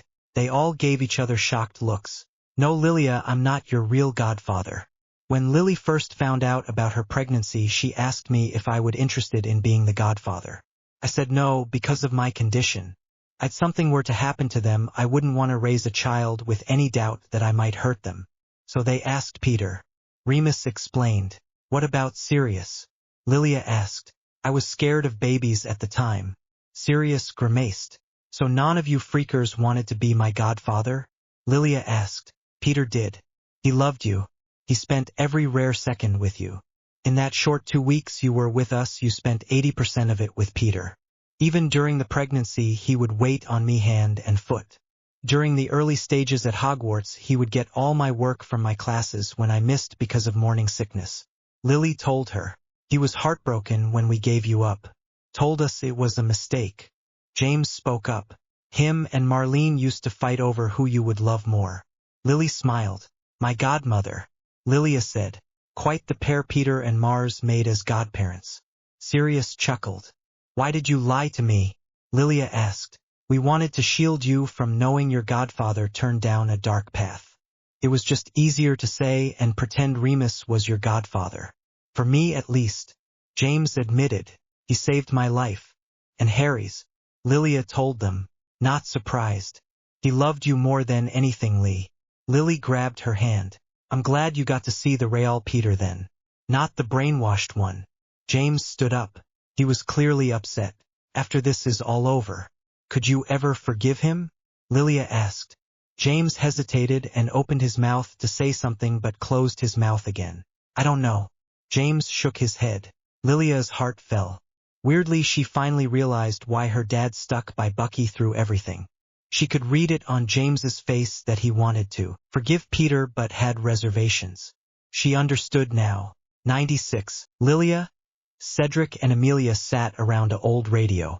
Lilia was at Cedric, Amelia and Will's safe and was fixing their radio so they could listen to Potter watch. Lilia twisted the knob to the left as she moved the wire upwards. A static noise started coming out, then Lilia moved the knob to the left and Potter watch come back on. Lilia moved away from the radio. Got it. Lilia smiled. Thank God for you, Lilia. Cedric hugged her. Amelia smiled and hugged her too. Lilia chuckled. EW cooties. Lilia teased. Would you prefer my cooties princesses? William walked into the room. Aren't you supposed to be dating my best friend? Lilia asked, glaring at him. I am dating Amelia, but it's too hard to give you up. Will smirked and sat down next to Amelia. William, please. She just got back. Stop the harassing. Amelia turned to him. Come on, my love. Just a little longer, it's so easy. Will pouted. Just like you. Lilia mumbled. Cedric laughed and gave Lilia a high five. Mia stifled a laugh and Will glared at her. She accepted him to start getting defensive, but he just smiled and shook his head. Good to know you haven't changed. I was worried. Will stood up. Never. Always my partner in crime. Lilia stood up and put her hand out. Partners in crime. Will shook her hand. Amelia smiled up at them. She really wanted Lilia and Will to get along. Lightning has struck Hogwarts. I repeat, lightning has struck Hogwarts. A voice from the radio shouted. What's lightning? Lilia asked. Harry. It's Harry. He's at Hogwarts. We have to go. Cedric stood up and grabbed his wand. Now? I don't have any of my shit, Lilia said. Upstairs. Third bedroom is a trunk of some of your stuff. Cedric told her. You know me too well. Lilia shook her head and started for the stairs. It seems you still have a security problem, headmaster. Harry said. The Order opened the doors to the Great Hall and walked in. Lilia held Fred's hand as they stood behind her brother. How dare you stand where he stood? Tell them. Tell them how it happened that night. Tell them how you looked him in the eye. A man that trusted you and murdered him. Harry shouted. Snape brought his wand up. Lilia used her free hand to take out her gun and pointed at Snape in one swift movement. McGonagall pushed Harry out of the way and raised her wand. She threw the first spell, which he blocked. She threw more only to be blocked by him. Snape turned into a ball of dark smoke and flew out of the castle. Coward! McGonagall yelled. Everyone cheered and she lit all the candles in the castle. That was a bit too easy. Lilia said, her eyes moving frantically around the room, watching, waiting for something to happen. Suddenly a high-pitched scream filled the room. Everyone looked around till they saw a little girl covering her ears and screaming. Then another girl started screaming. Lilia furrowed her eyebrows and dropped Fred's hand. I know many of you want to fight. Some of you may even think to fight is wise. Give me Harry Potter and none shall be harmed. Give me Harry Potter and Hogwarts will remain untouched. Give me Harry Potter and you will be rewarded. Give me Harry Potter. You have 1 hour. Voldemort filled their ears. Everyone looked around. Well, don't just stand there. Someone grab him. Pansy Parkinson yelled and pointed at Harry. Immediately Lilia and Cedric stood in front of him. The rest of the Order and some of the students covered him as well. Lilia cocked her gun and pointed towards the Slytherins. You want him? You go through me and my little friend. Lilia threatened. She wasn't actually going to shoot the kids, but wanted them to be scared. Students out of bed. Students in the corridor. Flitch ran into the room. They're supposed to be out of bed, you blithering baboon. But your presence is however useful. Please escort Mississippi Parkinson and the rest of Slytherin House out of the Great Hall. McGonagall told him. And where shall I put them? Flitch asked. The dungeons will do. She told him. Amelia found her brother and rushed to him. She hugged him and he hugged back. Mia, Theo said. It's better this way, Theo. You shouldn't be fighting Mum and Dad. Amelia told him. What about you? Theo asked. I've been fighting them my whole life. Amelia shrugged. Stay safe.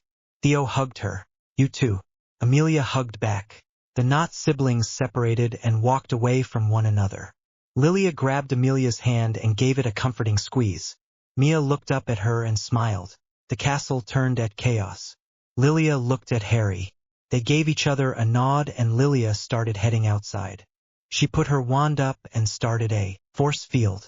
Some others joined her and they created a force field around the castle. A hand was placed on her shoulder.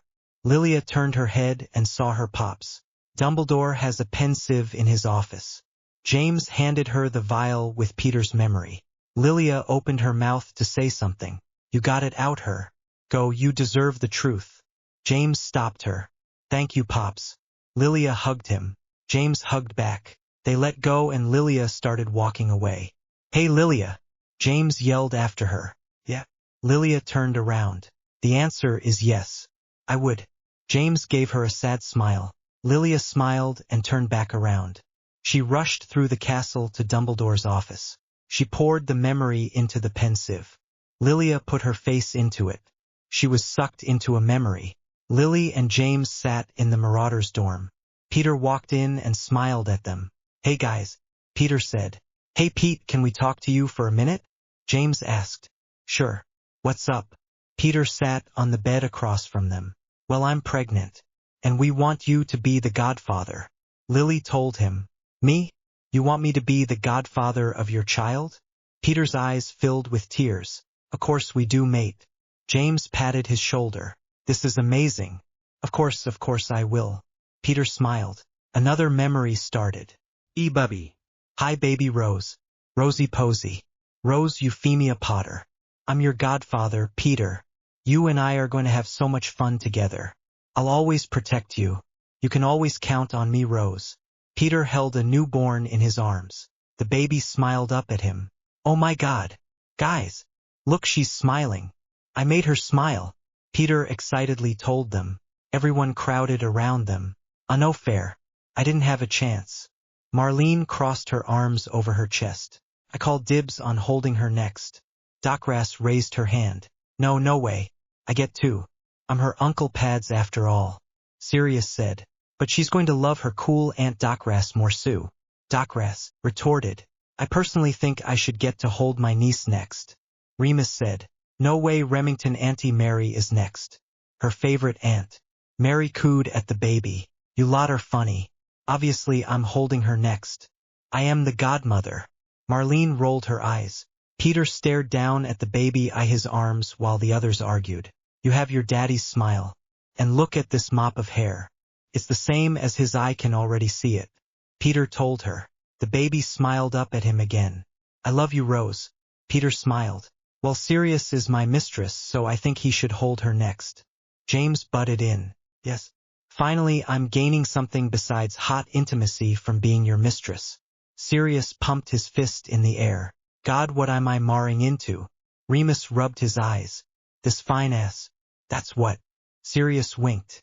You lot are already corrupting my poor little girl, and she's only been alive for 20 minutes. Lily scolded. Lilia was pulled back to reality. She took a deep breath and looked outside the window. The force field was falling. Oh shit. Lilia grabbed her wand and ran out of the office. 97. Lilia rushed out of Dumbledore's office and down the stairs.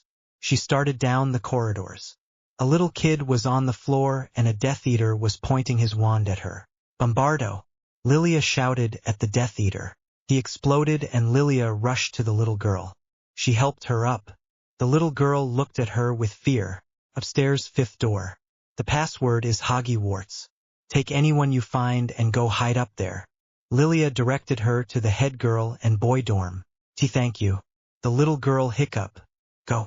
Lilia told her. She nodded and ran off. Lilia shot another spell at a Death Eater creeping up on her. Lilia then started running back to the front of the school. She ran outside and her breath was knocked out of her lungs by the sight. It was terrible. Hogwarts students and Death Eaters all fighting and laying dead on the ground. Lilia had half a mind to operate back to New York and serve a 2-year-long house arrest. She thought dealing with Ross would be way easier than dealing with all of this. But Lilia was never one back away from a fight, especially if it was for the greater good. So she took a deep breath and lifted her wand to start shooting spells at Death Eaters. Lilia started dueling a Death Eater. She felt a presence behind her. Lilia threw herself to the side and let the spell hit the Death Eater in front of her. Then she shot the one behind her. 2 birds, 1 stone.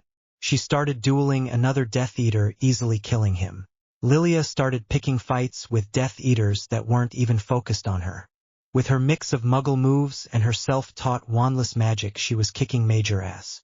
Well, look who it is. Our big sister Potter. Bellatrix taunted. Well, you wouldn't know what it's like to be a big sister, Bella. Not a good one, at least. Not according to my good friend Andromeda. Lilia pressed all of Bellatrix's buttons. You filthy little half-blood. Bellatrix spat. Just like your Dark Lord honey. Just like Tom Riddle. Lilia held out her arms to the sides in a come-at-me stance. Curcio. Bellatrix yelled. Lilia blocked the spell with her wand. No, no bella.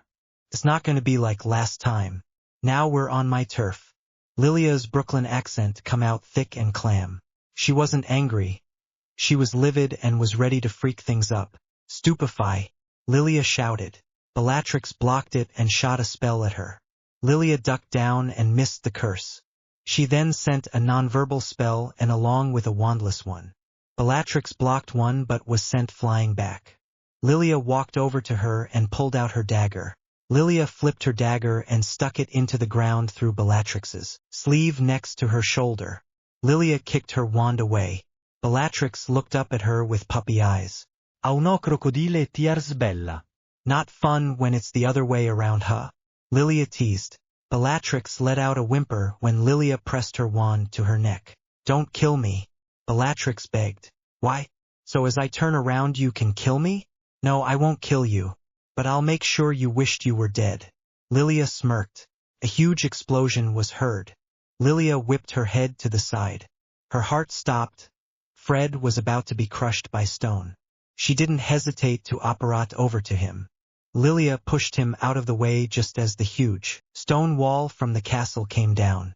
Trapped Lilia. She was quite literally in between a rock and a hard place. Her whole backside, including most of her back, was being crushed. Lilia, why would you do that? Fred threw himself down next to her. I saved your life, dumbass. Lilia hissed as she tried to move. Our lives. You saved our lives. Percy looked from behind Fred.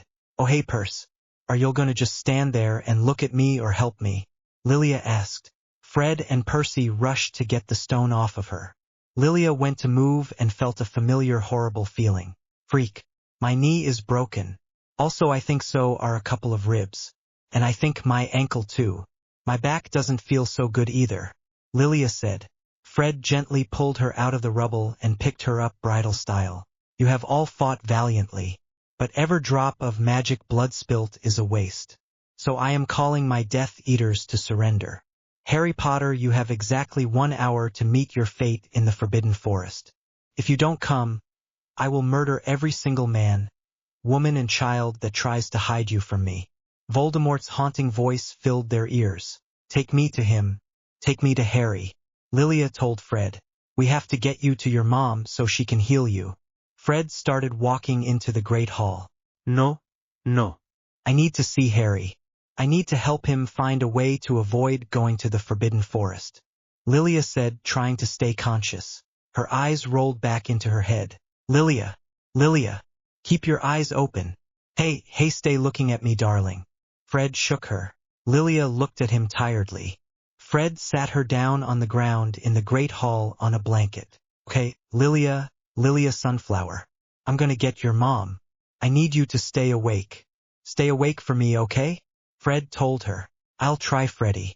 Lilia tried to concentrate on the ceiling. Fred stood up and ran frantically around the hall trying to find Lily or Madame Pomfrey. Heck, he'd even ask Will for help at this point. Lilia felt herself start to drift off. She closed her eyes, unable to help it. She saw a face start forming in her mind. Once it got closer, she saw it was her Aunt Peggy, a white light behind her. Peggy seemed to be examining her. Well, this just won't do. I raised you to be tougher than this, Lilia love. Besides, it's not your time. Peggy told her.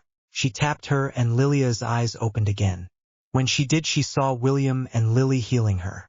She also saw Fred, James, Sirius, and Remus all looking nervously at her. Where's Harry? Lilia asked in a strained voice. He was just here. Then he left with Ron and Hermione. Sirius told her. He's going, we have to stop him. Lilia tried to sit up. Honey, what do you mean? He promised us he wasn't going to go. Lily shook her head. He lied. Lilia said. He wouldn't. Lily stuttered. Lilia looked between her parents. He wouldn't would be James? Lily looked up at him. James ran his hand over his face, a look of realization and heartbreak forming. Remus and Sirius looked at each other with the same devastated look. We have to go get him and stop him. Lily shouted. That's what I'm saying. Lilia said, trying to sit up. She hissed and Will pushed her back down. You're not going anywhere for a little. You still need to heal. William told her. I'm sorry, Lily. I'm so sorry. James' head dropped down and his voice broke in a cry. Lily wrapped him in a hug and cradled his head. It's not your fault, James. Lily told him. No, it is. I taught him to run into danger head first, because that's what I do. Now, because of my immaturity, Harry, my son, our son is walking into his own death willingly. James shook his head and cried. Prongs. Sirius started. James looked at him with red eyes. Sirius hugged him along with Lily. Mrs. Potter, Mr. Potter. You better come see this. Neville called to them. They all looked at each other and started waking outside. Fred helped Lilia up and threw her arm around his shoulders. He helped her limp out back into the courtyard. The Death Eaters followed behind Voldemort.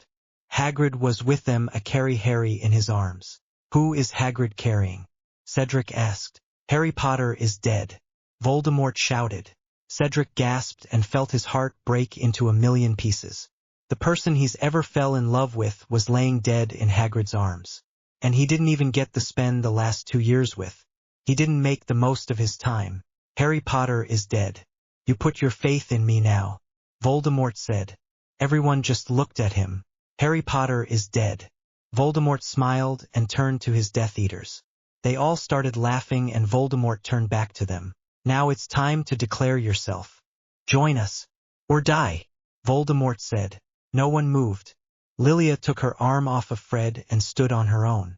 Sure, she was a bit at a tilt because of her knee, but she was going to fight until her last breath if she had to. Draco. Lucius beckoned Draco over. Draco looked down. Draco. Lucius called again. You don't have to go. Lilia told him. Draco looked at her with a shocked look, but hiding behind it was the face of a scared boy. Draco. Come. Narcissa said. Draco looked down and started walking to them. He walked to his parents. Then Neville limped forward. Well, I think we were all hoping for better. But I think you can fit in. What's your name, boy? Voldemort asked. Neville Longbottom, he said. They all laughed. Well, Neville, Voldemort started. I have something to say. Neville cut in. Well then go on. Voldemort said. It doesn't matter if Harry is gone. Neville said. Stand down, Neville. Seamus shouted. Lilia saw Peter eye Harry almost anxiously. People die veride. But that's no reason to stop fighting for what's right. Harry is still with us in here. He won't die in vain. But you will. Neville pulled out the sword of Godric Gryffindor from the sorting hat. Harry rolled out of Hagrid's arms. Potter. Draco yelled and ran to him. Draco threw Harry his wand and Harry caught it just in time to shoot a spell at the one Voldemort was throwing at him. Lilia smiled and looked at Peter. They made dead eye contact. He gave her a look she couldn't quite read, but she did know one thing: he had saved another Potter. Fred quickly picked Lilia up and started running them to safety. All the Death Eaters started disappearing. They saw Bellatrix dueling with Ginny. "Not my daughter, you bitch." Molly pushed Ginny aside. The women started dueling with the Weasleys, including Fleur and Lilia behind her. They dueled for a minute and then Molly killed her. "Wow, Mum. I didn't know you could that." Ginny said, "I will always protect my family." Molly turned back to them. She looked at Lilia and walked to her. Molly picked up Lilia's left hand, looked down at the ring, then back up at her. "All of them," Molly told her. "As will I. Family for me has always gone deeper than blood." Lilia said, "You'll make a wonderful Weasley just like Fleur." Molly looked between the two girls. "Weasley Rogers." Fred cut in. Lilia looked at him confused. "What? You think I'm going to marry Captain America's daughter and not take her last name so everyone knows I'm related to him?" "No way," Fred said. Lilia smiled. She had told him she wanted to keep her last name, because she wanted to carry on the name, being an only child and all. "Thank you, love," Lilia said. "Of course, darling." Fred smiled. They heard shouting from outside and started making their way out there. Harry and Voldemort were battling in the middle of the courtyard. Then suddenly Voldemort looked like he was feeling tremendous pain and Harry shot away his wand. Then Voldemort started to fade away. Lilia heard a snap in her mind and a flash of those stones came into her mind. It felt like she was having reverse déjà vu. No one knew what to do, what to say. The main threat of the wizarding world for decades had just been eliminated by a 17-year-old. No one knew what to say except for Harry James Potter. "How dare you go off and sacrifice your life for the wizarding world and not tell me?" Lily marched up to him. Harry looked between his mom, dad, and sister. Lily pulled him into a bone-crushing hug. James walked to Lilia and helped her limp over to them. James and Lilia joined the hug. The Potters were back together again. Author's note: this chapter took forever because it's just so uninteresting to me. Why? If it's bad, I'm truly sorry, but y'all would not believe the week I've been having. I promise the next chapters are going to be way better. 98. A week. That's all they had. 1 week where Peter Pettigrew and James Potter shook hands and started to rebuild their friendship. Harry and Cedric moved in together and Cedric actually stayed a whole night in his house for the first time. In a week, Lilia and Fred started planning their wedding. A whole week, and yet one little day changed their lives forever. Okay, now time for the guest list. Fred clapped his hands. "Love, we've been wedding planning for 3 hours every day for the last week." Lilia told him, "The sooner we plan it, the sooner we can get married." Fred retorted. Lilia let her head fall down on her extended arm laying on the kitchen island. Fred gave her puppy dog eyes. "Ugh, all right. Who are your side do you want to invite?" Lilia asked. "Well, George is my best man. Lee is one of my groomsmen, Bill, Fleur, Charlie, Ron, Ginny, Mom, Dad, Angelina, Katie Bell, Alicia Spinnet, and Hermione." Fred told her. Lilia nodded and wrote down their names. "What about you, darling? Who from you side do you want to invite?" Fred asked, sitting next to her. Lilia grimaced. "Well, James, Lily, Harry, Cedric, Amelia, Will, Sirius, Remus, Teddy, Tonks, Peter, my dad, Nat, Tony, Pepper, Bruce, Thor, Wanda, Bucky, Sam, the other Peter, Vision, Clint, his family, Rhodey, and Scott Lang." Lilia said a few names. Fred's eyes widened and he wrote down everyone's name down. "All right, looks like we're going to need a bigger venue." Fred sighed. I'm sorry, honey. Lilia put her forehead on his shoulder. "Sunflower, it's okay. I was just kidding." Fred chuckled and pulled her into him. "I just have a lot of people that I would love to be there on my special day." "Our special day," Lilia told him. "You know, a good portion of them don't even know me, right?" Fred teased. "But they like me, so it's not really about you." Lilia shrugged. "Oh, really?" Fred raised his eyebrow. No, no, Frederick. "I swear to God." Lilia pointed her finger at him. Fred smirked and started lightly pinching her stomach. "Stop, stop." Lilia laughed. "Say you're sorry." Fred told her. I'm sorry. Lilia laughed. Fred smiled and stopped. Lilia sighed and stood up. "God, you're a child." Lilia shook her head. You better watch who you're calling a childly. 'Cause if I'm a child, you know what that makes you? Pedophile. And I'll be damned if I'm going to sit here and be lectured by a pervert. Fred told her. Lilia looked at him and smiled. I'm so in love with you, Lilia said. Freak Lilia. Fred's head dropped. What? She asked. I will operate us to the ministry right now and get us married if you don't stop, Fred threatened. Sorry, my love. Lilia leaned over the island. Can you tell me what your name is going to be again? Fred leaned towards her. Oh, you mean Mrs. Weasley? Lilia Weasley? That name? Lilia smirked. MHM. And mine? Fred asked. Fred Rogers? Frederick Gideon Weasley Rogers and Lilia Peggy Weasley Rogers? Lilia said. Fred kissed her. Lilia smiled into the kiss and kissed back. I love you. Lilia told him. I love you more. Fred said back. Forever? Lilia asked. Infinity. Fred nodded. They kissed again. The fireplace roared. They pulled away and looked in the living room. I'm having a crisis, Cedric told them dramatically. What's the crisis, said. Lilia asked. An outfit crisis. I have no clue what to wear to your wedding. Cedric told her. Puff, I'm not getting married for months, you have time. Besides, you're my bridesman, so you just have to match with the color scheme. Lilia told him. What's the color scheme? Cedric asked. Lilia grimaced and looked at Fred. He just shrugged. Lilia looked back at Cedric. You two are no help. Do you know if Mia is home? Cedric asked. I think so. We talked about an hour ago, and she had just gotten home from dinner with William. Lilia nodded. I'm going over there. Maybe the maid and man of honor can figure it out. Cedric huffed. Good luck. Lilia waved. Cedric suddenly stopped and turned back to Lilia. He had a confused look on his face. Cedric walked towards her and hugged her. Lilia was a little taken back but hugged back. They held each other for a minute. Sorry, I just this almost overwhelming feeling that I needed to hug you. Cedric pulled away. It's okay, said. I love your hugs. Lilia told him. Cedric studied her face. Are you okay? Did something happen? Cedric asked.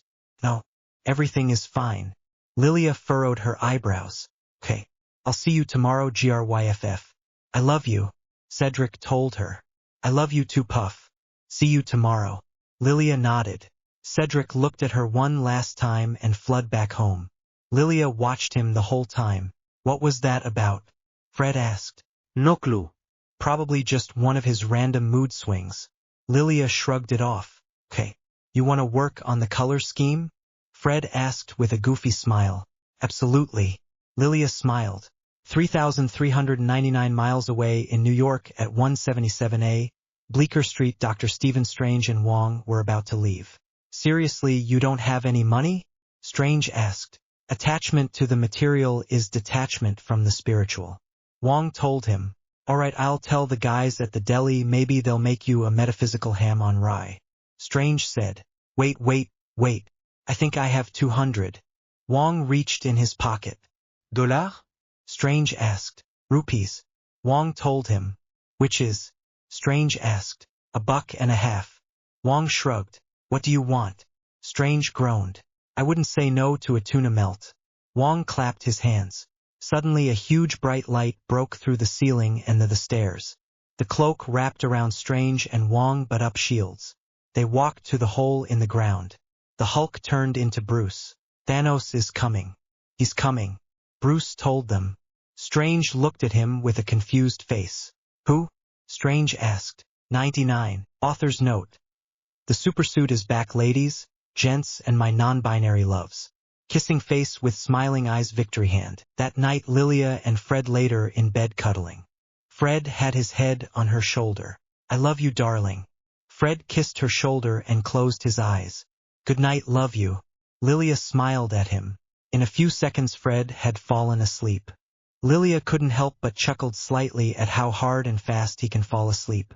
She closed her eyes and sat there for a minute. Lilia tried shifting a little to get more comfortable. After about 10 minutes of trying to fall asleep, she huffed and sat up. She carefully untangled herself from Fred and got out of bed. Lilia walked to the kitchen and filled a glass with water. She brought the glass to her lips and her phone started to ring. Lilia furrowed her eyebrows and placed the water down. She walked to her phone and picked it up. Hello? Lilia said. Lilia, it's Bruce. Bruce told her. Brew what? Where have you been? I haven't seen you in years. Lilia asked, shocked. I know. Listen to me, Lilia. We need your help. Bruce said. We? Lilia asked. The universe. Thanos is coming. He is trying to get the Infinity Stones. He already has 2. Bruce explained. It's okay. Vision has one of the stones and he's protected by Tony. Lilia told him. Vision turned off his location. No one knows where he is. Bruce said. Lilia opened her mouth to say something but retracted. You need me to find him. Lilia realized. Yes. Bruce confirmed. Lilia looked on the coffee table and saw all of her and Fred's wedding planning sprawled across it. She looked down at the ring on her finger. Lilia, please. If Thanos gets all the stones, he will eliminate half of the planet. Bruce told her. Lilia sighed and closed her eyes. I'm in. Give me 12 hours to find him. I'll call you when I have. Lilia said. Thank you, Lee. I can't wait to see you again. Bruce added. Me too. Lilia said before hanging up. Lilia took a deep breath and walked down the hall, past her and Fred's room and to the very last door. She opened it and in the closet was a trunk. Lilia pulled it out and opened it. Inside was her suit. The suit she hasn't worn in about 3 years. She pulled it out along with the helmet. I promise this is my last adventure. Let me end this so you and me can get married. So we can have kids and live the simple life. Lilia grabbed his hands. You promise this is last one? Fred asked. Promise. Lilia nodded. Okay. Be careful, I love you. Fred told her. I love you too. Lilia smiled. Lilia blinked away the memory and walked into the bathroom. She pulled off her sleep shirt and wiggled into her suit. She looked at herself in the mirror. The suit felt S&D looked almost foreign to her. Lilia brushed her hair down and put on her helmet. Every little fiber in the suit held a memory and Lilia felt them all at once. She had to look at herself for a minute. She looked like herself. For the first time in 3 years she looked and felt like herself. Lilia laced up her boots, then walked back to the trunk. She pulled out her daggers and placed them in all her pockets and holsters around her suit. Then she loaded her guns and put them in holsters. Lilia walked back to the kitchen and pulled out a piece of parchment and a quill. She wrote a letter to her family and friends explaining that she had to go but would be back. She looked down the hall at the room where her fiancé was asleep. Lilia blinked away her tears and started walking down the 4 flight of stairs to the shop. Lilia went to open the door to leave. Don't go, Fred shouted. Lilia turned around to see Fred standing on the stairs out of breath and clutching her letter. I have to. Lilia told him in a broken voice. No, you don't. You can stay. Fred told her. They need me, Fred. Lilia felt tears start to form in her eyes. The people that haven't made contact with you in 2 years? Fred asked. They're my family. Lilia looked up. So am I? Stay. Fred walked down to her. I have to go. Lilia repeated. You don't have to do anything. Fred retorted. I need to go. Lilia looked at him. Fred's eyes filled with tears. You promised. Fred told her. I know. I'm sorry. Let's please not fight before I leave. I don't know how long I'll be gone and I don't want to leave with us fighting. Lilia shook her head and her tears fell. We're not fighting, Sunflower. Fred hugged her. You don't have to wait for me. I completely understand if this is not what you want anymore. Lilia told him. Fred pulled away to look at her. Lilia Peggy Rogers. I will always wait for you. I'd wait 100 years for you because you are everything I want. You are what I want every day. Fred told her. Promise? Lilia asked. Promise. Fred kissed her lips. Lilia sighed and kissed back. It was short but enough to let both of them know how they felt. Lilia pulled away and looked at him one last time. I love you. Lilia told him. I love you more. Fred told her. Lilia turned away and opened the door. She walked out and started down the cobble street. Fred waited a second and then punched the wall. His head fell down and tears spilt out of his eyes. He had to watch her walk away again.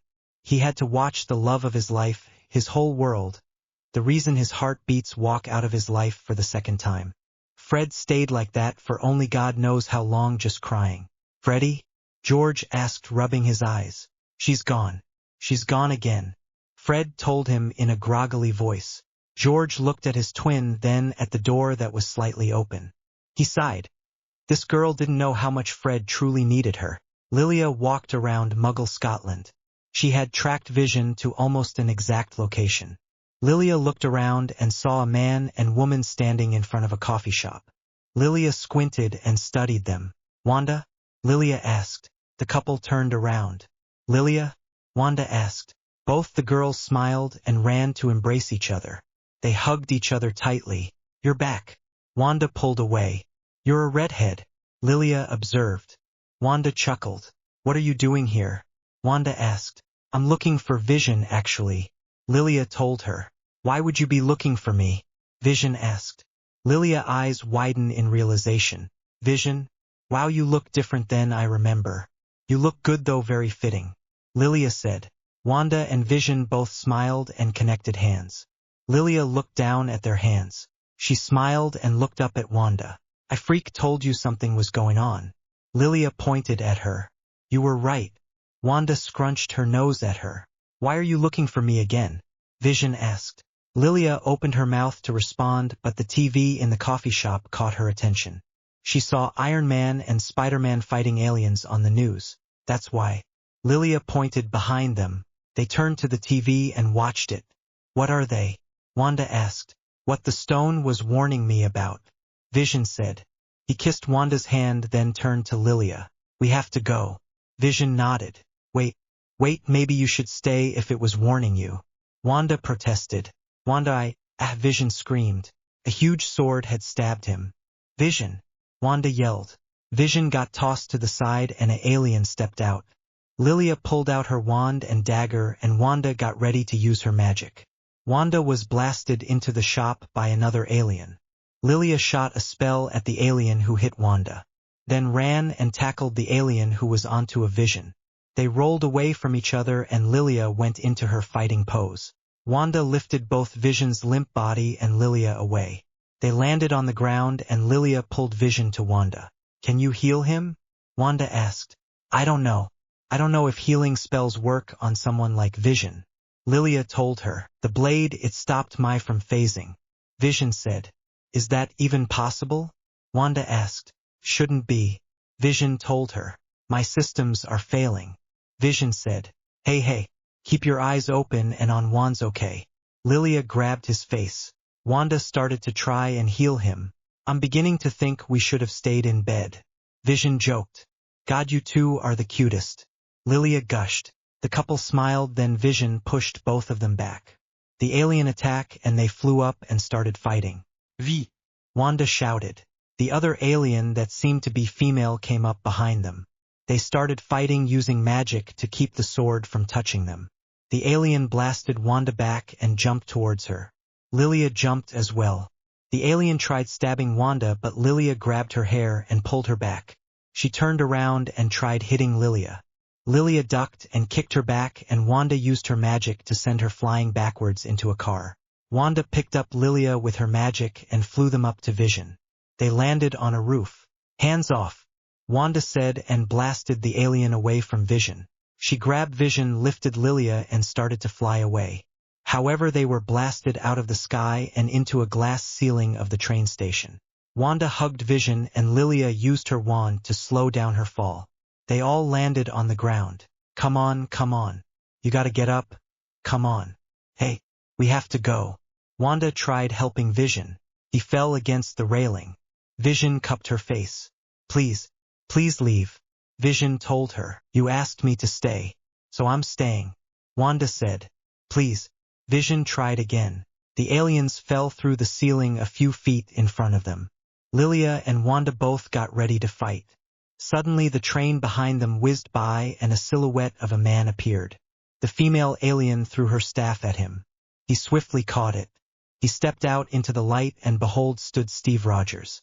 Lilia smiled the biggest she has in a while. She could have bursted out in tears of joy right then and there. But that wasn't all. Sam flew through the window and kicked back the male alien. Lilia smiled widen. This couldn't get any better. Well, it could, because a blonde Natasha Romanoff ran in and started fight the alien. They teamed up and knocked the aliens together. Get up, the female commanded. I can't, he said. We don't want to kill you, but we will. Nat told them, you'll never have the chance again, she said before a blue light beamed them up. Steve turned back to his daughter. Lilia smiled and pulled off her helmet, her messy hair going everywhere. Steve smiled and rushed to her. Lilia ran to him and they hugged. God, I missed you. Steve held her tightly against him. I missed you more, Dad. Lilia told him. That, the word Steve's been longing to hear for 3 years. Never again. I'm never leaving you again, Steve told her. I'm gonna keep you to that. Lilia hugged tighter. Steve stroked her hair. Can a godmother hug her goddaughter anytime soon? Nat asked. Lilia smiled and pulled away from her dad to hug Nat. They hugged just as tight as her dad and she did. I have so much to tell y'all, Lilia said. I bet. I missed you, Lee. Nat smiled. I missed you, Natty, Lilia told her. Sam. Lilia smiled, looking over Nat's shoulder. What up, kid? Sam smiled. Let's get Vision on the jet, Steve said. Sam and Steve helped Vision along with Wanda. Lilia and Nat keep their arms around each other and walked to the jet. The hot on and took off. Lilia looked around the Quinjet, then at her dad, Nat, Wanda, Sam and Vision. She was home. 100, author's note.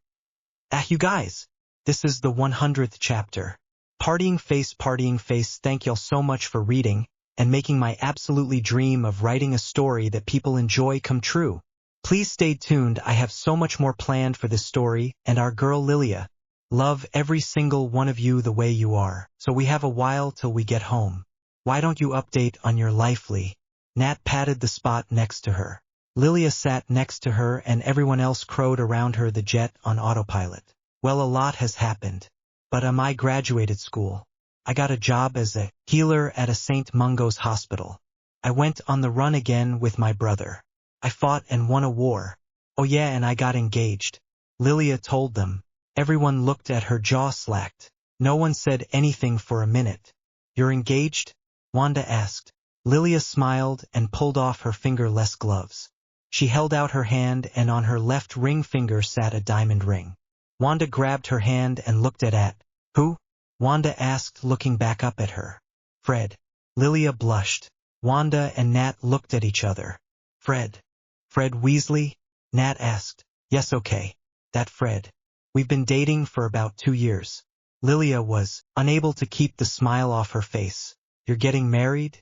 Steve asked, coming out of his daze. Lilia looked at him. Yeah, Dad. I am. With your blessing, of course. Lilia told him. I'll have to meet this Fred. Steve said. You already have Cap. Nat reminded. Well, I need to meet him again.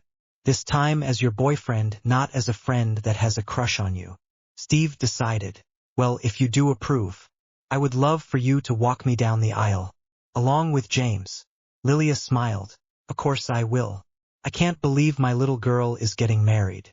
Steve looked at her. Really looked at her. She did look different. Still Lilia, but more mature. She looked like she was already grasping the reins of adulthood easily. It broke and lit up Steve's heart at the same time. The little baby he has raised is now a full-functioning adult, with a job, an apartment, a fiancé. Although he got to help make her this person. He got to watch her grow and help her along the way. And of course all of you are invited to the wedding. Although I'm not sure how we're going to fit everyone at the family table. Lilia chuckled. And we'll make Tony pay for it. Nat joked. Have you spoken to Tony? Steve asked. A few times. He has no idea about this though. Lilia gestured to her hand. Why not? Sam asked. I wanted Dad to be the first to know. Sadly you weren't, but you are on this side of the family. Lilia told them. Steve smiled. We're all going to be at your wedding, Lee. Nat put her arm around her. Good. 'Cause I'd like you to my mom for the day along with Lily. And of course I want Wanda as a bridesmaid. Lilia said. I'd love to be your bridesmaid. Wanda smiled. Nat stared at Lilia with love. Sure, Lilia does belong to a lot of people. She's Steve's, James and Lily's. She's Tony's, but she was also very much Nat's as well. Lilia gave Natasha the greatest gift, what it's like to have a child, be a mother. Of course I'll be your mom for the day. Ned nodded. Lilia smiled and hugged them both. Steve smiled at the sight. He had to make this work. Nothing could take Lilia away from him again. The jet landed at the compound. Lilia looked out the window and smiled. You're right. We did come home, Lilia said. Steve put his arm around her shoulders and they all got of the jet. They walked into the compound and Rhodey was talking to a hologram Ross. Rhodey and Ross turned to look at them. Lilia smirked at Ross. The bitch is back, secretary, Lilia said and walked to Rhodey. He smiled and hugged her. Lilia gladly hugged back. I missed you, kid, Rhodey told her. I missed you, Rhodes. Lilia smiled and pulled away. They looked at Ross. You got some nerve, I'll give you that, Ross said. You could use some of that right now. Nat spoke up. The world is on fire. And you think all is forgiven? Ross asked. I'm not looking for forgiveness. And I'm way past asking for permission. Earth just lost your best defender, so we're here to fight. And if you want to stand in our way, we'll fight you too, Steve told him. Lilia looked down. Thor is gone. And it broke her heart when her dad told her. She was going to avenge him, 'cause he would have done the same for her. Arrest them, Ross told Rhodey. All over it, Rhodey said, then sent him away. Rhodey looked at them. Welcome home, guys. Rhodey smiled. Good to be home. Lilia looked around. Rhodey grabbed her hand and inspected it. What's this? Rhodey asked. A long story that we don't have time to tell, Lilia told him, pulling her hand away. Sure. I'll let you get away with it for now. Rhodey eyed her. They all smiled and hugged. Wow, you all look like crap. Must have been a rough couple of years, Rhodey teased. Yeah, well, the hotel weren't exactly 5-star. Sam joked. Well, I think you look great. Ha, yeah, I'm back. Bruce walked into the room. Lilia smiled and ran up to him. They hugged and everyone looked at Bruce. Good to see you, Lee. Although you look a lot older than I remember. Bruce pulled away.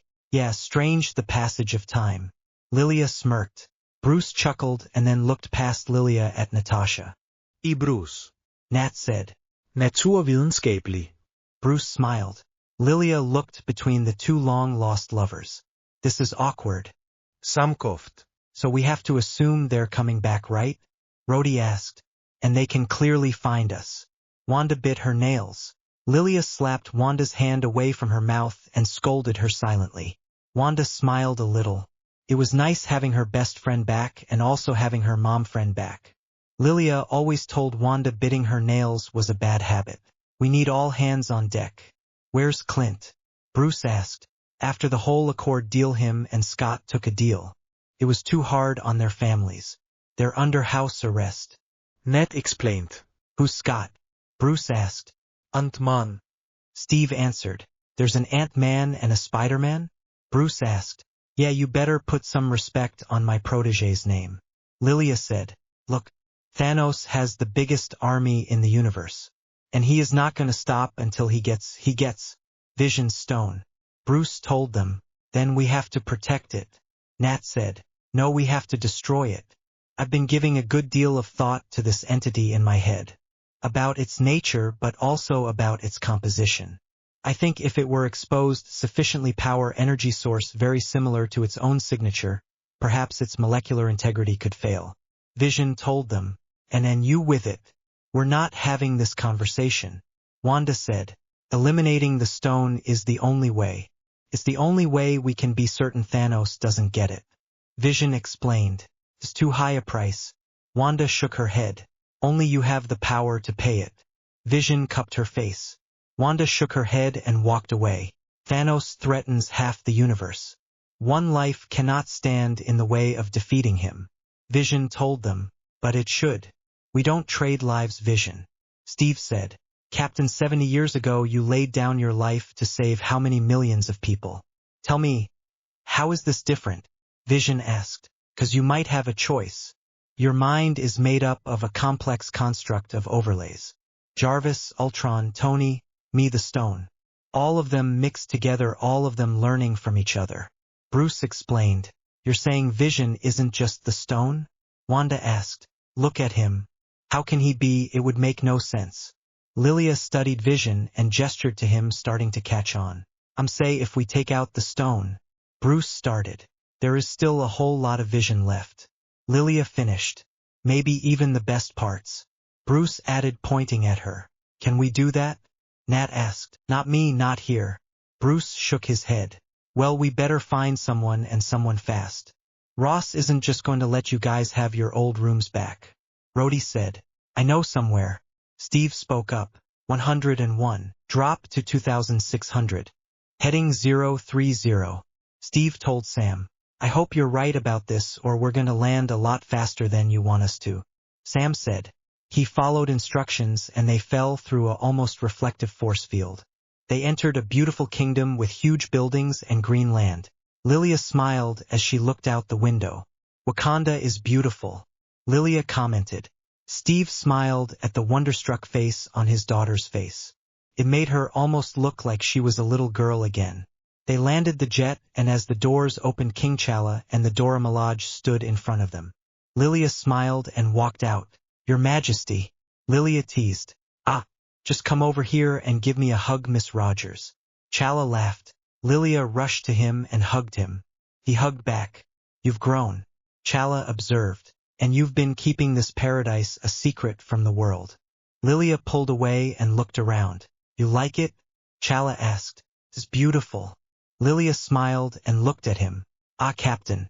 T'Challa looked past Lilia's shoulder. Seems like I'm always thanking you for something. Steve said, shaking his hand. Bruce cleared his throat and bowed. What are you doing? Rhodey asked. We don't do that here. T'Challa waved his hands. They started walking away. So how big of an assault should we expect? T'Challa asked. Sir, I think you should expect quite a big assault. Bruce said. How we lookin'? Nat asked. You will have my King's Guard, the Border Tribe, the Dora Milaje, and T'Challa pointed. A semi-stable 100-year-old man. Bucky walked out. Steve smiled and they hugged. They talked for a second, then Bucky looked at the group.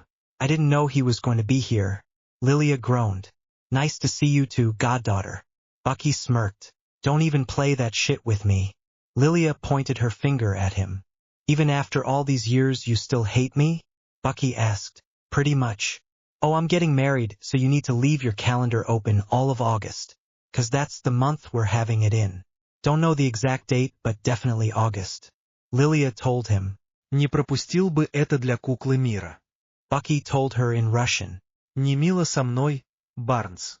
Теперь давайте выиграем этот бой. Lilia smiled. Yes, let's. Bucky nodded and smiled. Lilia rolled her eyes and walked to him and hugged him. He hugged back. I guess I sorta missed you. Lilia grumbled. I sorta missed you too, Lil Cap. Bucky said. Translation. Wouldn't miss it for the world, doll. Don't get cute with me, Barnes. Now let's win this fight. Vision laid on a table in a lab. All of the Avengers stood around him. Shuri scanned Vision. The structure is polymorphic. Shuri observed. Right, we had to attach each neuron no-sequentially. Bruce told her. Why didn't you just reprogram the synapses to work collectively?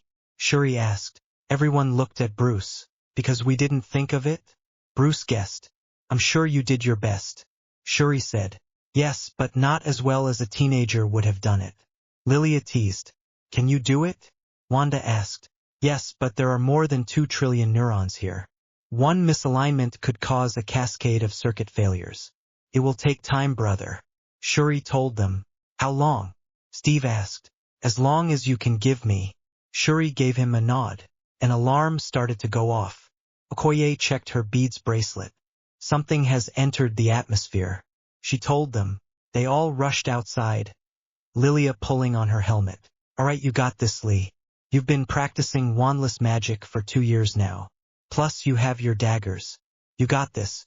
Lilia told herself. Been a while since you've been in a fight? Sam asked. On the contrary. I just fought and won in a war a week ago.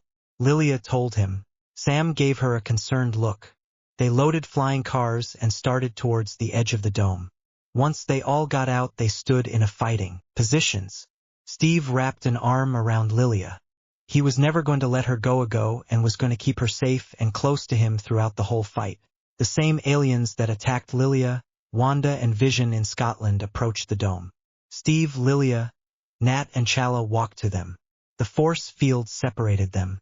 Where's your other friend? Nat asked. You will pay for his life with yours. Thanos will have that stone. The female alien said. That's not going to happen. Steve shook his head. You are in Wakanda now.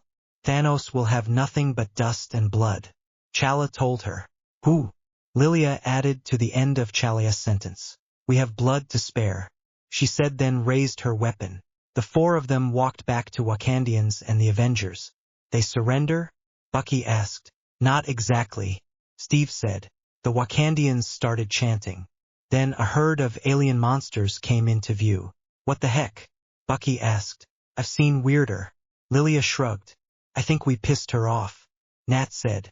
The alien monsters started to get through the force field and killing themselves. They're killing themselves. Okoye said. A few got through and started charging at them. Everyone that had a gun or a weapon that could fire started shooting them. Lilia pulled out 2 guns, one for each hand, and started shooting them. Rhodey released bombs on them, causing a huge explosion. Cap, if these things get behind us, there is nothing in between them and Vision. Bruce told him through the earpiece. Then we better keep them in front of us. Steve said. How do we do that? Okoye asked. We open the barrier. Chala told her. Lilia looked at Steve. He turned to her and gave her a confident nod. Lilia looked back at the alien monsters. Forgive me, Fred. Lilia whispered to herself. Then the barrier opened. Author's note. Oh, cliffhanger. Well, just until I write the next chapter, which I'll probably write and publish today. But get ready for my upcoming chapters. I'm not going to say anything else because I want y'all to be surprised. Thanks for reading and have a wonderful day or night depending on when you're seeing this. 102. The alien monsters started running at them. Wakanda forever. Chala shouted, then they all started running towards the alien monsters. Steve and Chala ran ahead and started killing them. Lilia ran and pulled out her daggers. She ran up a rock and jumped off, landing on one's back. She stabbed him in the neck with her daggers. The monster let out a cry and then fell dead. Lilia pulled her daggers out and got off him. She placed her daggers back in her pouch. Lilia whipped her hands to the side, using her wandless magic to bombardo the monsters on the side of her. She threw her dagger forward and it pierced through 3 monsters' head, them falling limp. Lilia pushed a button on the newest addition to her suit. It was cuff and it was magnetically connected to her daggers. When she pressed the button, her dagger came flying back to her and stuck to her cuff. Best part was it would come back no matter how far away the dagger was from her. Lilia pulled the dagger off her cuff and back into her hand. She saw a monster on Bucky and him struggling. Stupefy. Lilia waved her hand. The alien monster shot and Lilia pulled out her gun. She shot him and he died. Lilia approached Bucky and offered him a hand. He took it and stood up. Are you warming up to me, doll? Bucky asked. No. It's just I already have my sitting arrangements done for the wedding, and I don't want to redo it just because of you. Lilia rolled her eyes and shot another monster. About 4 monsters jumped on them. Bucky and Lilia struggled to get them off. Suddenly a huge bright light blasted onto the battlefield. Then an axe whipped out and killed every monster around, including the ones on top of Bucky and Lilia. Then Thor, a tree and a rabbit, Nunwahakon, stepped out. Lilia smiled. He's alive. Lilia looked at her uncle. Haha, you're all screwed now. Bruce laughed. Bring me Thanos, Thor shouted. Freak Team Cap or Team Iron Man? I'm Team Thor all the way. Lilia smiled and started running off to fight more alien monsters. Lilia, Nat and Okoye all fought side by side. The ground started to rumble and huge spinning contraptions came out from the ground. Lilia's eyes widened and she placed a force field around the 3 of them. No impact happened because Wanda flew in front of them and used her powers to stop the spinning things. Then sent them back, killing tons of monsters and creating huge craters. Wanda turned back to her friends. Lilia put down her force field. I see you've been practicing wandless magic, Wanda said. And I see you've been working on your heroic timing. Lilia chuckled. Wanda smiled and chuckled as well. Okoye looked between them. Why wasn't she down here the whole time? She asked. Guys, we got a vision situation. Sam told them. Someone get to vision. Steve shouted. On it. Bruce said. On my way. Wanda said. Wanda was hit over the head and fell into the crater. He will die alone. As will you. The female alien told her. She's not alone. Nat said. She has us. Okoye said from behind her. Who? Lilia jumped down into the crater on the side of her. They three started fighting the alien. Lilia pulled out her daggers and started swiping at her. The alien jabbed her weapon at Lilia. She jumped back and grabbed the tip of the weapon. Nat grabbed her from behind and Lilia twisted the weapon out of her hands. The alien threw Nat off and kicked Okoye to the side. A spinning wheel of death come over them. Lilia threw herself down and the alien grabbed her weapon back. She jumped on top of Natasha. Then Wanda got up and threw her up just as a spinning wheel rolled over them. Lilia flinched, then looked back at Nat. She had a few drops of blue blood on her face. That was really gross. Nat said. Lilia smiled and rushed to her. They hugged. Wanda flew off to Vision. Lilia helped Nat up and they walked to Steve and Vision. There was shift in the atmosphere that everyone could feel. Lilia, come her. Steve told her. Lilia walked over to him and he wrapped an arm around him. Stay close to me. He's here. Steve looked at her. For the first time in her life, a true panic started to set inside her. She never felt like they might lose, but she had a horrible feeling about this. A blue fog appeared and a huge purple man stepped out. A memory flashed into Lilia's mind. It was her Boggart from 5th year and her awful nightmare from 7th year. Lilia blinked and saw Thanos easily threw Bruce to the side. Felt like déjà vu. But the worst part, Lilia knew how it was going to end. Felt like everything was happening in slow motion. Anyone who tried to stop him was easily thrown away like a piece of paper. Lilia whipped out her wand and started firing any spells she could think of. He blocked them and stalked towards her. Lilia pulled out her dagger and swiped it at him, just scratching his armor. He brought his fist up and she was thrown over his head and to a rock. She hit it and fell almost limp to the ground. Thanos continued towards Wanda and Vision. Lilia watched Wanda destroy the stone and kill the man she loved all at once. Wanda fell to her knees and Thanos patted her head. They had a conversation Lilia couldn't quite hear. Then he brought up his fist and a green light appeared, then Vision was alive again and sitting in front of them. Lilia let out a gasp. No! Wanda screamed. Thanos tossed her to the side. He grabbed Vision by the neck and pulled out the stone from his head. Vision went still and Thanos threw his dead body to the side. Lilia felt tears flood her eyes and cheeks. Thor threw his axe at him and it went into Thanos' chest. Thor landed and grabbed his head and pushed the axe deeper into him. I told you, you die for that, Thor told him. Thanos stuttered for a second. You should have gone for the head. Thanos looked up at him. Thanos lifted his hand and snapped his fingers. No, Thor yelled. But it was too late. Thanos disappeared. What happened? Where did he go? Steve asked. Thor looked just as confused. Steve? Bucky said. Steve looked at him and he was turning to dust. Lilia got up and watched her worst fear play out in front of her eyes. Then Wanda turned to dust. Lilia felt a weird feeling in chest and stomach. Dad. Lilia stumbled towards him. He caught her in his arms. No, no. Lilia, stay with me, look at me. Hey, stay with me. Steve's eyes filled with tears. Thor and Nat rushed to them. Nat grabbed Lilia's face and turned it toward her. Lilia's fingers on her left hand started to turn to dust. Come on, Lee, stay with us, please stay. Nat told her. Lilia looked at the three of them. Tell Fred I love him and I'm sorry. Tell them all that. I'm sorry. I'm so sorry. Lilia cried. Her whole body was now dust, just her face left. Noim suri, Lilia. My little girl, I'm sorry. Steve started to cry as Lilia fully disappeared. He fell to his knees covered in the dust Lilia turned into. Nat looked up and closed her eyes as tears fell down her cheeks. What the heck just happened? Rhodey asked. Steve looked up, still holding dust in his hands. Oh God.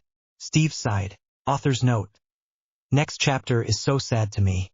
And I'm gonna try and do it justice. 103. Fred bounced his leg up and down. Lilia had been gone for 2 days without any contact. Fred. Freddie, you need to see this now. George and Angelina walked through the door. George turned on the TV and to the news. Fred furrowed his eyebrows and started watching. A news reporter was speaking about a terrible phenomenon. Then a video played. People were turning to dust at random. Fred's heart dropped and he looked at George. Only one thought entered his mind. Lilia, I have to go. I have to go. Fred stood up and tried finding his shoes. Go where? George asked. Fred hesitated and pulled on his shoes. He walked to the kitchen island, where a letter sat. The address was upstate New York, from the Avengers compound. Avengers compound. Fred told him, grabbing the letter. He started walking out the door. Fred, people are disappearing. We need to check on everyone. George told him, okay, you check everyone here and I'll check on Lilia. She made us get phones for a reason, call me. Fred walked out the door. He rushed down the stairs and outside the shop. He ran on foot to the airport. He bought a ticket and got on the first flight. Fred walked to the front door of the compound. He knocked vigorously. The door opened and standing on the other side was Bruce. Where is she? Fred asked, walking in. Sorry, who are you? Bruce rushed after him. Fred walked into the next room where everyone sat. They looked up at him. Steve and Nat stood up. Where is she? She said she was leaving to help you all. That was 2 days ago, now people are turning to dust. Where is she? Fred asked. Nat and Steve looked at each other, then back at Fred. I'm so sorry, Fred, Nat said. Fred's heart broke into a million pieces. He felt his whole world get crushed underneath him. Fred was literally starting to have a hard time breathing, like all the oxygen had been sucked from the air. No. Can't be. She said she was coming back. This was it, this was the last adventure. Fred's eyes filled with tears. Unfortunately, this was the last adventure. She's gone, Rhodey told him. Fred looked at Steve, who hadn't said anything yet. Lilia said you would protect her, that you would always keep her safe. Fred shouted. I tried so hard and I failed. I failed her, I failed my little girl, my Lee. Steve looked down. Your Lee? You left her. She was heartbroken over it. She put her whole life on hold to come help you. People that haven't spoken to her in 3 years. And yet she came running as soon as you called. Because that's who she is.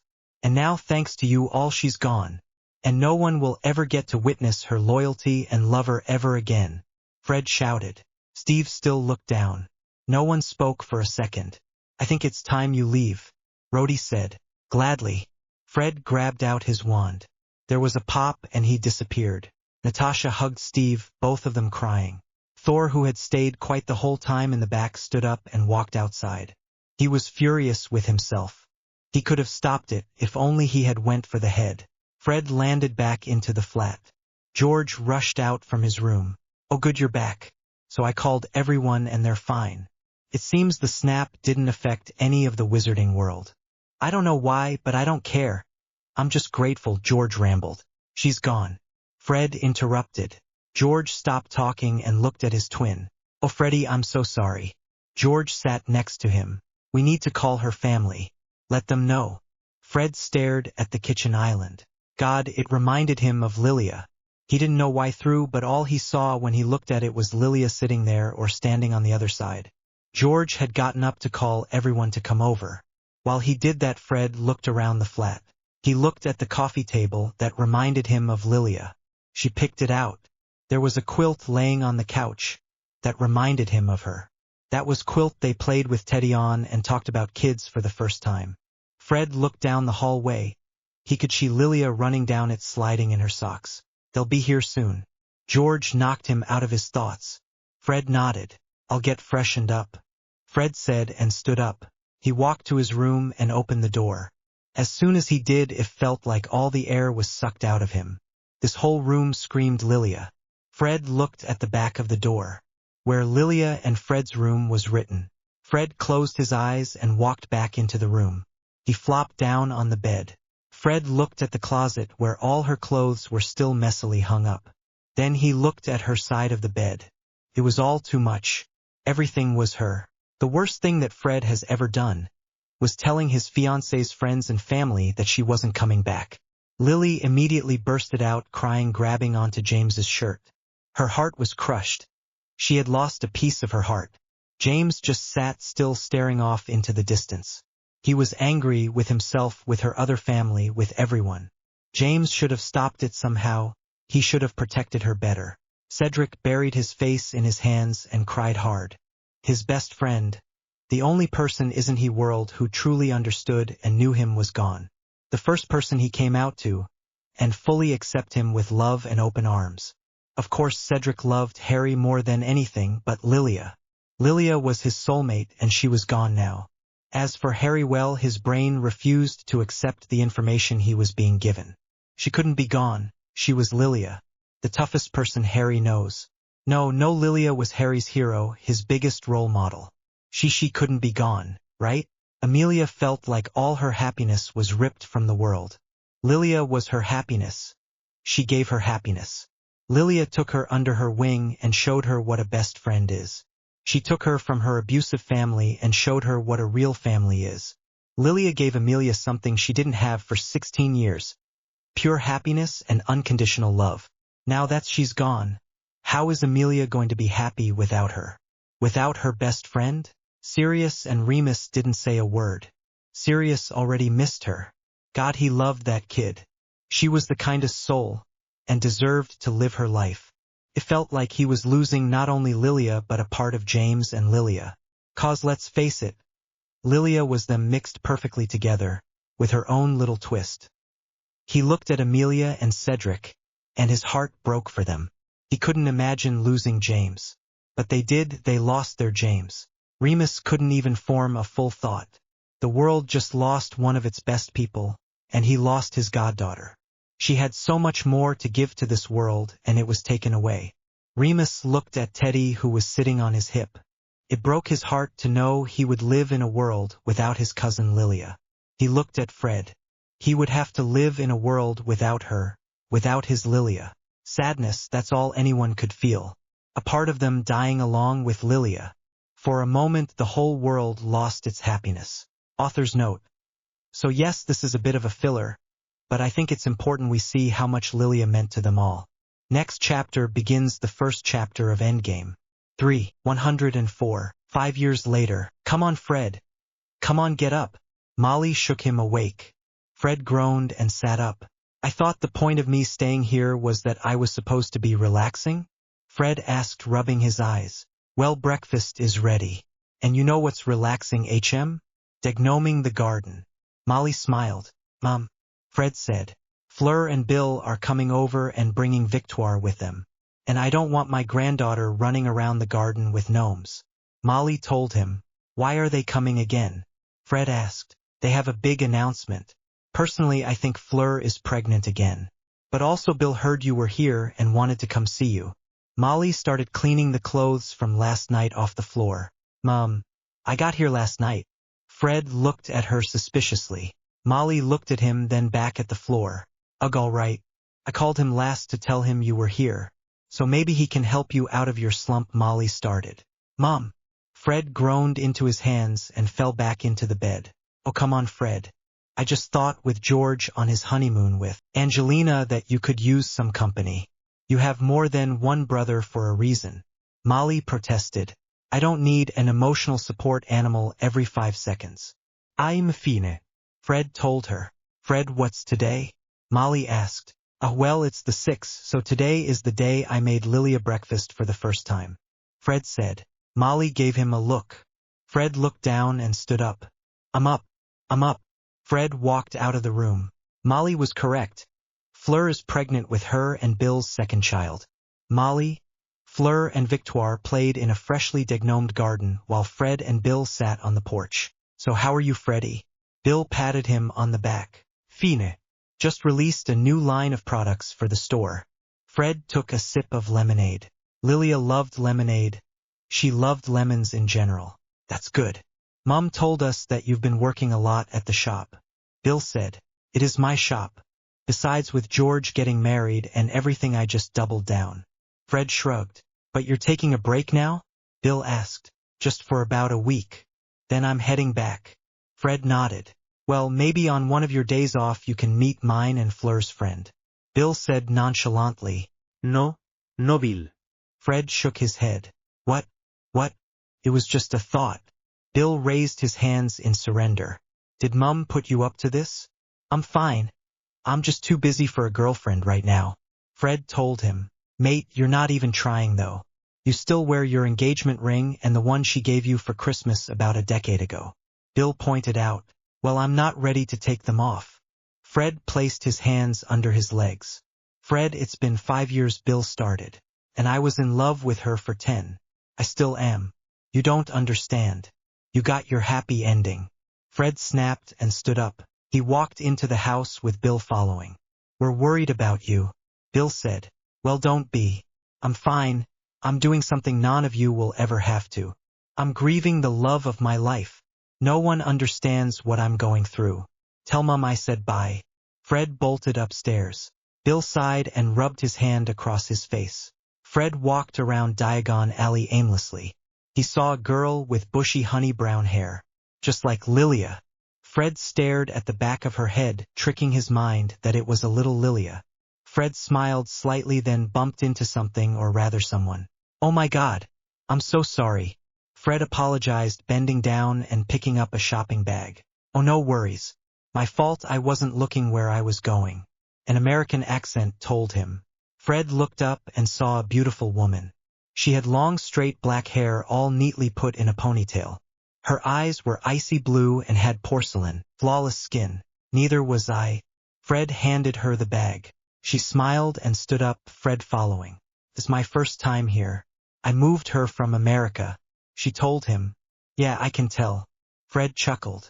Is that obvious, huh? She grimaced. A bit. What brings you to England? Fred asked. Work. I just got a job at the Ministry of Magic here. She told him. Impressive. Fred nodded. She smiled and stuck out her hand. I'm Carolina Vanderbilt. Carolina introduced herself. Fred Weasley. Fred shook her hand. Nice to meet you, Fred. Carolina dragged out his name. Fred smiled, a bit of a blush forming on his cheeks. Yet he looked at this incredibly beautiful woman, who was flirting with him, and all he wanted was Lilia. But she's not coming back. Do you want to get a butter beer? Fred asked. What's that? Carolina asked. Oh, you're going to love it. Fred told her. Okay. I'll trust you, Fred. Carolina bit her lip. Fred turned and started walking to a pub. Tony Stark stared at a picture of Peter and Lilia all dressed for her birthday. Her 16th birthday to be exact. Daddy. Who's that? Morgan Stark asked her dad, climbing into his lap. That's my goddaughter Lilia. Your godsister. Tony told her. Why haven't I met her? Morgan asked. Well, she's not around anymore. Tony said. When is she coming back? Morgan asked. Tony thought back to the conversation he had earlier with Steve, Natasha, and Scott. A though came to his mind. Soon. Tony told her. Morgan smiled at him. Now let's go to bed. Tony picked her up and started up to her room. Steve drank his 4th beer, not feeling the effects it was supposed to have. Captain Rogers, America, Scott stuttered. Steve is fine, Scott. Steve told him. Right, Steve? Are you all right? Scott sat next to him. You really think we can go back and fix this? Save everyone? Steve asked. Yes. I do. We have to, right? Scott said. Right. Steve took another swig. We're gonna get her back, Steve. Scott told him. Steve smiled at him and nodded. I know. We have to, 'cause I don't know what I'm going to do if we don't. Steve said. 105. You're kidding? Carolina asked, amused. No, I'm serious. Me and my twin brother set a fireworks in my school as a send-away. Fred told her. Carolina laughed and leaned back into the couch. Fred smiled and continued to eat his chocolate frog. It's been about 2 weeks of them dating, and it was going incredibly well. Tell me more about your adventures. Carolina said. Well, one time me, George, that's my twin's name, and Lilia snuck into the kitchen and made a huge chocolate cake. Fred started. Wait, who's Lilia? Carolina asked just as the fireplace roared. Oh, one of my friends from school. She passed a while ago. Fred looked down. Carolina reached over and grabbed his hand comfortingly. I'm sorry for your loss. She rubbed her thumb over his hand. Traitor, a voice said. They looked up and saw Cedric a few steps out of the fireplace looking at them. Cedric, Fred stood up. See why Carolina and Fred have been having a good relationship so far was no one knew. Not even George. I came for the pictures of Lilia. Remember for Friday, the anniversary of her death? Or did you forget? Cedric asked bitterly. No, of course I didn't forget. The pictures are in the closet down the hall. Fred pointed down the hall. Last time I was here they were still in your room. Remember the one you shared? Cedric folded his arms across his chest. Freddie, what is he talking about? Carolina asked. Nothing. Can I talk to you for a second? Fred said. Cedric raised his eyebrows and walked down the hall. Fred followed and made sure they were out of earshot. What the freak is the matter with you? Fred asked. Me? What the freak is the matter with you? Bringing her here into Lilia's home. Cedric asked. Is my home too? Especially with George not living here anymore. Fred told him. So when were you going to tell her about you and Lilia? When she found your engagement ring or when she finds literally any photo of you two together? Cedric asked. We've only been dating for 2 weeks. Fred defended. So that's why you called Lilia your friend? A friend, Fred, are you shitting me? Cedric said. What do you want from me, Cedric? You want me never to move on? You want me to be alone forever? Fred asked, getting upset. No. I want you to respect my best friend. I want you to fully move on from her, then get a girlfriend. Not toss her memory out the window for a woman you've been dating for 2 freak weeks, Frederick. Cedric poked him in the chest with his finger. I'm not tossing her away. I think about her all the time. Fred told him. That's why you picked a girl that looks the exact opposite as her? Cedric asked, looking at Carolina. Fred looked at her. No. Fred shook his head. Doesn't matter. I'll see you on Friday. And do not bring her. Or it will your death anniversary as well. Cedric grabbed the box and walked to the fireplace. He fled away and Fred walked back to Carolina. Sorry about that. He says, back down. Everything okay? She asked. Of course. Why don't you tell me some of your stories? Fred smiled. Carolina smiled and started talking. Fred tried to listen but just examined her. She wasn't the complete opposite of Lilia. Well, okay, Carolina does have icy blue eyes while Lilia had bright green eyes. Carolina's hair was the exact opposite from Lilia's. Hers was straight, long, shiny without a hair out of place. Lilia's hair was wavy, on the shorter side and the messy mop of hair ever. Also their skins are different. Carolina looked like a porcelain doll. Flawless. While Lilia had a bit of a tan shade to her skin and it was covered in tiny freckles. Carolina's lips were perfectly shaped and straight, unlike Lilia whose lips were pouty. And the smiles are nowhere near the same. Carolina's smile is perfect white teeth, and no lines on her face when she smiled. While Lilia had a bit of a lopsided smile and her eyes squinted when she smiled. Carolina was perfect. She was the obvious choice. She was perfect in every single way except one. She wasn't Lilia. Alright, gloves ready. The question is, who's going to snap their freaking fingers? Rocket asked. I'll do it. Thor started walking over to it. Excuse me? Tony asked. It's okay. Thor waved them off. Whoa. Steve placed his hand up. Stop, slow down. Tony said. Thor, just wait. We haven't decided who's going to put that on yet. Steve told him. I'm sorry. What, we're all just sitting around. What, waiting for the right opportunity? Thor asked. We should at least discuss it. Scott said. Look, sitting here staring at the thing is not going to bring everybody back. I'm the strongest Avenger, okay? So this falls on me. Thor explained. Normally you'd be right. Tony cut in. Shush, shhhhhh, just let me. Thor said over him. Just let me do it. Let me do something good, something right. Thor pleaded. Look, it's not just the fact that glove is channeling enough energy to light up a continent. I'm telling you, you're in no condition. Tony told him. What do you think is coursing through my veins right now? Thor asked. Cheese whiz? Rhodey guessed. Lightning. Thor said. Yeah. Tony nodded. Lightning. He repeated. Lightning won't help you, pal. It's gotta be me. You saw what those stones did to Thanos. They almost killed him. None of you could survive. Bruce explained. And how do we know you will?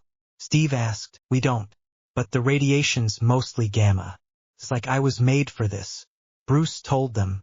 They all looked at each other and came to a silent agreement. Bruce grabbed the glove.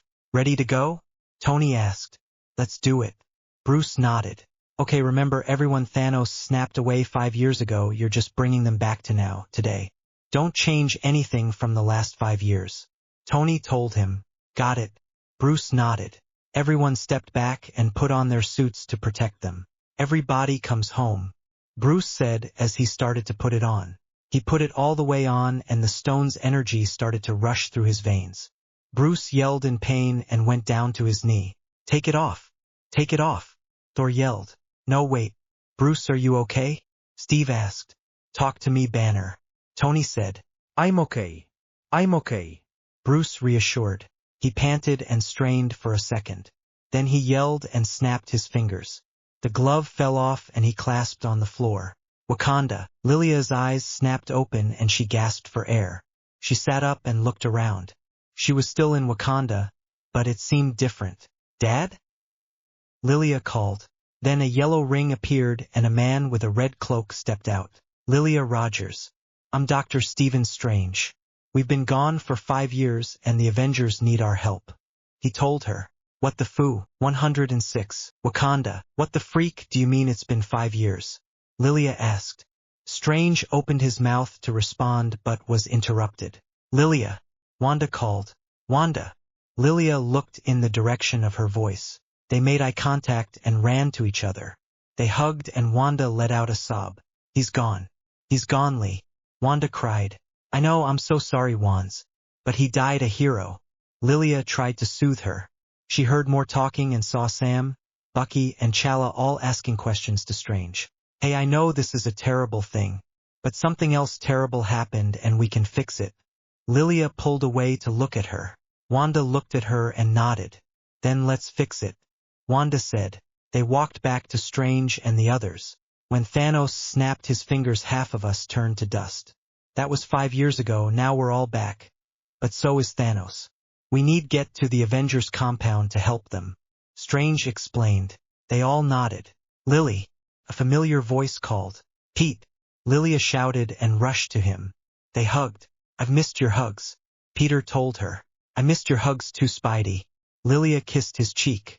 We can do reunions later, it's time to fight. Strange told them. Tony, Thor and Steve all laid there almost defeated again by Thanos and his army. Steve strained to get up, but did and started walking into battle. Hey Cap, you read me? Sam's voice said through the radio. Cap, it's Sam. Can you hear me? On your left. Sam said. Steve turned and a portal opened. Chala and Shuri walked out. Then Sam flew out followed by Bucky and Lilia walking out. Bucky loaded his gun and Lilia flipped her dagger in her hand. Steve looked at Lilia and smiled, almost crying at the sight of her. Lilia looked at him and smiled, giving him a wink. Steve chuckled through a choked-back sob. What a Lilia thing to do. Hundreds of other portals opens behind him. People lost in the snap steeping out ready to fight Thanos. Chala started chanting, followed by the Wakandian warriors. Then Scott pushed through the ground bringing Rocket, Bruce and Rhodey with him. Steve turned back to Thanos. Avengers, assemble! Steve shouted. Everyone yelled and started running towards Thanos and his army. Thanos raised his sword and his army started running towards them. Lilia started slashing them with her daggers. She pulled out 3 and threw them in one swift movement. They killed about 5 aliens and she pulled out her gun and shot one in the head. Lilia pushed the bottom on her cuff and the daggers came back to her, killing 2 more on the way back. Then she pulled out her wand out and started blowing them up. Lilia! Steve called. Lilia turned around and smiled. She rushed to him and jumped into his arms. Steve caught her and hugged back tightly. Never, never again. Steve told her, stroking her hair. You say that every time. Lilia chuckled. I mean it this time. Steve placed her down. How's Fred? Lilia asked. I haven't spoken to him in 5 years, Lee. Steve said. Lilia's face and heart dropped. Well, let's move this along so I can go see my fiancé. Lilia pulled her dagger off the cuff and turned back into the action. The Rogers started fighting again. The ships above starting to unleash fire on them. Lilia used her wand to cast a force field around her and her dad. Suddenly it stopped and the guns pointed up and started shooting at something. They all looked confused. Then a bright yellow light shot through the sky and destroyed the ships. Lilia smiled. "Who's that?" she asked. "Captain Marvel. Carol." Steve told her. "I like her," Lilia said and saw Peter laying on the ground. She rushed over to him and Carol landed in front of him. Lilia heard the middle of their conversation. "Hey Peter Parker, you got something for me?" Carol asked. Peter handed her the glove. "I don't know how you're going to get through all that," Peter said. "Don't worry," Wanda said. "She's got help," Koye said. "Who?" Lilia added as her and all the other powerful women started walking towards the fight. They all sprung into action, making sure Carol had a straight shot. Lilia looked around and didn't see Nat and her heart broke. But she still fought to get Carol and the glove to the van. Just as Carol was approaching, Thanos threw his sword at it, destroying it. Carol flew back, losing the glove. Thanos went for it, but Thor was right there to stop him. He threw Thor to the side, but Carol jumped in, taking his spot. Thanos grabbed one of the stones from the glove and used it to shoot Carol away. Thanos put the glove back on. Tony looked at Strange, then ran towards Thanos and grabbed the glove. Thanos pushed him off and put the glove on. "I am inevitable."